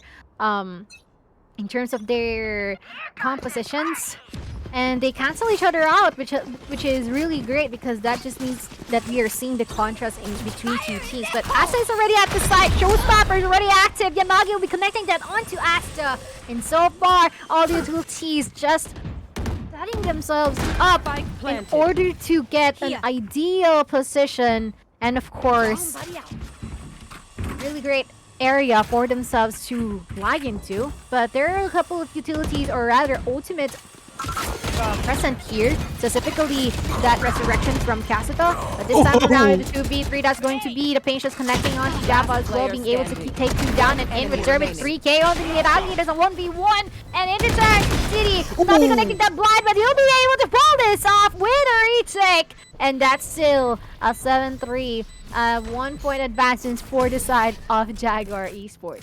I almost love the switch up here from the side of MCL. They kept on failing on B site, and they decided to switch things up on A, but at the end of the day, it was Steady with his clutch plays, 2 HP and a dream, and that dream has been reached here for the side of USJ-r, because Steady was there. He wasn't just dreaming, he awoken he was awoken by that sound and he was acting upon it. And now moving on to the next parts of the game, the side of MCL is going to be forcing this, and after this it's going to be spelling disaster for them. Half armors isn't really going to be enough against a lot of destructive utilities as well as guns fully kitted here for the side of USJ-r. And I guess it would be the same thing all over again. As long as it works here for the side of Jaguars, then of course it would just mean that it will be giving them a lot more leverage, similar to the earlier rounds. And this time around, it's going to be a B setup here from this Killjoy. And of course, there are already 2 utilities that might welcome them if ever they'll be trying to go for a commitment. And so far, there is no stuff that's being leaked here. All utilities being prepped up if ever someone tried to go in. And I guess you're just setting up the field. No actions as of yet. Yep. And what I'm seeing right here for USJ-r is that they're taking this methodically. That's going to be the fault line. Not going to connect towards anyone, however. But once they established a lot of their utilities and setups here towards B site, then they will be pushing it here for the side of MCL. And now it is commencing. This is the storm that is approaching. Kyasuta still being blinded here at tower, so Yanagi takes down Asta. He's gonna go and try to rush in here at tower. He's gonna catch Yanagi with a quick headshot. That was an insane flick from Kyasuta. Hospital flick almost, but the revive is available. Notes with the shoulder peek takes down Java. But Titty answers back with the kill against Ice, and now Aryan Baby is jumping up and around, and he's gonna go and try to spray down. Takes one before he goes to the grave. Takes the shot towards Yanagi as well. There's gonna be a 1v1 now. This is KC against Notes, trying to go in for the first stab. He's gonna go and try to bait out the fault line as well as the after shot, and he's gonna be backing away. That's gonna be information for him, and now he doesn't have any utilities left. Trying to go in for the defuse, maybe go for a half boy, and he's gonna be approaching that, and he's gonna be spraying down by Notes, who was taking notes of his actions. Clutch play from Notes. Take notes from this man as he established his clutch genes here on that last bit. Oh my, the timing is on his side on that one. Tried to go for a half defuse just the moment that Cassius tried to go and push forward. He has been decapitated with the bullets coming from Notes. With the 8-3 already on our scoreline, just one more round, and that will automatically mean that we are already onto the second half. But once again, it would be pretty interesting to see 2 Sentinels to go and be aggressive as an attacker and 2 duelists to go as a defender. And there might be still a chance for them to actually reverse the tables, but let's see if that will be the case, because so far, Mally is already going in with a run and gun for these 2 members. Really being dumbfounded, like, what did they just witness? What did they just receive? And so far, the 2v5, Asta just at the vents. Really looking forward to any people that he'll be catching off guard. The battle's already been seen, and he'll be expecting him going for the knife onto Yanagi with a 2v4. Fight's been commenced, and this is going to be, let's see if this is going to be a potential and successful retake for themselves. That was disrespectful. The stab from Asta, and that's actually gonna be the attackers winning though. Good play with the knife kill though. That was a one for the books. I think he just did that for the memes. But MCL came out on top 8-4, halving the point lead here for the side of USJ-r. At least they still have 4 more points before they're able to equalize everything out. And now we are resetting. This is looking hopeful for the side of MCL. They just have to climb a couple of the rounds left here on the second half. And with the pistol round comes a lot of opportunities for that to happen. They just have to be methodical and think critically on what they are trying to go and commit to, especially on the point of contentions they were really on the downside, especially in like close angles. They were kind of losing a lot on that. MCL, where the side of USJ-r is just taking a lot of time into defending the sides that they have, but everything's going to be switched now. They are on the attackers, so let's see how they will be, what their profile will be when it comes to being an attacker. Interesting. They might be putting the ball down as needed and as fast as that one, but they might be going for the push towards our mid area. Really looking forward to shutting anyone down. Yanagi race up the map, but this time it's going to be the boom bot already active, spotting someone out. That's going to be an immediate execution from Casita, going for the trade, but still this brings us to a 2v3, and so far with the spike not being commenced as of the moment. Already a couple of members here already running low in terms of health, but they'll still be able to play this out for their favor. That's going to be Frontline trying to go for and connect, but so far 1v2. Cassie, let's see if they with the collector side gets on more with the crossfire stance from the Jaguar side, and in return, still Jaguars it has an advantage. The Jaguars really like doing the crossfires, huh?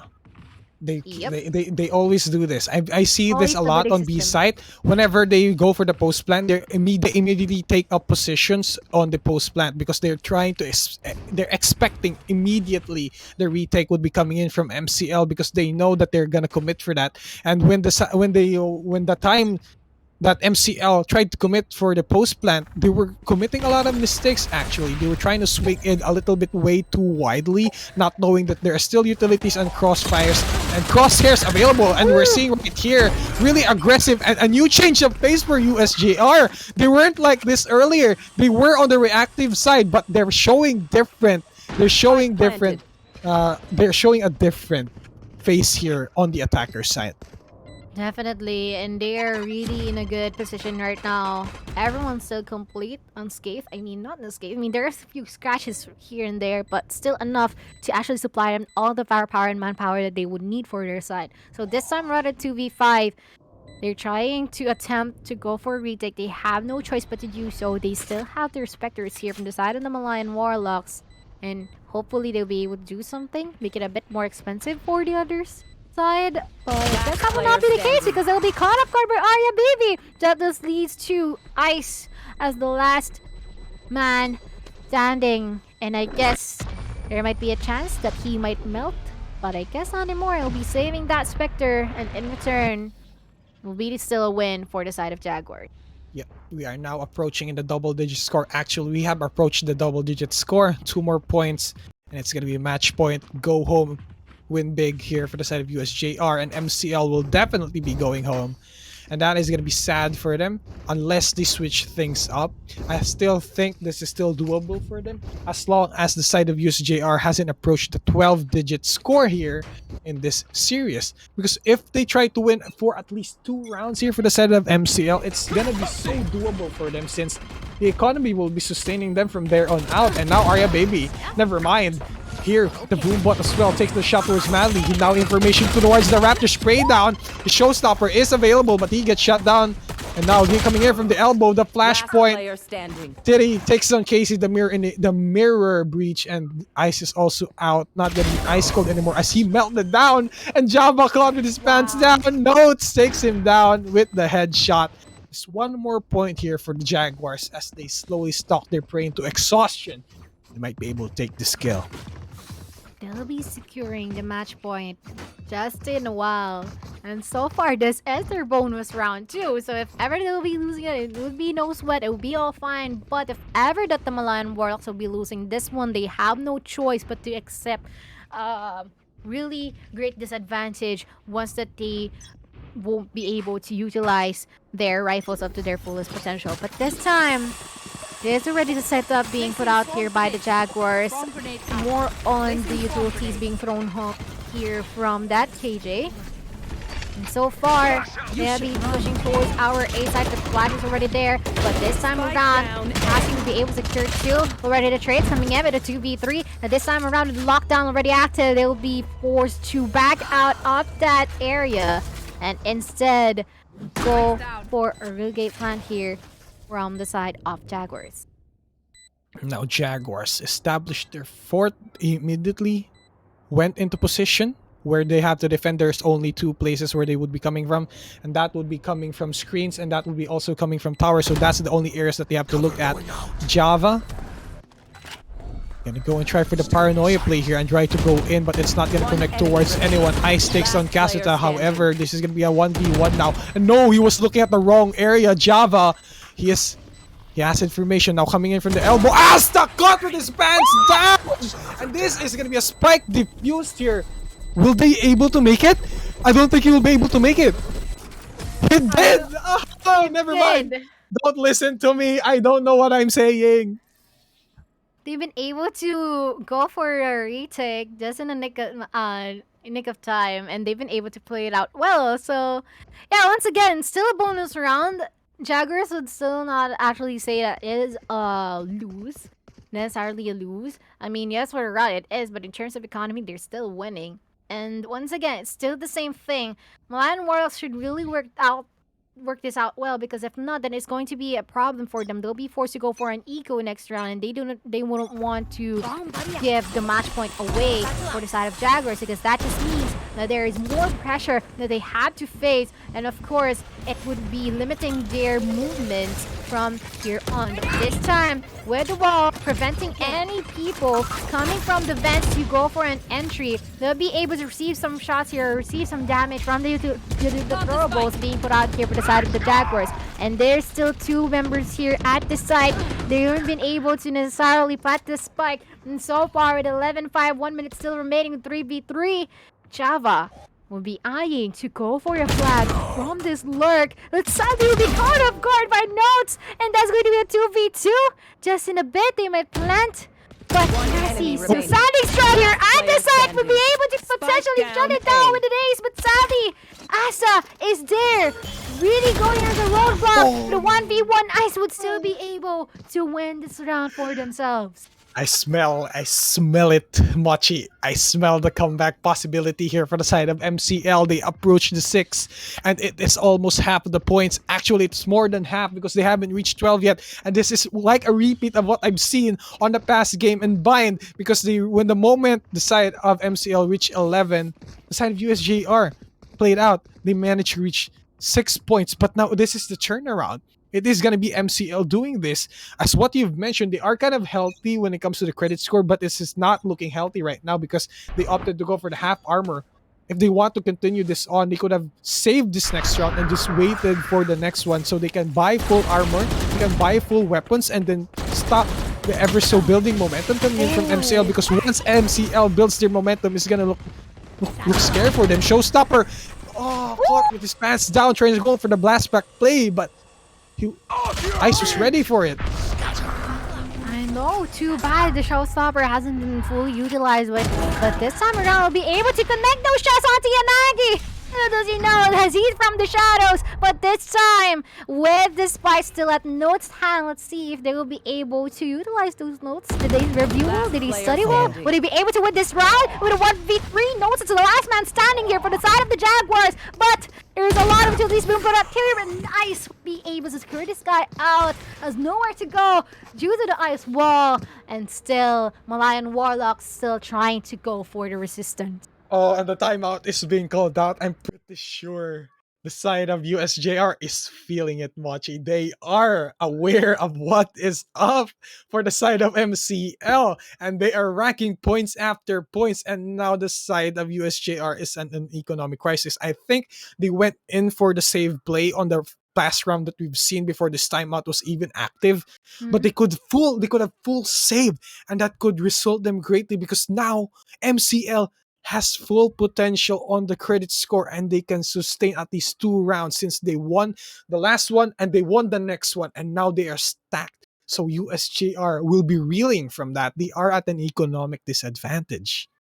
Definitely agree. And so far, I guess the time has been put out there. You know what? Chill a bit.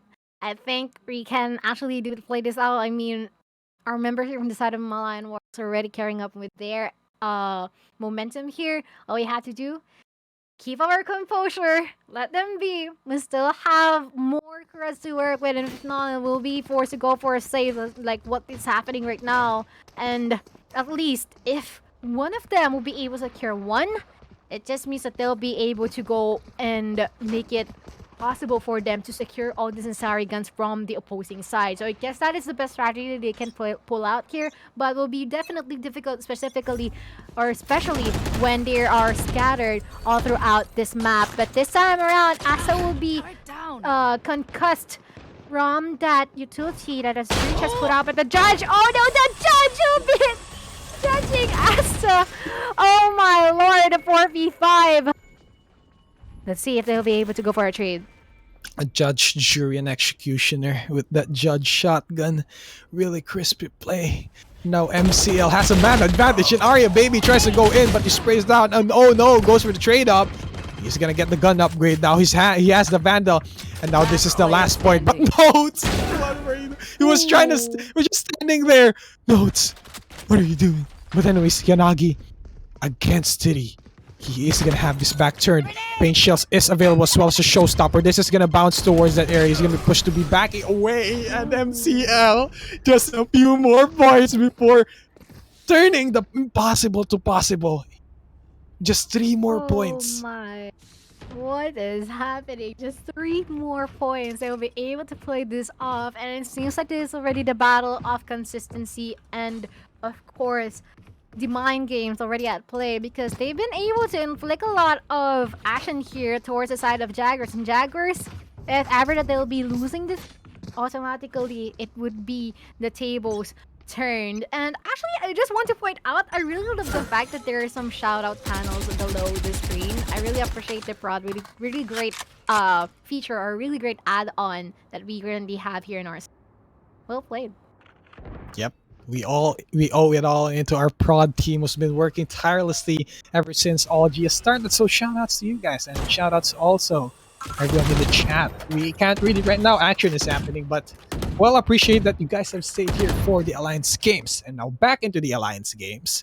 Here we see on the side of USJ-r, they're taking this way slowly now. They're not going to the aggressive play. And Arya Baby, immediately with the opening shot towards Java, he is going to get taken out. And that's going to be the response. Paint Shells immediately try to dissuade, and it would be pushes. And we are seeing the lockdown being used here at A site. This is only the breach guy. This is the only breach remaining. And I think it's going to get shut down immediately by the aftershock. So I think well defended here for Casey.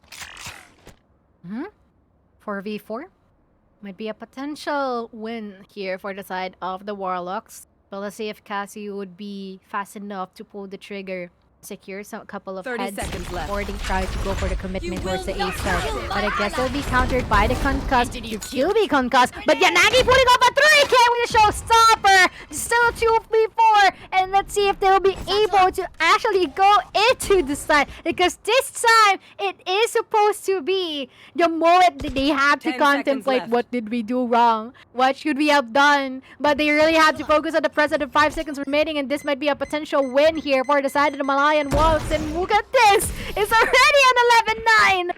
Wow. Oh, what is going on? And I thought it would be ending in a quick fashion. MCL shows up. It is now 11-9. 2 more points, Machi. 2 more points, and MCL is back at an economic apex. They are now at the top. Look at their credit score, and USJ-r, if they just did and followed, I mean, not really a mandatory thing to follow, but if they just saved on that last moment before MCL managed to establish their momentum coming back from this game, they could have saved their equipment, and now they're feeling the brunt of that error. And we are looking at here Arya Baby with the stinger breaking down the wall immediately. That's a good play.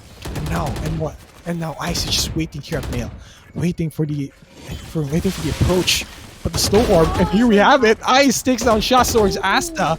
He's now out. Killjoy is now out. No more lockdown potential. No more Nano Swarm. And troubles. But Yasuta and Arya Baby answers back immediately. It's now a 4v2. This is now 4v3. Now in the favor suddenly in the sides of USJ-r. But they're still lingering at mid top. They might be found out here. They might get sandwiched. Might pull off a thrifty round, and now they already have 3 rifles on their hands. 2 of them to be exact. But this time, the dark cover is really prohibiting intel here. From this skirmish, they're still trying to go for the push, and I get right on top of the wall, being able to secure. Family already good for 2, but look at this, Kasuta is lost in top, and this time, Madly with a 3K, 11-10. Might be a potential 11-11 make-a-wish for each of the teams. Comment down below who is your bias, because it is about to be spicy. I don't even know what's going on. I've mentioned this at the start of the game. I don't know who's gonna win anymore. They proved me right, and USJ-r Look at them. They're force buying this next one out in order to just stop the ever so bleeding sides that they have. Yung saksak anina na galing from Tondo nagdudugo pa din from MCL. And MCL's right now, they're still in the momentum. Yanagi is feeling it after that one really hopeful showstopper taking in a 3K. He's just been popping off, and now Asta trying to contest it at mid. USJ-r probably has been found out because this is the gameplay that they're always going for, trying to control mid. And whenever they lose out, that's where just the domino starts falling. Oh my, Yanagi, really good for 1-2. But yeah, I guess it is already the time where it's going to be a problem here for both sides, actually, because that is also the fear of not being able to carry the momentum and the fear of not snatching away the momentum from the other side. And so far, FIFA is already prevalent here, and they'll be resorting to rotate here at the B site.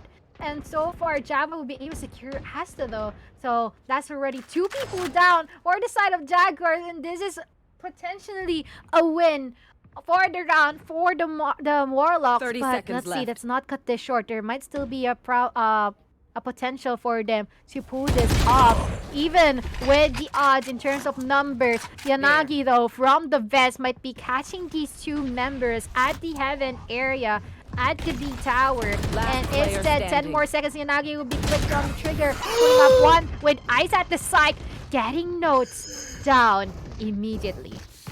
Make a wish, everyone. It is now 11-11. 11-11. What I wish right now is some more action. Here we go. And we're seeing right now the side of USJ-r still force buying it all out here. But they can't let this happen. The lead that they established is falling apart. And now Madly has his operator ready in hand. And you know what goes best with Pandesal and Kape? Jet and an operator. And that is just gonna be scary now. Here we are, man. Spray down Madly immediately. The collateral! Arya Baby and Asa has been taken out and they're still stuck at that area. And now he's gonna go for his operator. Oh, and Yanagi, you beauty, takes on Kasucha, blast back, but Teddy takes on Yanagi. It is all up to him. Will he be able to save this out? But he's gonna be taking the shots towards Madly. Shuts him down. And now, ladies and gents, everyone, MCL is at match point. They finally took the lead against USJ-r. What is going on? They pulled off a comeback, and now They they're did the on impossible. the lead. They did the impossible, and let's not get rid of the fact that they have 3 ultimates available for their side. If they really want to secure this round, they don't want to go for an overtime, then they can actually end it now with all the ultimates active in the hands of Madly, Ice, and Cassie. And of course, the economy is truly shattered here for the side of Jaguars. No choice but to resort to the judges and other types of guns, not the standard. But this time, look at this, Arya Baby going for an aggression, and now in an advantage here with the side of Jaguars. Let's see if they will be pulling off an overtime or a potential overtime. 2 people here at the screens. Arya Baby just waiting patiently with that judge, and let's see if he'll be able to connect those shots. Yes, successful in doing so, but with a slow orb. Still waiting patiently for the offline kill Yanagi, but now with a 3K in the hands of Arya Baby. 1v4, Madly has no choice to receive all that bullets, and in return, it's going to be an overtime, ladies and gentlemen. Everyone, we are going to overtime. What is even going on? And I thought MCL already had it in the banks, and just USJ-r pulls out the ultimate reverse Uno card.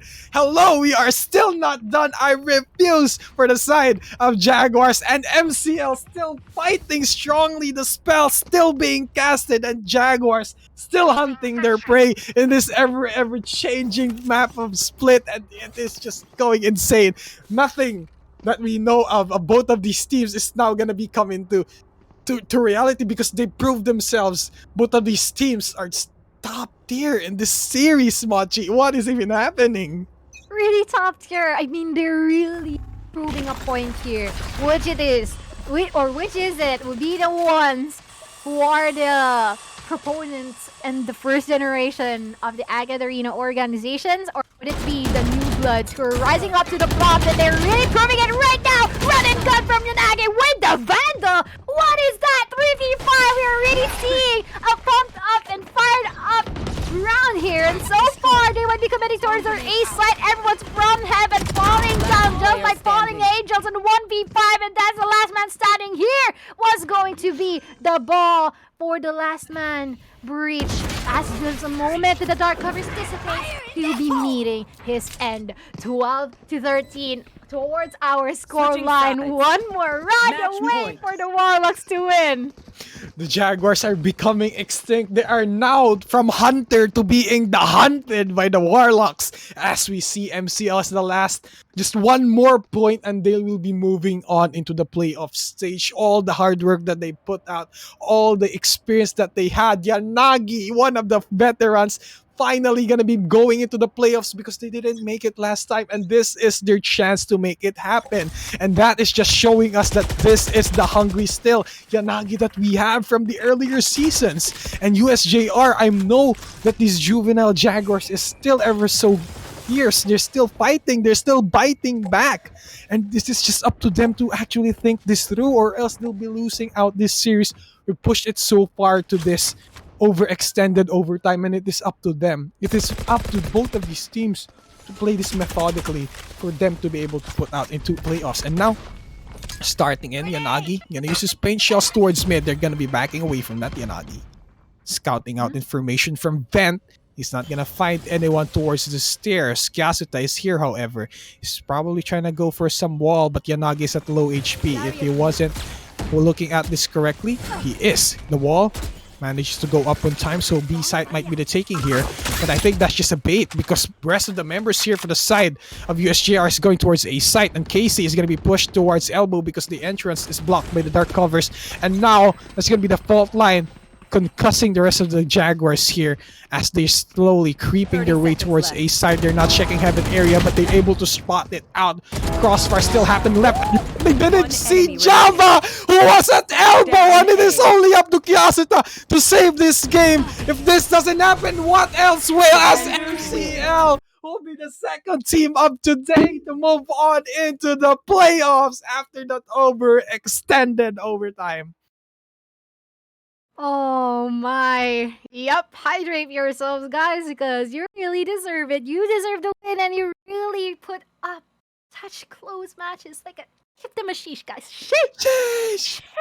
Crazy people here! And look at it! It's still MCL being able to hail victorious from the whole duration of the second series, but we cannot get rid of the fact that our members here from the Jaguars really did well. One player that is already engraved in my mind is Kyasuta.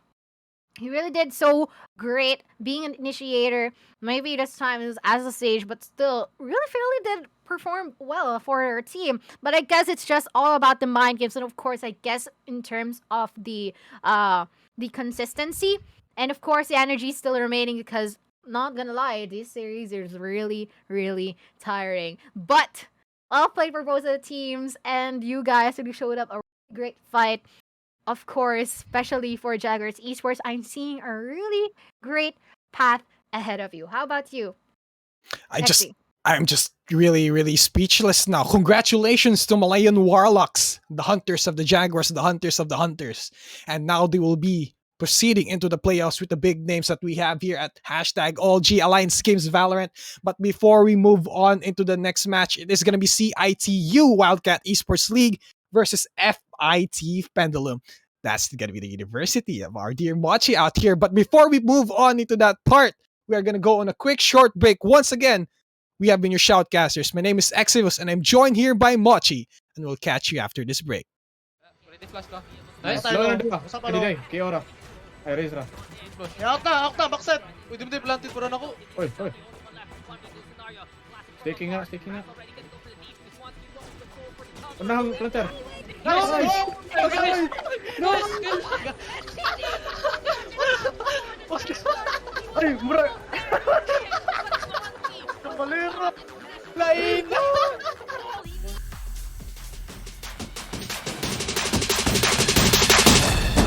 patay. City Sova, City Sova to. Akin heaven mo.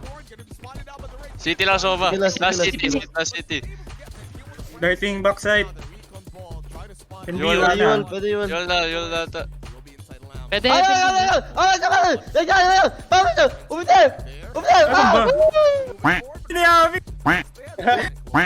Tumigit ako sa heaven, pare! Alam ko magaling ako. Hookah orb. One short. Dalawa hookah. May pito, may Ay, pito. naka-city ako ah. One more. One more hookah. One more. On the left. Dead long. Grease, He's dead. hookah. Dead. He's He's dead. dead, bro. He's dead. No! Dude, I was about to knife him. Uy, ba't ka nag-lucky? Gambombo, thrower! Napindot ko! Oh my god! Doon, dito ka lang. Oy, yung die. Yan die ah. Hindi namatay orb eh. Push. Taga, push. Tag. I need a reset! Dito siya, Derek. Get wrecked, kid. I need a reset. Could be reclearing eh. Leave me. I'm gonna get him. I'm blind. I have left. Wait, fight backside with him? Fight backside? I'm stunned. I'm pinging. Good. Sky 78 default. Dalawa smoke. Shit. Tino, just help. Can You have stun. Can we go? Both default. Yo. Nice, let's get default. Stop. Nice. Nice! Dude, they know I play in my smoke and they still can't kill me, dude. Give it to Tino. Wait, they actually voted no way. The neon stun! The neon threw a stun at my smoke, dude. I'm done. He threw a stun in my smoke and he still didn't kill me. The stun's useless. Stuns are useless in this game. Hey, you guys need to remind me to speak only English, dude. Because if not, I'm gonna get roasted again. I'm not trying to get roasted anymore, dude. Two garage. Nice. One more. 80. Nice. 50. Planting default. I've never seen you lose these.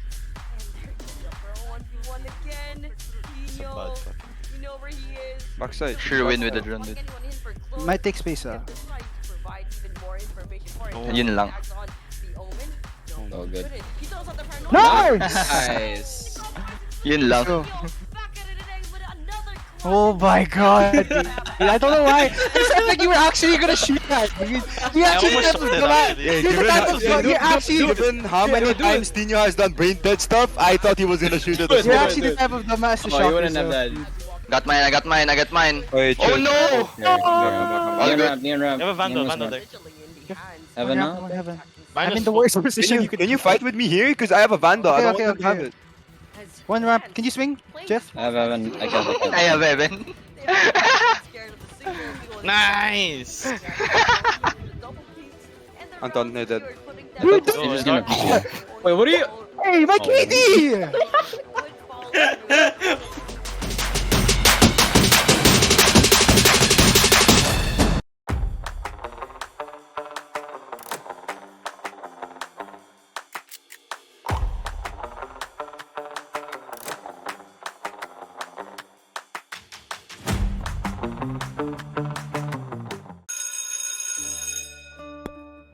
This is Filippo.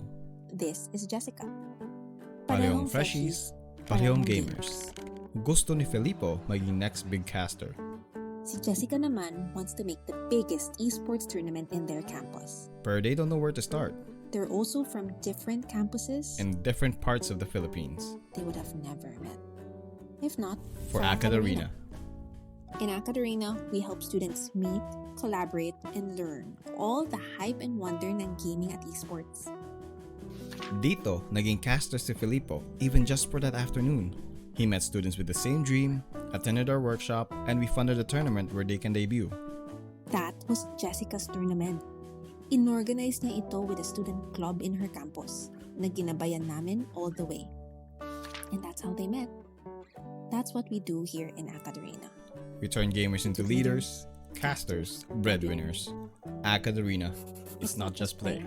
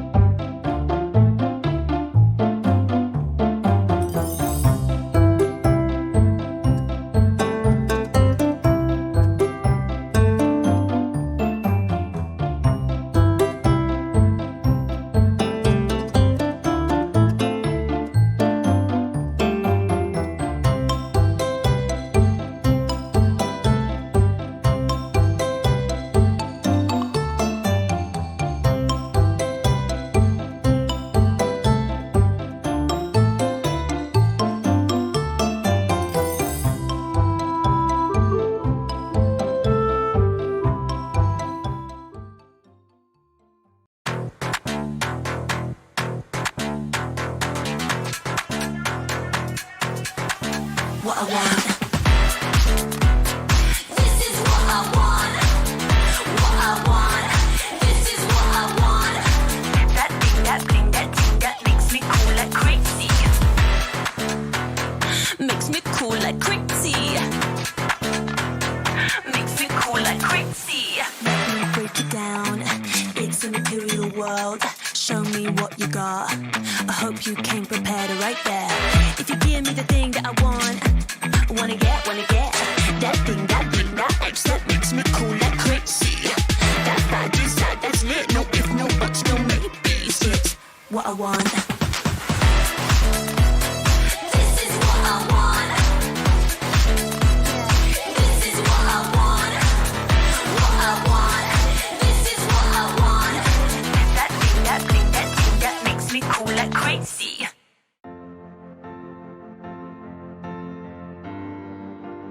Outside the game, I'd have a hard time making decisions and just go through life without any direction really. But when I'm in the game and as captain of the team, I have to make confident split-second decisions to lead our team and give us that direction we need to win the game. I got my self-confidence when I become a radio jock for the university, and it basically developed my self-confidence to speak out loud to many people out there. As an ate, you're supposed to know what to do. Minsan, parang hindi na pwedeng magkamali. Kasi ate ka eh, dapat you serve as an example for the younger ones. But as a student leader, that was not the case for me. I was allowed to make mistakes, learn, and do better. Just like how we encourage you, our Telecoms, to wear your stripes. The community that we've built across the world have given us a place to belong. As the world becomes more connected, the opportunities will reach all corners of the world. I'm so excited to bring campus gaming across Southeast Asia. Esports and gaming can be a great equalizer. Here, your physique doesn't matter too much. Your sex and gender shouldn't matter. You have an avatar. You're just you and all the awesomeness that comes with it. It matters less which part of the world you're in. The world is bigger, and there's so much we can do together in gaming and esports. You just need to meet the right people to change the world.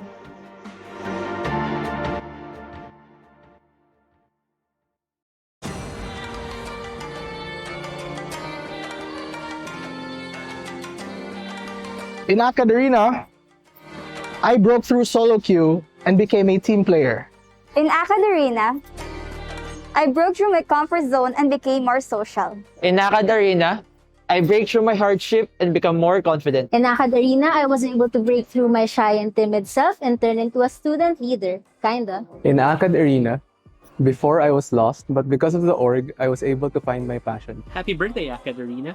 Continue breaking through the stigma of video games and academics. Happy birthday to AcadArena. We look forward to all the great work you guys will be doing in the coming years. Happy birthday, AcadArena. We hope you continue to support our industry and break the stereotypes of how student gamers can be. Pinoys continue to dominate in esports globally. This startup aims to keep the streak going and provide education for those eyeing a gaming career. AcadArena secured over 170 million pesos for their projects. We get to know more about their initiatives with a young... It's still crazy to think that it's been 3 years since AcadArena started. Today isn't just a celebration of our anniversary, it's a celebration of everyone who supported us along the way. We've had students who grew up with AcadArena, myself being one of them. We know what it's like to balance work and studies, and we know what it's like to feel like you're not gonna make it. But you will, and it'll all be better. Break through with us.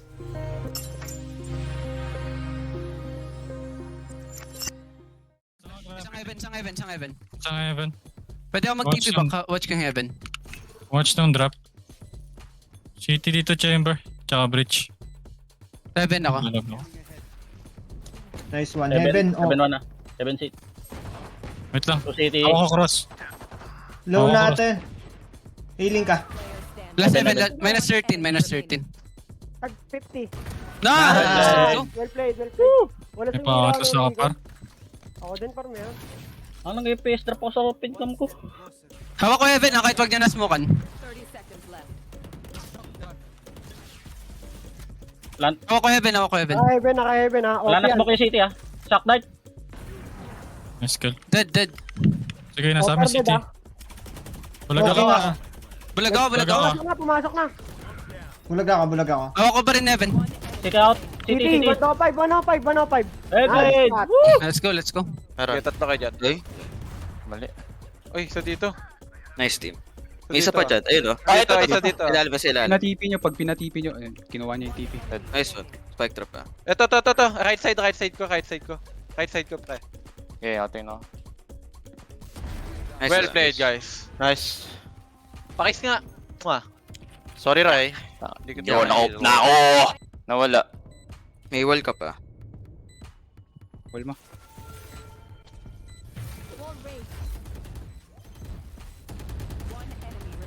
Sige lang. Okay, go. Push nyo dalawa. Hold mo lang. Kita ako. Kita likod mo. Nevermind.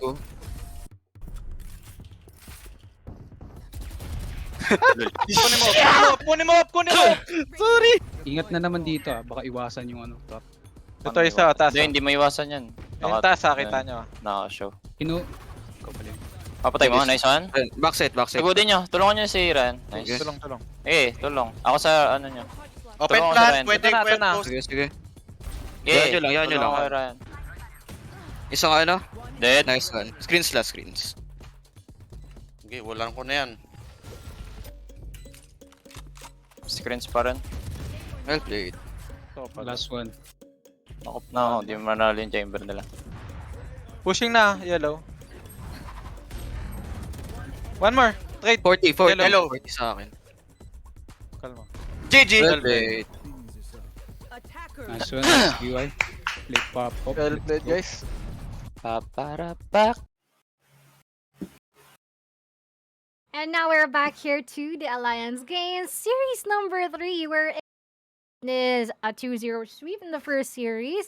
And now, for the second series, we had a 2-1. And this time, I am quite curious about what's about to unveil. And we have our victorious teams here. From first, it is the Valiant Esports, and of course, the side of the MCL Malayan Warlocks. And what are your thoughts from our past series so far, Ino?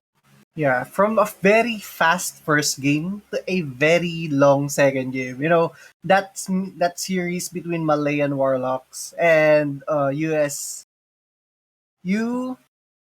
USJ-r Jaguars really showed that the Warlocks really have it in them. You know, you just have to give them time. In the end, they really had their momentum come back to them. They came back, actually prowling in back to the Hunters, in which, you know, they were the prey, and in the end, they became the predators. Yes, definitely. And I guess kaunting magic lang, no? Parang got to believe it's magic, and so far it actually gave them so great of a payoff. And of course, it just proved that they deserve that slot for the upcoming, for our last slots for the what do you call this, lower bracket final. But yeah, this time around it is going to be quite interesting because it is going to be the teams of CIT-U Wildcat Esports League versus TFIT Pendulum. And for our last of the group stages, it is going to be a rematch because CIT-U came from the upper bracket and has been shut down with a 2-0 score from the series by Admu LG Terra. And I guess it is going to be, I don't know, someone mentioned this to me, it's going to be a return moment, because the moment that the FIT gave them a boost towards the upper bracket, they fell and once again been returned to FIT Pendulum. So there's going to be a chance for them to go for the retaliation and prove CIT-U that, yep, we managed to let you go the first instant, but this time not anymore. So let's see if they'll be successful in doing so. Yeah, this is gonna be a rematch between CIT-U and FIT.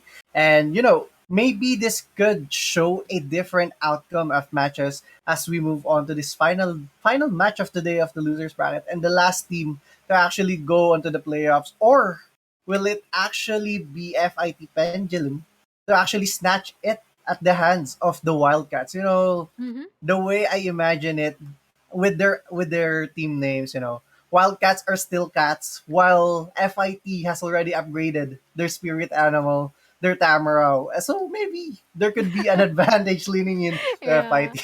Let's see. I mean, so far, we're just waiting for our players to go to respective lobbies. But before we even do so, let's not forget to give and express our gratitude for our sponsors and partners. Alliance Games is co-presented by Globe Telecom as our official telco partner, and of course powered by LogitechG, our official gaming gear partner. And of course, I hope that you guys already bought your tickets for the Conquest festival that is going to happen on July 5, and the last teams who will be reaching towards our finals will be performing live, or will be facing off against each other live at the Alliance stage at the Conquest Festival. So that's going to be a LAN tournament for you. So I'm quite excited.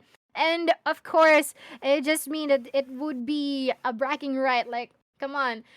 You can tell this to your, what do you call this, your batchmates. Alam mo ba, pre? LAN tournament, kauna-unahang LAN tournament pagkatapos ng isang napakahabang pandemya. We managed to win it, and it's even a statement na your university managed to gain such of a achievement, an achievement Yes. rather, that recognition. Yes, indeed, that is true. Mapagmamalaki mo nga. Kahit nga di ka manalo. I mean, like, even the feel of it to be on a LAN tournament is like a different experience. Pero syempre, that is not what you could expect at Conquest. There are different guests rin na available sa Conquest. You could visit their page at Conquest.PH, or you could go to their website, conquestph.com, kung saan nyo makikita yung mga iba't ibang guests na andun. It mostly are, tawag ito, Genshin voice actresses and actors, and even streamers nationwide and international. Pinakauna nilang nilik Isekai Day. And ever since then, the hype just kept growing and growing from Twitter to Facebook. And, it seems like parang guests are just keep on coming. Yeah, it just keeps on coming, and it keeps more getting better. Like in each and every wave, and it makes the Conquest more universal in terms of likes and interest, and which is something that we would love. But this time, there's going to be a new map. We're now heading here towards our match making, or rather our draft picking for these two teams. This is the first match for our third series, and what do you think is the must-haves in an ice? Yeah, for me, of course, Viper is a must-have, especially in Icebox. The way she could put up her walls, and with that lineups of smoke, sometimes would be a good use, especially if you're an attacker, to actually be a lurker for your team, or even when you're a defender, to be playing aggressively or even playing defensively. You could hold down a side with that wall, denying vision to your opponents, and of course, you could also play. I mean, Jet would always be there, and sometimes you could even go for a double duelist. Pero, sometimes it's the lineups that could help you win this game. Yeah, actually, personally, I would highly prefer that there will be two initiators on a team, respectively, one Sova and another that may be a Sky, or rather a Fade, because that just means that those two, what do you call this? Those two initiators, the Fade and the Sky, can go for aggressive stances, and it can be a pseudo duelist for their team for all we know. But this time around, we'll be seeing both teams possessing all of their, actually mostly mirror picks except for their sentinels. This is going to be CIT-U onto that chamber, and one member from the FIT Tamaraws, which would be resorting for a sage. So it's going to be the classic or the new here from these two teams, and I'm quite excited of what will be the stuff that they'll be having up in their sleeve. To be honest, I'd prefer the Sage over the Chamber, considering that the Sage has that wall to actually secure a plant most of the time, or even deny a plant when you're a defender. Even sometimes, considering that the defaults in Icebox is very common, wherein that is where you plant most of the time. I'm seeing like almost every time. If your Sage could have a good read on where your opponents might be, then you could delay your opponents, and it's gonna be good for the team for rotations to pop up, or even make your opponents like fall back. I highly agree with what you said. And of course, it is just the moment of what strategy they'll be putting off here. Would it be CIT-U going for the early pickups, or would it be Admiral really delaying team just for the fact that FIT will be able to rotate faster and react faster from the Wildcats? This time around, this might be a potential A push from the looks of their positioning, and we'll be waiting if that will be the case. They'll be heading towards our A site, really just prioritizing their positioning here, but there's already a couple of shots being put out, and so far, there are actually no damage being put out here, except for CIT-U receiving some temporary DK from the wall, but not necessarily enough to actually put anyone down. So far, this is a slow-paced game. Yeah, and even the Wildcats have a good read on where FIT is currently, considering that 3 of them are actually already towards A, and we're looking towards the map that FNY is looking to go for alert, already positioning himself aggressively, knowing that there is no one from FIT currently going towards B side. And like what you said, both teams are being very patient, and this time around the recon bolt is going to be thrown, and United in Drift dashing in immediately try to clear down the side, and Amberal already taken down Stir with that classic, and United in Drift already behind enemy lines, taking down to 22 HP, looking to try to take down another, and it's going to be all up to CIT-U. Is able to take down Lars actually. Now it's a 2v3 situation, an advantage at the side of FIT, pero FNY already behind enemy lines, gonna spot down 1, spot down 2, taking down the Jet, try to take down another. It's a 2k for FNY. It's gonna be all up to Tricks this time around for the train, and slowly but surely being tapped down by FNY from behind. It's a true TK for him and a win for the Wildcats. And we can say that lurk or that flank has really played out well here for the side of the. So far, I guess FIT didn't necessarily expected that would be the case, considering that everyone's already at the side. It will be too delayed, but instead, it is still a win for the side of Wildcats, all because of that strategy coming up from FNY, and even put up a 3k for himself. And this time, it will likely be an advantage for the side of Wildcats, considering they have advantage in terms of their firepower. So let's just see if that will be the same thing, because they might be resorting towards the mid control here for the side of the Isaac. Yeah, and this time around, a push coming in towards mid. The recon bulk is gonna spot down some of the opponents this time around, and Salhish just looking to go towards mid, pero no information that someone already pushed towards bar and is able to take down one, taking down another, and they're just slowly but surely going in with the lead immediately here, and Tricks with a sheriff only trying to take down the duel. Nobody's falling in just yet. It's a 4v2 situation. No gun upgrades available for the both of them, and Kiel is able to take down Salhish here, who has a Spectre. Now it's a 2v3 situation. The spike is not with them, and it's gonna be a tough situation for them. Definitely a tough situation, but still, I guess they'll be caught off guard here by 2 members from the side of the Wildcats, and instead it's going to be a 2-0. And of course, they're really open for a bonus round here in the next round. But this time, it is going to be a chance for Pendulum to go for retaliation, considering that they might be able to afford their own series of Vandals. And let's see if that would be the case, or would still be Wildcats be victorious for this current round. And of course, I guess it's just all about the strategies and the mind games too. Yeah, and this time around, it seems like FIT is looking to go on again a different side. So far, they are just trying to experiment as to what side that they could try to go into, and this time, they're gonna go in, look towards B, while the rest of the Wildcats are already trying to go towards behind them, pushing towards B main, and United in pushing in aggressively, pero Chanek is ready to go in for the take, and they're gonna be choked out from in front and from behind. Aster and Salhish are already pushing in from behind, whilst they're just waiting patiently. Chinek na siya, pero it's not gonna be enough. The pre-fire is not there. It's gonna be all up to Tricks, and the Wildcats are dismantling them early on in this match.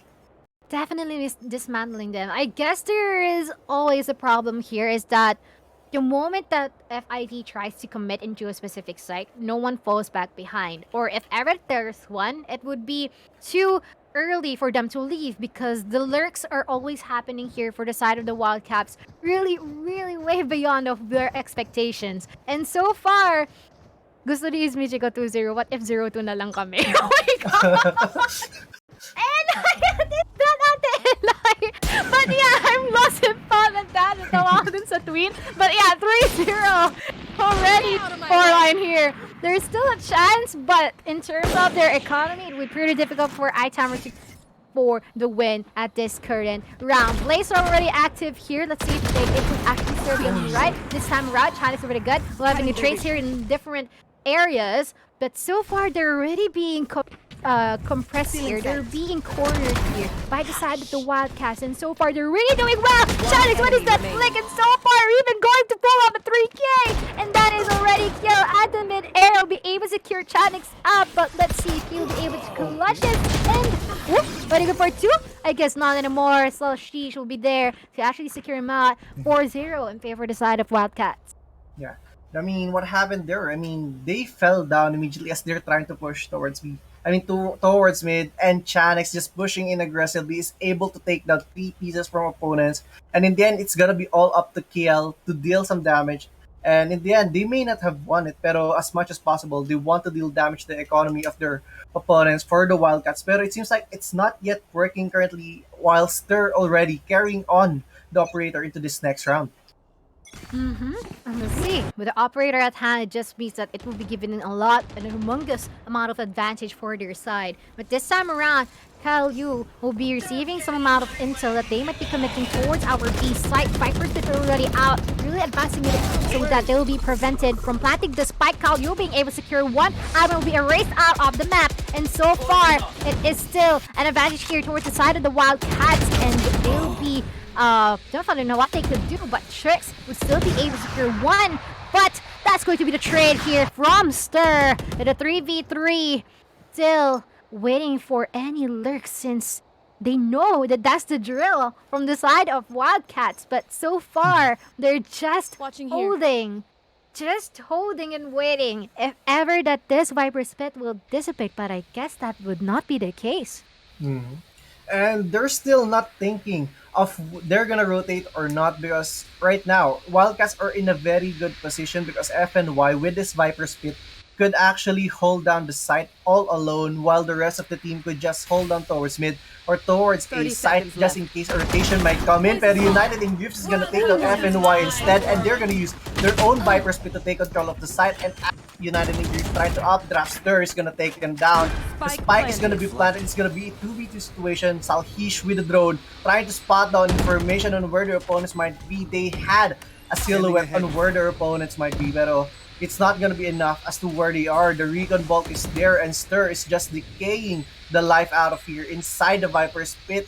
And just a timing here, and Stir is gonna take down Kiel. It's gonna be all up to Lars against 2 opponents. He knows where this jet is, and we will spot Salshish. It's a 1v1 situation. Try to buy enough time. Stir, try with the Blade Storm, try to updraft with the right click. It's not gonna connect. The short is there. It's all up to Lars, and it's a clutch. A 1v2 situation with 10 HP remaining, and now FIT is on board. My butt is clenched at that 1v1. Like, oh my lord, this Jet is really trying his best to connect those knives, those daggers onto Lars, but Lars is just running away from him. But I guess that's already a 4-1. It's a really good economy looking. I mean, the economy is still looking good here for the side of Wildcats. Not that good, but it's, it's sufficient. But for the side of FIT, if ever they'll be losing, it's going to be a problem. They'll be forced to go for an eco round next round, so they better make this count. But this time around, there's going to be a potential B push once again, because it would be much more favorable for their side to do so. United in Grief, Nico would be able to secure F and Y, and that's going to be a trade here from the Tour de Force of CIT-U, but instead, immediately going to be shut down here by Trix. And so far, there's already the spike being commenced. Admiral still available with the Resurrection, if ever he'll be needing that. But Drone will be spawning him out, delayed by the slow arc, but still decide to push, and instead will be shooting his demise. Sir there from the heavens, but just rushing down, and just at the blink of an eye, they're ready. A lot of casualties on the floor, 4-2 on our scoreline. I mean, slowly but surely FIT is crawling their way back, trying to close the gap that the Wildcats that initially had. And on that play, Stir dashed in towards side, and for me it was kind of a cool play that no one realized that Stir was already inside. Pero the trades were there, and FIT are in a very good position, placing themselves on the map, are across the map. People are at B main, at kitchen, they're everywhere, and they just took their opponents off.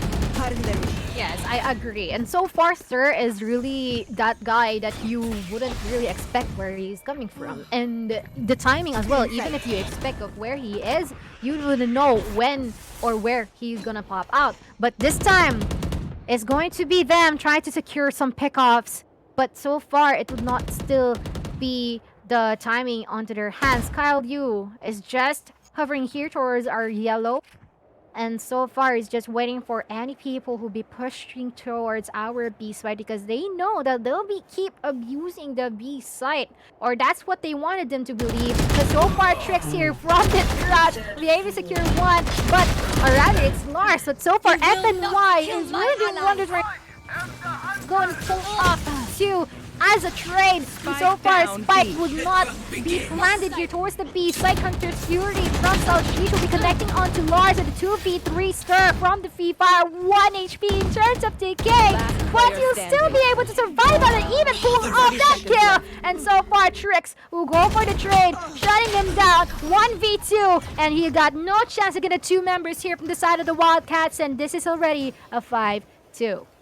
Yes. You know, that initially was good already for FIT. They were in a good position. And when they popped that dress, the Hunter's Fury was there and Stair was ready towards mid. So that's why when they tagged, they had nowhere to go, nowhere to run. And this time around, the Wildcats just has to push them aggressively, and Strix just did not have enough time to actually pop down the dismiss from that orb as it just went down immediately. So they're trying to bring the gap bigger and bigger. And that operator, no, actually a Marshall is gonna take down the head of FNY immediately at the start of the round, and an early aggression here from the side of the Wildcats as Chan is trying to fall away with this miss. Pero United in Duke is there, Stir trying to spray transfer here, and Trix is ready for the backup, and it's gonna be up to Kiel with a Phantom. Gonna be spotted here by the drone, pero it's not gonna be tagged. Still has two Snake Bites in the end, pero not gonna be used as Salhish. It's just gonna secure it for them. And so far, FIT is evidently having a difficult time at how Wildcats is actually establishing their dominance against them. And so far, Wildcats is really good in terms of how they're able to bend things in accordance to their favor, as well as the fact of when they'll be able to try and halt FIT's execution, and as well as the fact that in terms of when they are able to secure their frags, their pick-offs are always on point, specifically from FNY and their Jet. And this time, they'll be trying to go towards our A site, and let's see if they will be successful. But so far, United Grief with the daggers connecting onto their Reyna, I believe they'll be able to have an advantage in terms of numbers. But let's see if that would be for so long, because our members here from the side of Wildcats are already positioning themselves and going for a potential retake. And so far, they're just waiting if ever there will be any more occurrences, as there's already trades between the two sides. But that's going to be FIT really having the advantage in terms of numbers here. FNY is the last man standing, be able to set down one, but let's see if they'll be able to go for another. It gets not anymore. Admiral would be there, putting a bullet through his skull. 6-3 on our scoreline.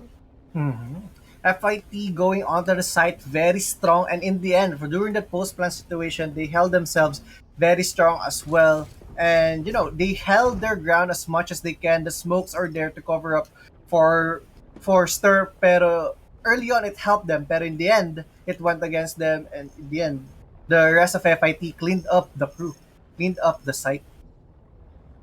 Yes, definitely. But this time, though, there is an operator in the hands of Stir, and we all know what that means. It's early pickoff time. But this time, they won't be going for a B site push, and instead, they'll still keep heading towards our A site. We're in only Arena there resides, but so far, you're ready to. Jones gonna be out in hopes of scanning and getting the most intel they could get. But so far, Miko at the top of the generator will try and spot anyone here from the Heaven, but so far, already one man down, 3v5. So far, Operator will be securing one, and so far, as the trades coming in here from the side of Wildcats, and so far, it's the advantage towards their side, 1v2. Lars as the last man remaining here from the side of FIT. Let's see if he will be able to play this out good for himself. I guess no, because from the fast push here from the Bulldog, he wouldn't be able to get the good crosshair placement. And now, it is 2 more rounds before the second half. Yeah, it seems like this past few rounds has been back and forth for the both of these teams. It's just about getting on the early pickups as well as who could stay alive longer and hit their shots as much as they can. And it seems like this time around, we're gonna see FIT forcing their guns this time around, while Admiral with a Sheriff, while the rest of the team is gonna carry on with a Vandal, and the Operator is still online, but this time around, it's gonna be on the hands of Kyle Liu, as Admiral is gonna be the first contact, pero the Hunter's Fury is there to cover for them. A gun upgrade for Admiral. Lars is just gonna tag them once, and they're just gonna push it towards the side, while Miko down to 62 HP, gonna be spammed down towards the smoke as Strix is gonna cover up for them. It's gonna be up to FNY as well to Kyle Liu. Kyle Liu with Operator against 5 opponents. This is gonna be a tough match, and right there, a flawless for FIT. Where did that guy come from? From the heavens. The Sova was shocked, like, how the heck did you come there? Or came there? Where from? But 7-4. And so far, we have 2 ultimates active here, respectively the Viper's Pet and, of course, the Empress, which should actually give them a lot of advantage. But FNY also possesses that Viper's Pit, so of course that might be a potential advantage for both of the sides if ever they'll try to go for the counter. Of course, there is no hesitation to committing their utilities here, and of course their ultimates yet, because it is already the last round for the first half, and so far this is a safe round, or rather this is a forced round for the side of Wildcats, and they have no choice but to work with what they have. Let's see if they would be able to actually get the advantage despite of it. And Stir immediately with a short taking down Admiral, who is lurking towards the smokes, and it's just gonna be a timing battle here inside the Viper's Pit, while the rest of the team of the Wildcats are dismantling the rest of FIT. And this time around, Lars is being very cautious, while Nico is gonna take down Stir on top of Tube there. So right now it's a 2v4 situation, trying to equalize the numbers. It's gonna be all up to Lars this time around. The Reyna there as Chanix is just walking, bringing them to an 8-4 lead. CIT really knows how they will be able to use this map up to their advantage. The lurks are on point, their positioning as well. They're able to occupy all the possible positions where the opposing team might come from. But this time, it would be the size reverse. And it is going to be really interesting to see of how FIT would be able to do something at the defending side. Would they be able to give their own taste of their medicine from the side of Wildcats, or would it be still Wildcats being victorious and dominating for their own side, establishing their prowess? And so far, they will be about to see that just now. Yeah, it seems like that the Wildcats are trying to play around the map this time around. The way we're seeing it, they're trying to push towards B, towards mid, and towards A, and Stir immediately with a 2K. Pero Trix is ready for the trade. They're down the 4 HP. So now it's a 3v4 situation, trying to make their numbers equal as much as they can. And this time around, the Wildcats are playing it slowly, looking to go towards the side, and it's all up to KL to actually hold it down, to delay them with those snake bites. And it seems like no commitments yet are gonna come in from the side of Wildcats. No commitments as of the moment, because their Sprig is actually at the mid area.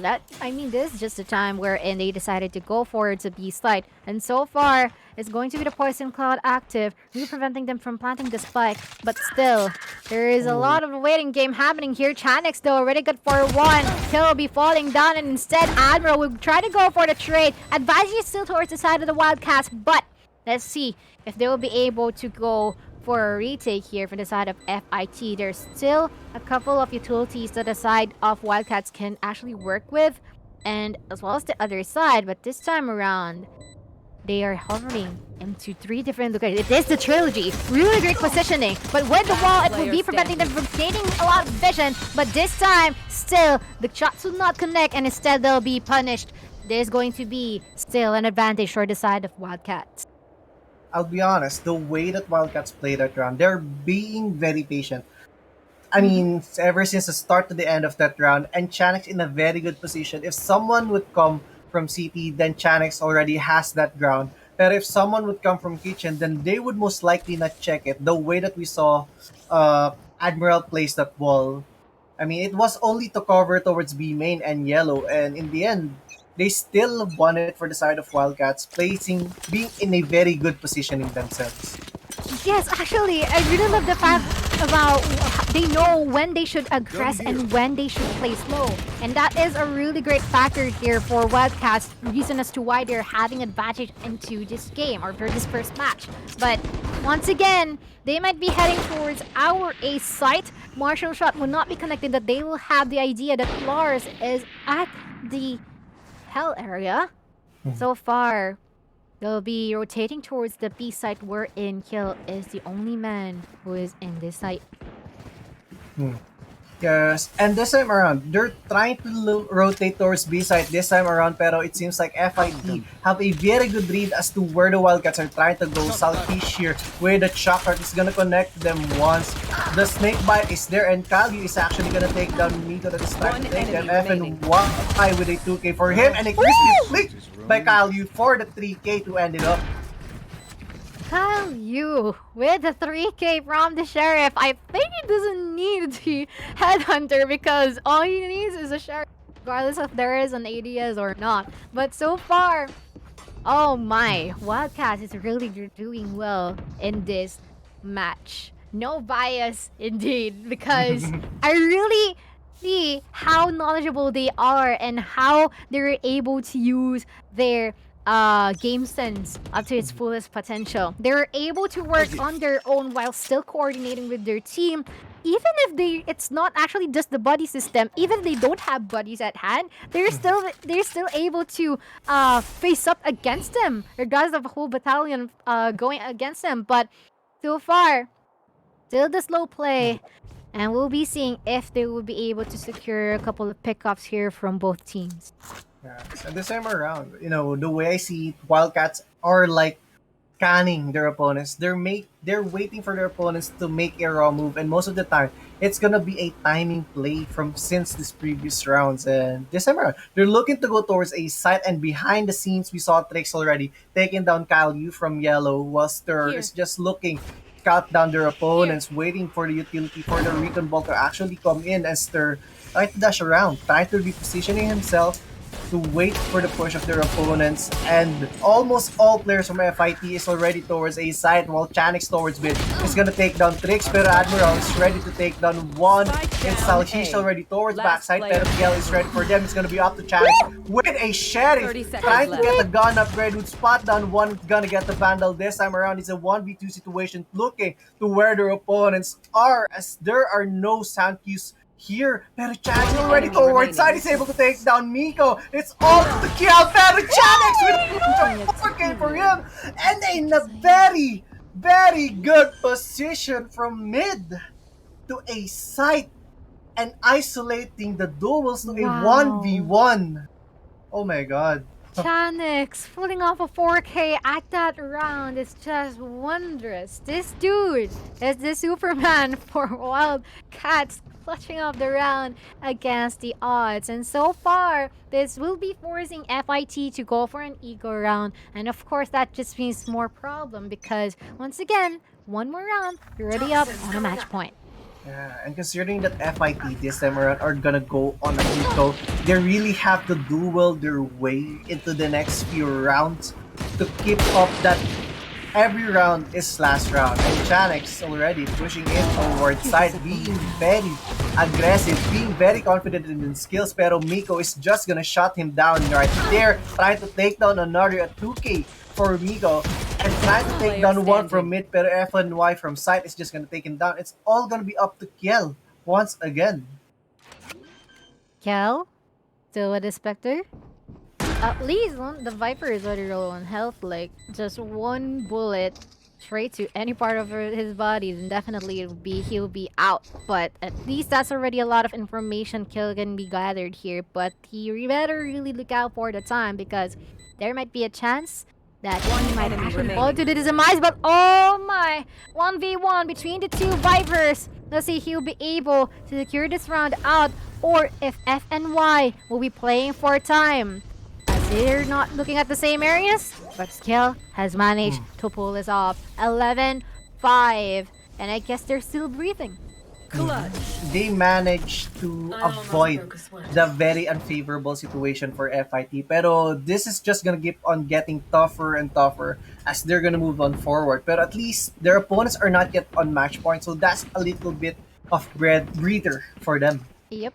There might still be a chance for them to offer a comeback, and the moment that they give the match point, it will definitely be a problem, because that just means the pressure is already on them, and there'll be much more limited room for them to move into and to play plan for any plays, especially if they're a bit reckless or really need a lot of aggression. But this time around, B-side, this is going to be where members from the side of Wildcats will be pursuing forward, and there's no one at the B side, so that just means a free plant for themselves. But it seems like they're delayed a bit, but Viper's Pet will be there, active for their side, to actually plant the spike flawlessly. And that's going to be the trace between the two sides. There's already one man running low and health here for the side of Wildcats, but let's see if they'll still be able to connect some shots and secure some frags. CIT-U running low in health, 11-5 still. And they're actually ringing around the rosy right now, really waiting for the right time to strike. But Admiral has been able to secure that siege, and now is already a 2v3 so far. They're ready, defusing the spike, holding it in. United in grief. Lone survivor here from FIT, which had no chance against the members here from the side of Wildcats. And that's going to be a match point secured for their side. Match point. And they're trying to staple themselves at the top. They're trying to show their dominance against FIT. Pero, it's gonna be tough once again, into this next round. Their opponents, FIT, are gonna go on an eco into this round, while their opponents are gonna go into this round with full rifles and even full armors with utilities. So it's gonna be tough defending their opponents. If Wildcats choose to go here aggressively, then this might just be the end.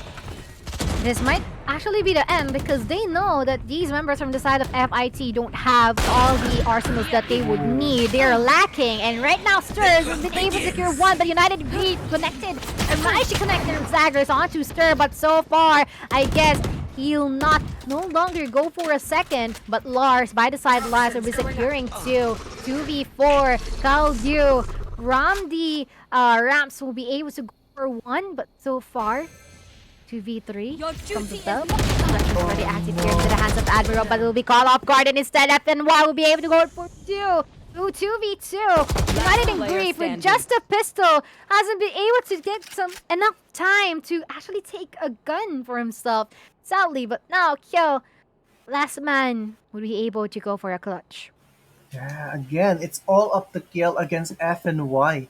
And CIT-U, Kiel this time around positioning himself, is not gonna spot down one head, a pixel of a body of their opponents, but Kiel just gonna spot down the Viper, bringing it to a 1v1 situation, trying to isolate the fight to a 1v1, and Kiel in a good position and a good timing to win it up, and it's 12-6, and kumakapit pa ang FIT in this game. Yep. Still, there is a chance. There's still a pulse. But there's a long way to go if ever they really want to get back up and rise again. 12-6. 6 more rounds. I mean, if MSC or the Malayan were able to pull it off, it might be possible here. But once again, they should really weigh out the risks, because this is going to be a lot of room for them to move for the side of Wildcats. But for FIT, if ever they'll be losing this, it'll most likely be a game over, because next round they'll be forced into eco and it will be slimmer chances of winning. But They'll be going for the mid control here for the side of Wildcats, and so far they're already penetrating the mid area. Admiral is already at this corner. Will not be actually connect those shots from the Spectre Stir. Would be going for the daggers instead. Now the 4v4 exchanges between the two sides. Trix will be catching Stir off guard as well as killing Trix. But wow, they're already good for 2 for each. 12-7. 5 more rounds. Yes, and FIT still crawling their way up. This time around, they have the gun advantage, and they have to try to go for a flawless here as much as they can. They have to save up as well because, you know, the next round, you have to save as much as you can because if you keep on dying, you may have the gun advantage, pero you're gonna go on half armors. Pero they don't have time to think about that. They just have to crawl their way up, trying to go for an overtime, trying to go for a tie as much as they can. Let's see if they'll manage to go for a tie because that just means going to be an overtime if ever. But so far, they're really waiting it all out, really looking out for any potential pickoffs just to gain for an advancement in terms of manpower for this round. But so far, Trick's already spotted out by the drone and Stir is quick enough to follow. But Admiral has been able to go for the trade. Here. And so far, both controllers still alive, as well as Initiate and the Duelists. But in terms of their positioning, we still have 55 seconds on the clock. So they still have more time in order to contemplate on where they should go. But Chanix is already running low on health. Been able to be spotted out by one of the utilities too. So that's going to be a problem for the side of Wildcats. But are we going forward? Our B side, most likely. Chanix in a very good position inside the kitchen as Kiel is leaving that area. Pero right now, he's gonna spot on one hit and another taking down the head of Lars and Chanix, giving them the numbers advantage. Pero United in Grief is able to take down the back of Chanix, evening it out for them. And so, actually, it's all up to Admiral. Pero the delays, the lurks that this team is playing out. Admiral right now, it's gonna be a 1v1 situation. It's all up to Salhish, FF, and Y trying to wall it down. And it's gonna be up to Admiral. 3k for him. Just have to hold down the spike. Will there be a lineup for him? Is there a wall up it? And it's gonna be a defuse there, and they're gonna live again another round. They managed to go for the defuse and even gone up for a follow-up kill onto FNY. 4 more rounds.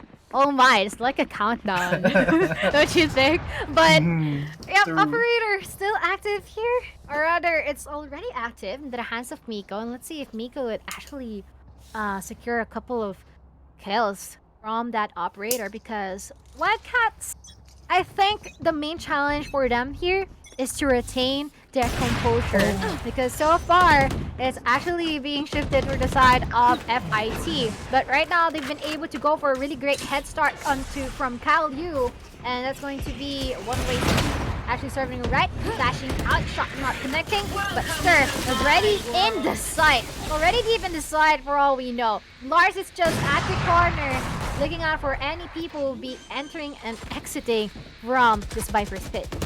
Spike planted. Oh, Lars actually in a very good position, spotting down the shoulders of Chanix here and taking them down. And it's already a 4v2 situation. It seems like the Viper's pit is not helping down the Wildcats here, and they just took them down one by one. And I believe they're gonna be forced again to go on an eco here for the side of Wildcat.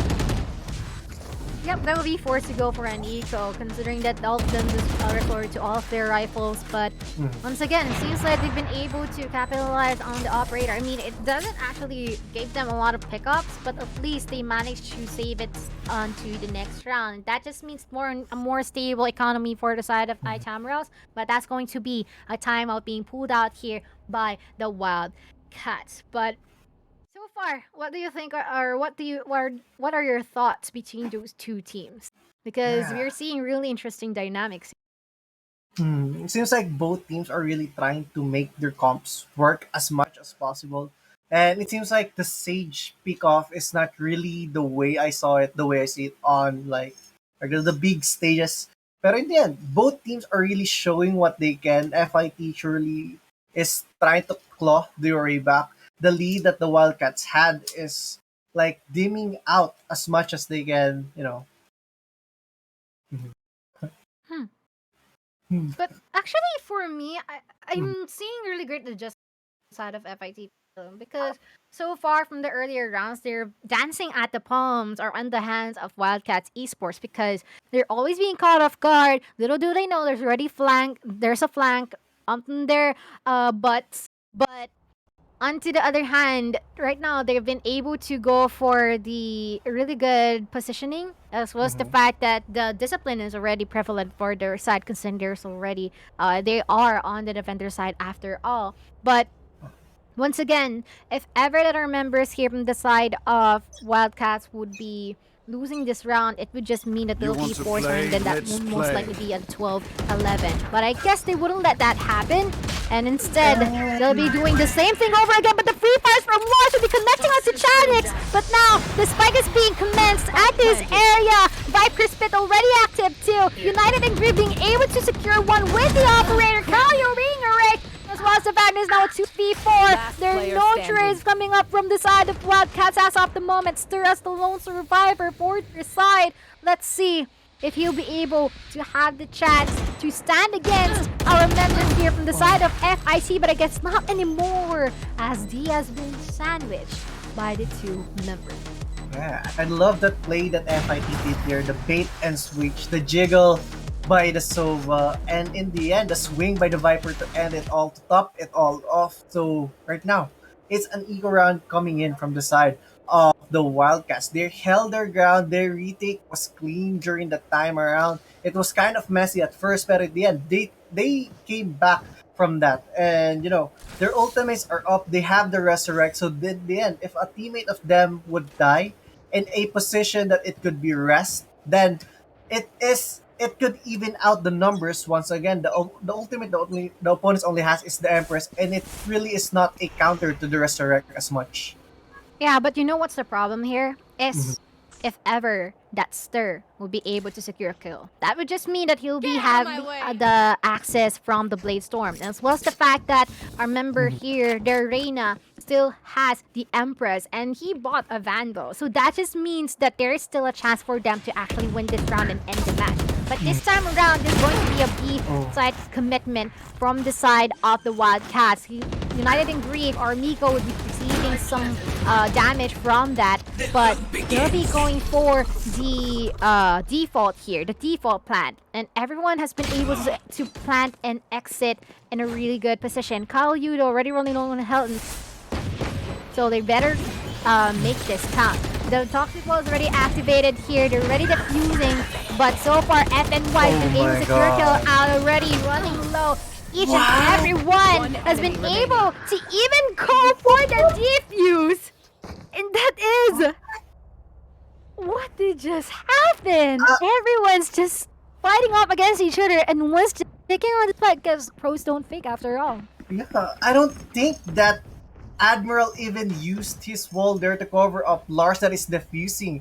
And Lars, at the end, I believe that tiwala lang talaga sa kampi mo because Lars, it like a pro, just, and in the end, they defused it. One more run for FIT and it's overtime. They have the ultimates, they have the Resurrect, the Empress, as well as the Hunter's Fury to move on to this next round to delay the plans of their opponents, to pick off their opponents. Well, the opponents just has one Hunter's Fury, and right now the Hunter's Fury is going to be thrown down, trying to tag down their opponents. The counter Hunter's Fury is there from Salhish, and no connections are yet going to come in, as no Hunter's Fury are available now into this round. Yeah, and the problem there too is that the Blaze Storms have been used by Stir, so he doesn't have any of that right now. And now they're being delayed by the wall being placed here by Admiral. And this time around, they're still one anchoring the B slide. So if ever they would decide to go for a rotate, they would still be receiving a lot of intel of where they are currently, and they're expecting FIT to push. In all honesty, but actually that's not the case. FIT is really on a really safe stance. They really want to be careful with this one because they don't want to blow up the cover. And so far, I guess they'll try to go towards the A side still, ever so slowly, as they already have 35 seconds. They had no choice but to commit into this site. And Admiral trying to double out the opponents. They're just giving information on where the opponent are united in drift towards Generator, trying to smoke down, would be spotted here by the Recon. Pero Chanek's gonna take down Admiral and FNY. It's gonna be taking down the rest of the team here. It's gonna be all up to Kiel as well as the Trix, who is at the flank position in a very good position. A 3K for Trix. 9 seconds left, 8 seconds left. We have to plant the spike. The wall bang is here. And Kiel here trying to buy enough time, being a distraction for the team. It's gonna be all up to FNY here again, pero Trix with a 4K from behind, bringing them to overtime. A comeback currently for FIT, but would they continue on this streak? And now that we're on overtime, Switching sides. Oh my lord. I guess Overtime. that is just the Bebe buff doing its thing. Trix, congrats, by the way. Trix already has Bebe, by the way, so sorry Bebe girls, buff? but yeah. This time though, overtime, 12-12. Once again, this is non-biased casting. And still, but the rifle is already at hand here between the two sides, and so far, actually, they're really clashing head-to-head. Horns, I mean, Wildcats don't have horns, I would guess just head. But so far, they're really doing well. And everyone's been able to answer up against each other. They've been able to adjust with one another, and as well as the fact that they were able to do some executions that are not unexpected by the other side. So I guess that is a plus from both of them. But this time around, it is going to be the attacker side, FIT, for this first round of the overtime. And this might potentially be a B push from no, it would still be the same drill here. CIT-U at the yellow, and of course that Viper just chilling at that corner, just looking at whoever who's gonna attempt to go for a plant. But so far, it will still be no commitments, just setting off a field and really looking forward to who would be able to for the aggression and who would be able to go for the peak, because so far that is not happening. It is the waiting game between the two sides, but they have to work, or they have to do something if ever that it all goes down to 30 seconds. But they wouldn't want that, because if ever that happens, it would just mean that there will be lesser time for them to react and more time for the side of Wildcats in order to go and do their executions. But they really have to check this out. Yellow, CIT-U would not be expecting that. There's already 2 people down here for the side of Wildcats. Now 3v4. And so far, Trix being commenced here towards the B side. Chadix will be able to go for the trade here. Trix will be very good trade here from Salshish. FIT still at an advantage towards the manpower. But let's see if they'll be able to pull off a retake here for the side of Wildcats. it's already 2v4, and Lors again through the wall. It's gonna take down one. It's gonna be up to Chanix against 4 opponent. It's a tough hurdle that is in front of him to come back, and right now he's able to bring it down to a 1v3 situation. One more to get the Empress up and online, checking every corner there is, pero the swing there. And this time around, the first time that FIT held a lead in this very, very long match. First generation are really going for the overtimes, huh? MCL and FIT are another. But what a way to actually end this night. So far, 12-13. This is just the first match of our series. And this is going to be the side swap once again. FIT towards the defending side and Wildcats towards our attacking. And we know how poisonous Wildcats is towards the attacking. And let's see if that would actually be the poison inflicted towards the Itamara, or would it be the other way around? Because this time, they might be doing the same thing. B-side commitment, B-side dash in. Cloudburst already put out, but Kill is just at this no-man area, really establishing his position there. No rash action, just waiting it all out, but the shot would actually connect onto CIT-U, and in return, 2 people already down here for the side of Wildcats. Drones already up. A lot of utilities to work with from the side of FIT. They're really being mindful of their utilities here, their throwables, their abilities. They're really intelligent in terms of managing it all out. but let's see if there will be still enough time for them to plant this fight, because so far it is going to be a win for the side of FIT, and I guess it is just a series of panic for the side of Wildcats at that instant. Oh my god, FIT, a very clean comeback. No lead from start to end. They just took the lead when they went into overtime, and what a play there by FIT. They adjusted as to how Wildcats play in the end. The Wildcats seemed to lose their wildness at the hands of FIT Pendulum. The swinging of the pendulum went to the side of FIT, and they just broke the balance from that game. Yeah, Oh, wow. actually broke the balance, and I guess it is a show of consistency after all. I think I'm saying this again and again, but I guess we all deserve a break from that one. Of Mhm. course, it's already the second overtime for the day. Oh my lord! But once again, it's going to be Mochi, and then I am, and we'll be back after a quick short. Sorry, smoke off ko. Offset? Close long, awego. Oh, nice guys. GG. GG, nice game. Mamatara ko sa'yo sunod. GG. Ba, I need to poop. Mid do. Okay.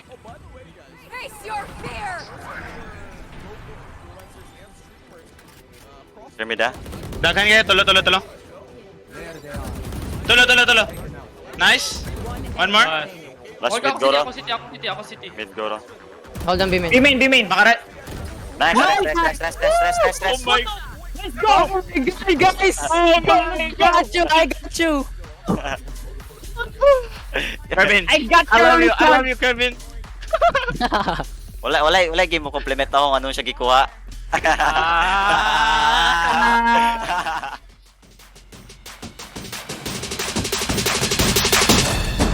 Gerbats, Lars. Nanito ako Nading. Isa pa Kulong ka. Bilang isa. Labasan natin. Isa pa. Lumabas ako. Dead. Nice boys. Nice shorty. Na shorty si Idol. Shorty! Shorty time. Front side. Nice. Pwedeng both long. Bilang. Both long. Left and right. One remaining 3 HP. The Wallbacks will be there. Will he survive? He moves in forward. Can he get the defuse? I think not, but maybe go for some exit frags here. As DTP, the only one remaining, just headshot once more. Stay at Desu. What will he do? Nice one. Oh, sheesh. Fucking tricks. Uy, gogi. Ano mo yung up ko? Nagsira yung keyboard ko, boy. Gogi ka. Seryoso? Abot. Oh my God, tricks. Keyboard ko yung pumindot. Hindi mo nakikita mo, diba? Pinipindot ko, gagi. Oh, gagi ka. Oh my God, tricks. Tas. Hey, bawal yun! Good call, Kel. Good call. All tricks, pre. All tricks. One more. Nice hit. One more. Isa pa. No time. Nice one, Husky. Let's go. Grabe ka na, Kiel. Ibang klase ka na. Ano kami ko? 6-man bid boy. Ikaw kailan kung komportable ako pareho. Baka mamaya after sasabihin mo, hindi ko siya komportable mag-jet. Sa practice na mag-jet ngayon par. Hindi, ako na lang. Ako na mag-jet. Ayan. Topic, Migo. Topic. Sambagsak. Sambagsak lang. 1, 2, 3. Tama, bilis. 1, 2, 3. Chamber. I think it's A. Smoke A. Ball niya? Yeah, it's A. It's A. Flashing. Pushing. I'll go. I'm dashing out. Oh, I'm blind as. Chamber. Late chamber. Hell. Helljet. Right side hell. Chamber state, no? Yeah, chamber state. I have your shirt. Oh, shirt. Oh my God! Let's go, yung boys. paa niyo dun. What? Bro, the timing, walang pa ng bullets. Ba't hindi kita yung paa niya dun? Magic, bro. Na ano, epic fail moments. Yeah, nakita ko. Watch Mojo. This is a Christian server, mister. Oh no, I'm gonna burn. Okay, Darten, no? Okay, Darten. No. Darting. Flashing. Are you guys gonna go? Flashing. Nice flash. One wine. Jenny. Nice one, boys! boys. Ay, naku, may timeout na naman. 7 rounds, boys. 7 rounds. We win. 7 rounds. Saan muna ako, matataba ko sa thesis ko. Huwag ka na mag-thesis. Wala bimin mo, bro. Dungan mo. Flashing. West, Patay. flash, wait lang. Low kill J, 74. Padre. 16. Sunset. Let's go. Nice retake. Thank you. And welcome back once again for our second match for the third series, and might potentially be the end or may not be the end for this night. And once again, I'm with you, and once again, it is such a long day. Why? Because we already had 2 overtimes from the last series, and now this time around, the side of FIT Pendulum and Wildcats Esports. And of course, we have witnessed Cebu Institute of Technology being able to do a really smooth run towards the first half and the mid-second half. But suddenly, it has been immediately snatched away by the side of the Itama Rouse just because they were able to, establish their dominance. It's all about the aggression and how methodical in terms of their positioning, and they're really thinking it through. And let's see if the Wildcats Esports might manage to go for a reset for the second match. Yeah, it's gonna be a hard thing to go through as it is just the first match and it is a comeback game even. It's gonna be tough on them mentally. Pero, maybe under breaks, they're able to reset themselves, they're able to take some rest for themselves, and maybe moving on to this next round to bind kanina malamig-lamig. Maybe now, but we're gonna move on to a hotter map. They could have their mentals reset. Or would it be just a momentum swing still on the side of FIT? Mainit na nga ang lawan, uminit palalo ang mapa. Bind! Once again, ladies and gentlemen, we're back in the land of the desert, and it's up to us to see what would be the necessary stuff that they have to look out for here. But we are expecting a really fast match because, once again, it's the Bind map. Yeah, for me, I hate Bind, I mean, it's Why? tough. Why? I mean, it's tough going in as attackers considering that there is no true mid in this map. You have to teleport to actually switch lanes as to what side you want to go. Pero it could fake it. You could fake or make this side, and that is such a big sound cue to rotate from the map.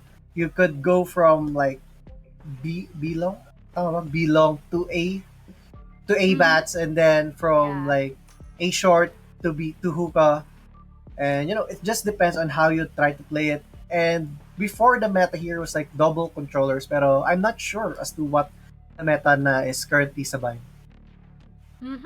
Yeah, actually, and of course, I would like to add that if ever that you'll be going for a Bind, I think the 2 steps that Choose you your have to look out agent. here is number 1, you have an entry fragger. Number 2, you have a lot of blinds. Why? Because that combo can do wonders and do a lot of stuff for your team. Not just because of how you will be able to catch them off guard if ever that you decide to go for an aggressive stance as a defender side. Also because you will be able to have an advantage towards the attacking, because that just means that you're freeing a lot more room for your team than what is usually being done, or than what's the standard is. So I guess that is one of the stuff that we have to look out for. We're seeing two initiators for the side of CIT, and we have witness of how well they are in terms of their in terms of their composure towards the early stages. And let's see if that will be consistent this time around. And once again, second match, the land of Bind. Who do you think will win here? I mean, it's hard to decide who would win here. Based on the team composition. Based on the team comp? The way I see it right now, attackers have a good aggression on their side, pero while the defenders have a good information on them. So if CIT if the Wildcats could be able to utilize their aggression into this map, then they might be able to win it. But it's gonna be tough on them defender. So I guess I'll go for FIT here. Agree. And also, I think they're a bit lacking in terms of the information that they could get because it's only a Sova. I mean, yeah, Sova can do really good pinpoints in terms of knowing where their locations are, but still, it's going to be a struggle. But Chanico already for 1. I guess they've been a bit reckless from that instant. And so far, it's already a 2v5, but Admiral will be able to shut them down, trying to ease up the gaps here with a 2v3. And so far, Guiding Light already active here. The has of trips already running low on health, and I guess they'll try to go for the contestment, but never mind, we'll go for a rotate, but it will be welcomed by one of the members here from the side of Wildcats, and he will be quarantined at his teleport. And it seems like B is already free for them this round. It's gonna be tough for FIT to go on to this next round, considering that Trix is already down to low HP, and Admiral is the only one here who can actually try to duel it out with a Ghost, with a Molly, and 1 smoke. So playing it out for them, and they're just gonna be waiting for the Wildcats for the rest of FIT to go towards CT, towards Elbow, and they're just gonna be playing it together, playing buddy as they're waiting from the push here as Trix with 18 HP pushing in aggressively with the right click by FNY, denying the kill immediately, and it's gonna be up to Admiral, pero CIT-U is gonna take him down, and the lead immediately by the Wildcats. Immediately, so round 4, that would just be in a second round, might potentially be on their side as an opportunity for them to afford their Marshals, their Spectres, or if ever they'll be that would be nice as well, because they can actually abuse that with the hold onto its ADS. But anyways, everyone, if ever you guys want to find the latest updates on your favorite all-G team schedules, or stats, you name it, you'll find it on our official website at AcadArena.com/alliance-games. So keep an eye out if ever you want more updates and deepened breakdowns in terms of our matches with this all-G. And KL in a very tight position here. Util is being thrown towards KL. Very unfortunate. Binato na sa kanya yung Roomba. Binato na sa kanya yung Pain Shells as well. And it's just gonna be a clean B-take here from the side of the Wildcats. The shorties seem to not be working here for the side of FIT this time around. Yep, and so far they're already down to 2 more people. And I guess they'll try to go for a retake here, though it's likely really difficult for them to do so. But a 2v5 though, already eyes onto the elbow. Leash will be able to spot Admiral at this area, and I guess this is going to be the problem for them because the orbital takes really long time before at least manage to make it a bit more expensive for them. 3k already in the hands of Leash though. So United in Grief with a shorty on his hand, I guess he has no choice but to try and go for the jump, but not for the kills, and instead he'll try and resort for suicide for the credit. Yeah, that was tough for the side of FIT there. They had no choice because they just brute force their way. Like what I said earlier, the aggression that the Wildcats have with their team comp, if they're able to utilize it, then they're gonna be on a very good position moving on to this. Going on to this attacking side. And this time around, we're gonna see gun upgrades already from the side. Rifles on the side of FIT, because like the rule, it's like a rule of thumb. First 2 rounds, first round if you lose it, you force the next round, and third round you just go on an eco with your bonus. Pero if you lose the first 2 rounds, you go rifle on the third round. And this time around, they're trying to bounce in towards a side immediately with a shorty even, and gonna get that gun upgraded to a Vandal. So right now, Lars is currently watching Bats. He's gonna try to do it out. Pero Chance with the running gun with a Spectre is gonna take down Lars. Instead, it's already a 5v3 situation, a tough situation for FIT. Definitely a tough situation because they just bought their guns and now it's being snatched away from them. But looks like Trix will be catching Tanix off guard. Cage is already activating, prohibiting demolition, but the paint shells will be able to connect onto Slash Peach, and Trix will be able to give the final blow. United in Green is going to secure 1, and so far with a really great execution with the Slash will be able to secure as Trix pulls off a 3k for their side. This is going to be their retribution the revenge arc? Question mark? Not sure. Revenge arc. But so far, at least they've been able to afford their rifles and they've been able to make it work. Yeah, I mean, that was a clean retake from the side of FIT. Miko with that patience, throwing it toward the benches, and Salhish has no choice but to jump up to be at the side of Trix there. And slowly but surely, they try to retake the side, choked out their opponents, try to play with together, trying to trade for their teammates as much as they can. Pero in the end, they didn't need to trade their teammates because they just took them down one by one. I agree, and so far, it would still be the same dynamic, I guess, I assume, but this time, never mind. They'll be resorting towards our B side, which is... I find it really interesting because it is really common to go for the crossfire composition here between these two. Specifically, it's Kill and Miko. But let's see, Kill is already good for one, trying to go and secure for another. He's already running lower. F and Y has no B. Followed the bullets coming out from those two members from the side of FIT. Salchicho will also try and go for the trade, but will only secure one. Kill will still be able to finish in return with the 2v3 now. At this moment, Spike is just at the B short. And let's see if they will be able to play this up for themselves, or would it be FIT still being able to just stand by at the Spike and win the round.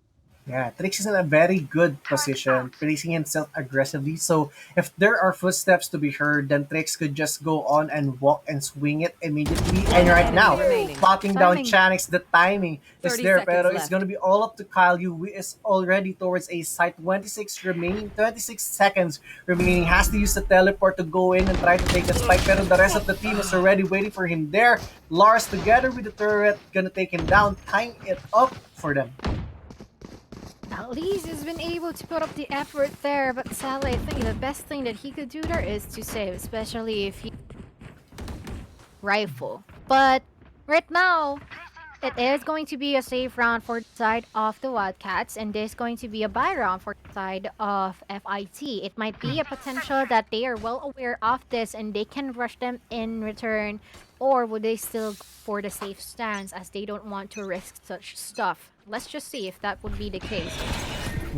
Right now, trying to go in, push in aggressively. Trix is able to take down one, pero the trade is there by Salhish, and Stir again with that shorty being a menace with it, is able to take down one towards U-Haul. It's already a 3v3 situation. The Prowler is there trying to catch their opponents as well as the Seize. It's not gonna connect to anybody just yet. It's not gonna spat down anybody. The attackers still have their own orbital strike, and the shorty is just being very useful here. Lars is able to take down Chanix. It's all Miko this time around. Spot down one hit. It's gonna be a Raze versus Raze, pero Stir with a swing, bringing it up to a thrifty for them. Stir is like a driver steering Raze's body around, especially with that shorty. And he's been able to do really well at that. Give this dude a license. But so far, I guess United and Gree have been craving from that encounter, because I guess he didn't really expected that Stir would be swinging that fast with the Ferrari peak the moment that he tried to bait out that defuse. And in return, he actually died that encounter. But still a 2-3, and of course, this isn't a bad show towards the side of the Wildcats because they managed to go and secure rifles for themselves. It's like having a buy one, take one, win the round, get the gun. But so far, they might be trying to go for a slow pace. Again, same dynamic, looking out for which place is the best way to go. But Admiral with this Marshall, not gonna connect those shots. But that's already the orbital preventing vision pointers. Yeah, actually, FIT has very good ultimates moving on to this round. They have the Nightfall, they have the Seekers, they have the Showstopper, even the Orbital Strike, the Showstopper is there even, and Miko taking down two, playing it together. The Prowlers are there as well as the Seekers.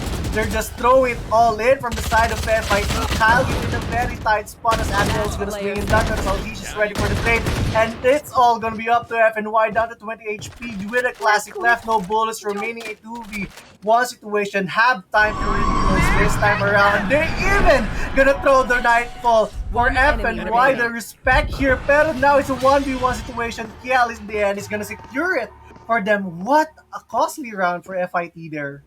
That is definitely a costly round. I mean, it's not that necessary for them to actually use the Nightfall, but I can appreciate the fact that they're still respecting FNY. Maybe it's beyond their knowledge that FNY is already running low in health. I guess they didn't know that, but at least the important thing there is they managed to off those ultimates and win the round. But this time around, Kill has the lockdown active. But did you just see how great the Watcher's placement is, that it managed to detect all of the 5 members from the side of Wildcats? It's really, really mesmerizing to see. What a lineup. It's astounding. What a lineup. But this time, though, they might be heading towards our B side for the side of Wildcats, and let's see if they'll be able to do something. Not in grip. Oh my lord! Putting off a 3K, going for that satchel, trying to go for a 4th one, but FNY will be quick on the trigger with the pistol, shutting this dude down. 2v4. Let's see if Wildcats would still be able to go for a really good balance in terms of manpower, but I guess not. Keep pushing with one of his buddies and securing them is 2 in return. Now with a 4-3 in our, or rather it is.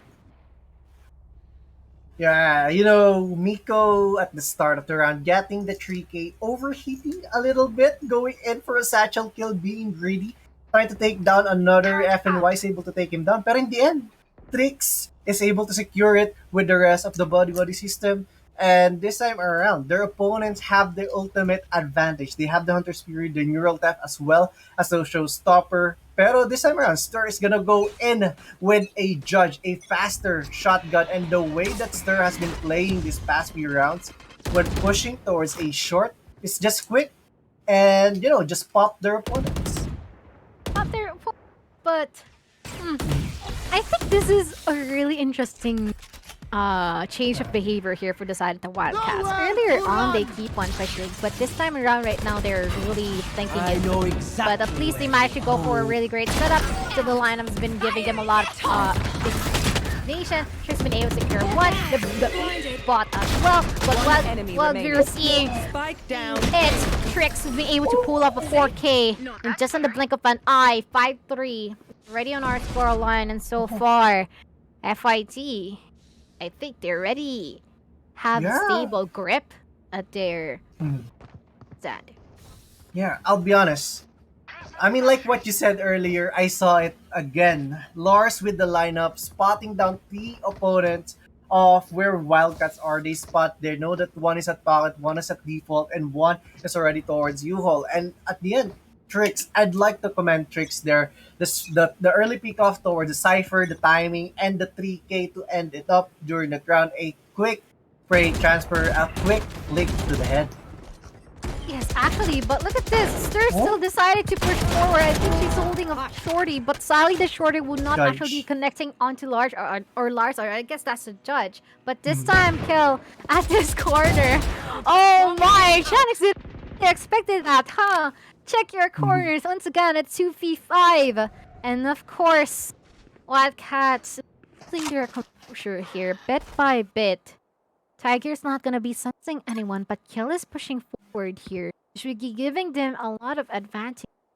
Secure their positioning, but pass enough. They're securing one. Trix will be going for the trade, and Trix will be putting up a 3K. He's popping up. I mean, you put him on a duelist, he's gonna pop off, and even if you remove him from a duelist, Trix is still gonna pop off. And Trix still has tricks up his sleeve as we're moving on to this bind map, you know, playing his best and really popping off. Still has that heat on that icebox. I agree, and so far, I guess the Cypher is being lonely here. Kyle Liu. Because the moment that he tries to put up all those traps, no one's actually passing through. There's no lurking. So it's going to be pretty difficult for him to utilize all those tripwires because no one's actually going through them. And everyone's just going for the safe route of going through the CT to spawn so that they will be able to position themselves and react and go for the retaliation. But so far, United and Grief already good for 2, for 3. Will you be giving this guy an ace of potential? There's 30 HP left onto this guy. Miko, what are you gonna do? Putting up the patience as well, inflicting some damage towards CIT-U. But he'll be pushing forward, waiting for the cage to dissipate. And I guess they wanted to give the ace towards him, but sadly he's been shut down. 4 HP left. CIT-U is still breathing, still struggling, still resisting with a 1v3 for HP, but it's going to be quite difficult for him to actually plant the spike or even try to succeed anyone in his path. Yeah, I'll be honest. I love how FIT is playing it out. They do not play the same way every round they can. They try to change it up a bit. That's why we saw earlier that Wildcats threw their utilities already towards Hookah. Pero in reality, no one is waiting for them there. Kiel already repositioned himself towards Elbow while Miko was playing playing Octagon instead. And they don't play the same play every time. They play different positions every round, making their opponents like think, hala, nasa na siya ngayon? I mean, like, it makes your opponent think as to what options they have.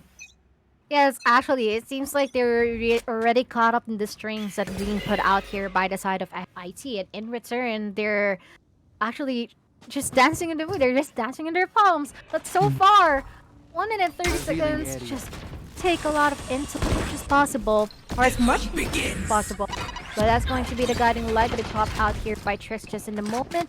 Patiently connecting him to hand, inflicting some damage, but not enough to actually entirely cut him down. So far, Regal will be utilized in order to regenerate some of that health.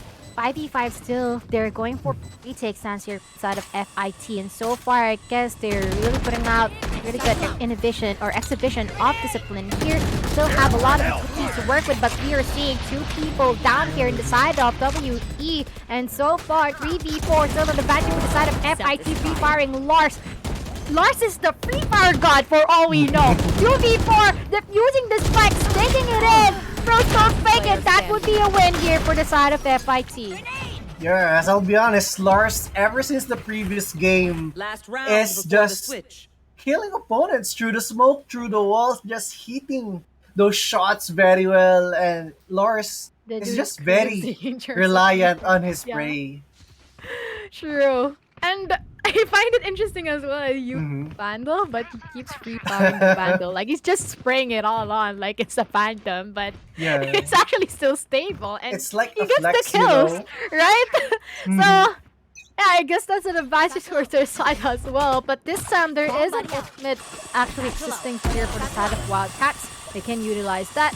But still, the Almighty Judge will be dealing out judgment here onto United and Grief. Page is already out here, inflicting damage from Trix, but not entirely enough to cut him down once again. But Kill, our Admiral, sidelines from the back, to be able to make those shots of F and Y, going for the trade here, and still an advantage on the side of WE, but still Admiral putting up a 3K! Sir, as a lone survivor here towards E! U-Haul! They'll be able to secure it out. Admiral will be putting up a 4K from that orbital strike! 9-3 onto our score line. Switching sides. Oh my god, I'll be honest, you know, FIT held their ground really well. They adjusted as to how the Wildcats played there. They do not play, like what I said there, they do not play the same play every time. They reposition themselves and they adjusted. They know how to adjust. Like how earlier they always play someone at Hookah, pero the way Stir plays it when they're pushing towards A, Stir just pushes towards towards U-Haul with a shorty. So this time around, they just left no people there. Pero we're gonna see a round switch. Let's see as to how FIT would play it as attacking and how the Wildcats is gonna play it as a defenders.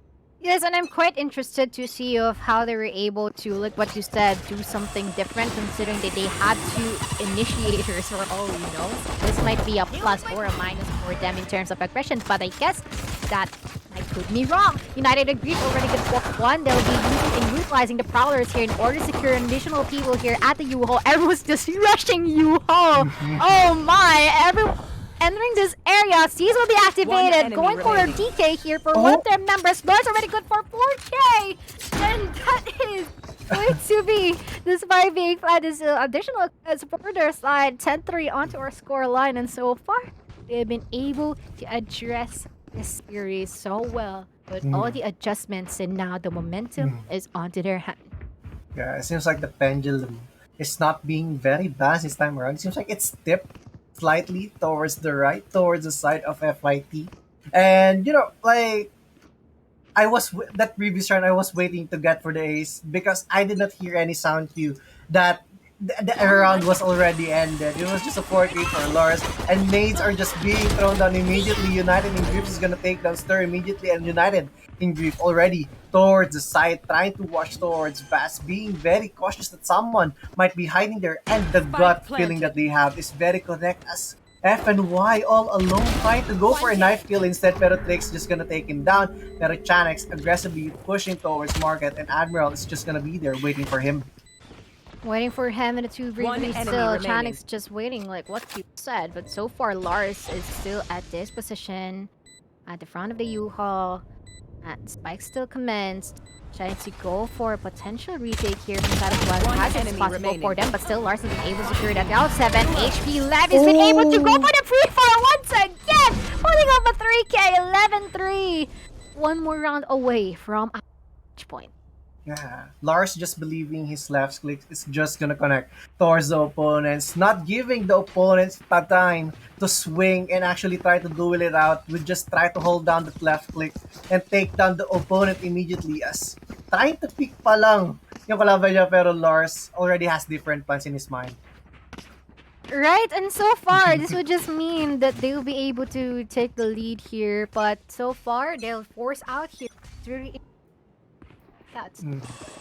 see if they would actually be blessed with their buys, or would it be the latter, because this time around they're already at the look at this.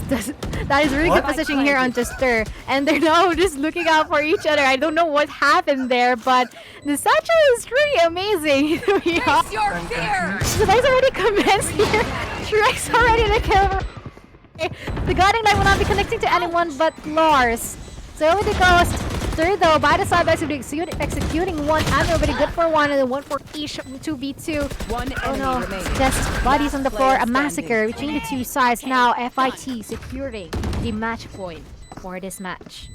Match point. During that early part of the round, when Miko pushed in, I believe that someone was there.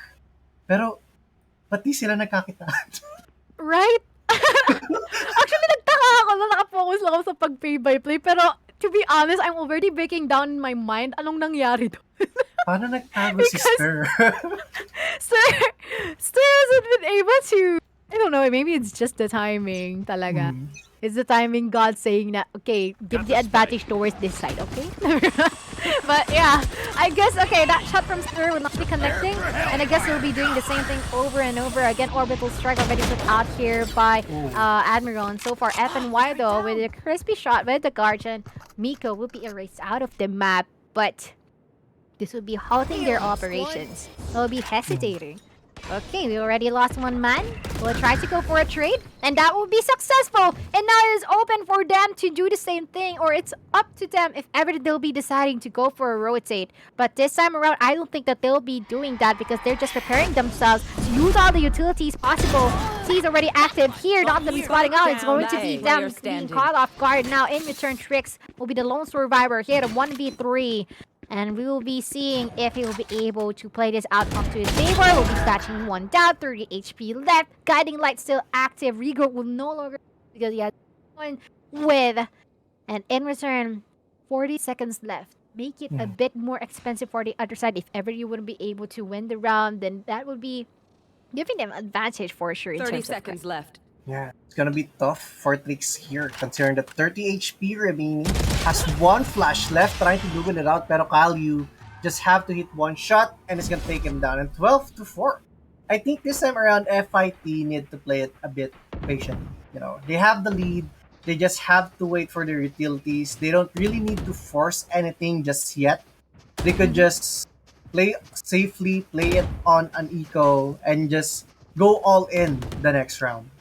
Yeah, I agree with what you've said. It would be much better because considering the gaps, I mean, not that I'm telling them to be comfortable with what they have right now, considering that they know they're in the lead, di naman sa mga kampante sila, but still, it would still be better for them to save this round and just go all out the next round, considering that they have all the ultimates and the utilities they can possess later on. But oh my, one more blow, that guy would be falling into ashes, but at least he's already low in terms of health. And all they have to do is connect one more shot onto Chanix. But this time around, Trix will try to go for the push. He's really being aggressive this time around, considering he's a Sky. And the judge is already prepared here, but okay! Judge on the face! It's going to be two people down here from the side of FIT, and in return, they'll be forced to lay low and might potentially rotate towards the B side. But that's going to be a problem because the Cypher is already there, so...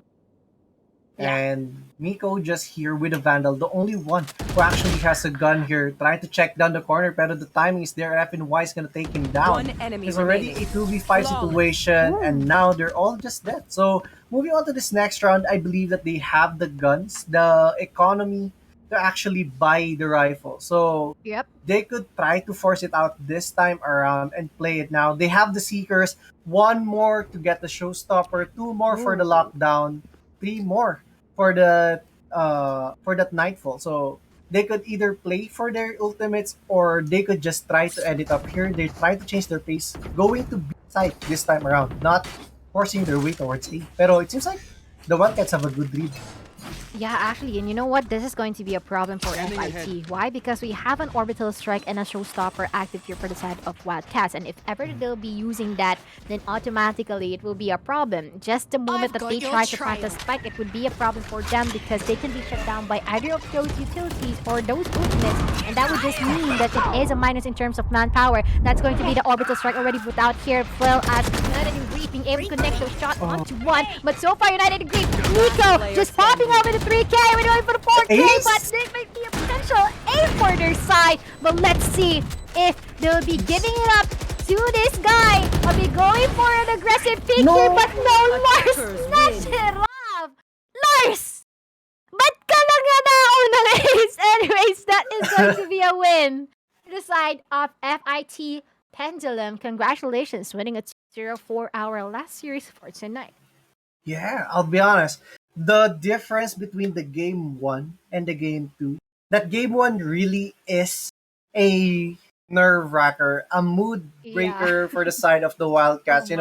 Having that lead from start to end, and in the end, it was just a comeback. So, and moving on to this next round, it seems like early on the aggression of the Wildcats were there, pero they got tamed immediately by FIT. They got shut down by the players of FIT. So that's why when they switched, they were confident that they could just beat them immediately. They're able to take control of the game.